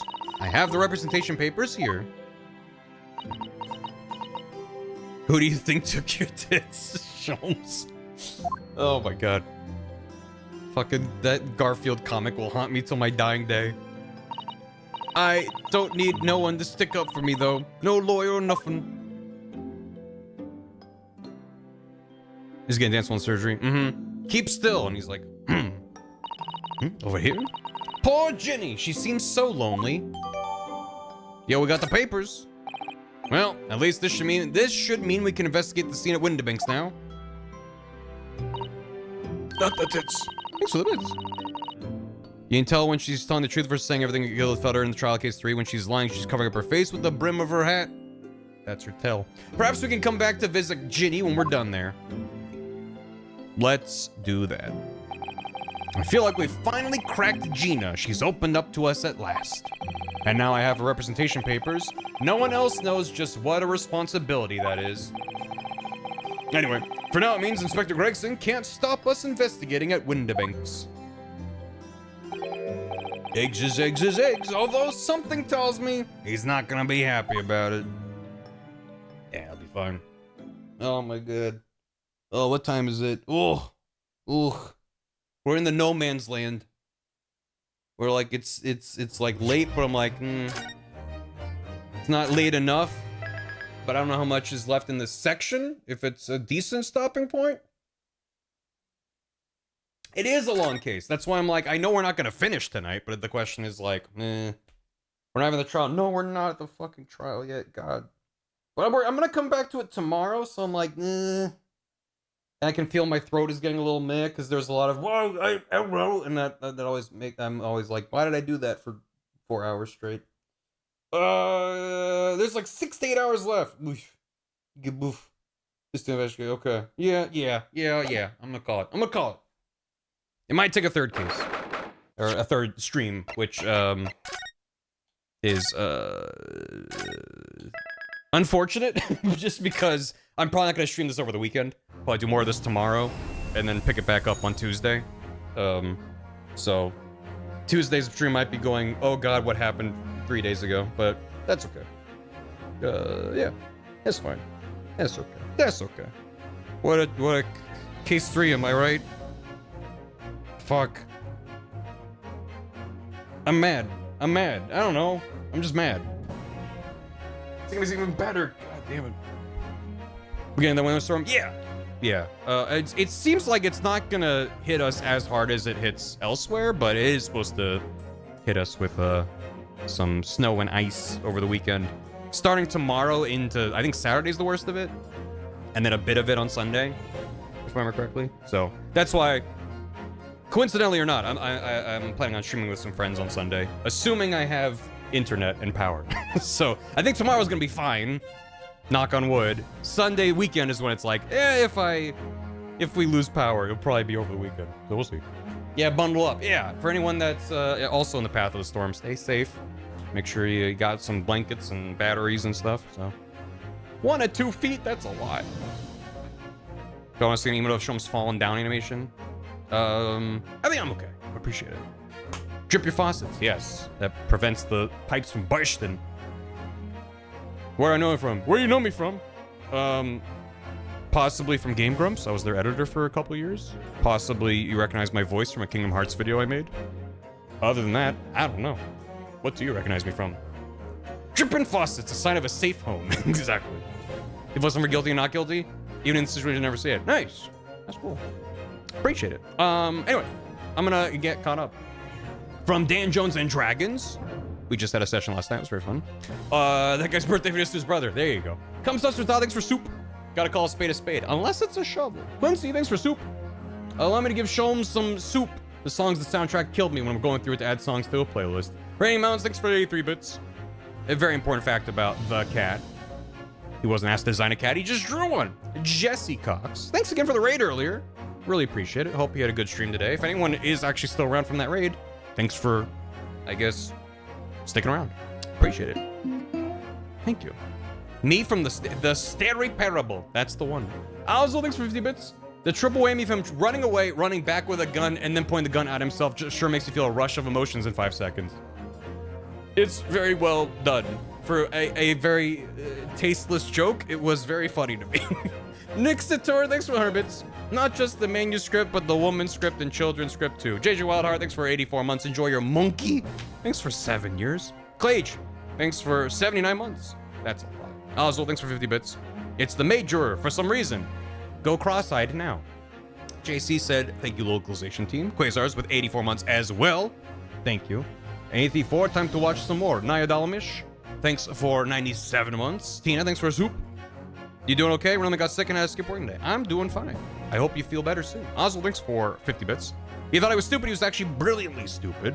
Smudge the Goblin, thanks for the raid. Atlas Neko, thanks for 27 months. Oswald, thanks for all of the bits. He did it. He shot himself. Also, they do have court-appointed attorneys. I guess they just really hated Wonka. JC Maxwell, thanks for 35 months. Trump Wings, thanks for 69 bits. Rain Mountains, thanks for 10 bits. And Skyward Lee gifted that sub to Outsider Life. Hope you enjoy the emotes. We do have a number of Ace Attorney related emotes. Cool. I just opened Firefox and it instantly crashed. Neat. Hello? Firefox, you good? All right, that's fine. I was able to reopen it. Maybe find someone to raid. Slightly shorter stream, but again, I feel like I'd rather pace myself than be like midway through an investigation without a checkpoint in sight. And it's just like, at least when there's a break, then it feels like the game's designed around like, hey, here's what we're doing. So, anywho, let me find somebody. Let me find somebody. What about you know who started a stream a minute and 30 seconds ago? Is Secret Sleepover Society, which I don't usually get to raid them. So let's go say hi. Looks like they're checking Ina Dream Barbecue, which I did check out myself on stream as a VOD if you want to see my take on that game. But hope you enjoy Jacob and Julia checking out a very interesting game. I don't know what a raid message is. Does something come up that we can make sense of? Viola swap? Eggs is eggs? I do like an eggs is eggs raid. Yeah, we could eggs is exit. I'll be back tomorrow. Eggerts is Eggerts. That's also true. I'm mad that wasn't actually his name. I don't know what his real name is yet. I'm sure we'll learn in the future. But yeah. But yeah, I'll be back tomorrow for more of this stupid case that's a million hours long. So maybe see you then. Have a good one. Have a good weekend and all that. Still gonna say he could still be Eckert. That's it for me. I got nothing else, so I'm gonna send out the raid. They're still on their starting soon screen, but if you want some cool Ina Dream Barbecue, stick around. Go say hi to them. Have a good whatever you're doing. Have a good one. I'm gonna send out the raid. Goodbye. Thanks for watching. Get the fuck out of here. Go shoot. Thanks for watching, VOD watchers. I hope you're enjoying Case 5. Take care. And see you next one. Goodbye, everybody. Ba-da-ba-ba-poo-doo.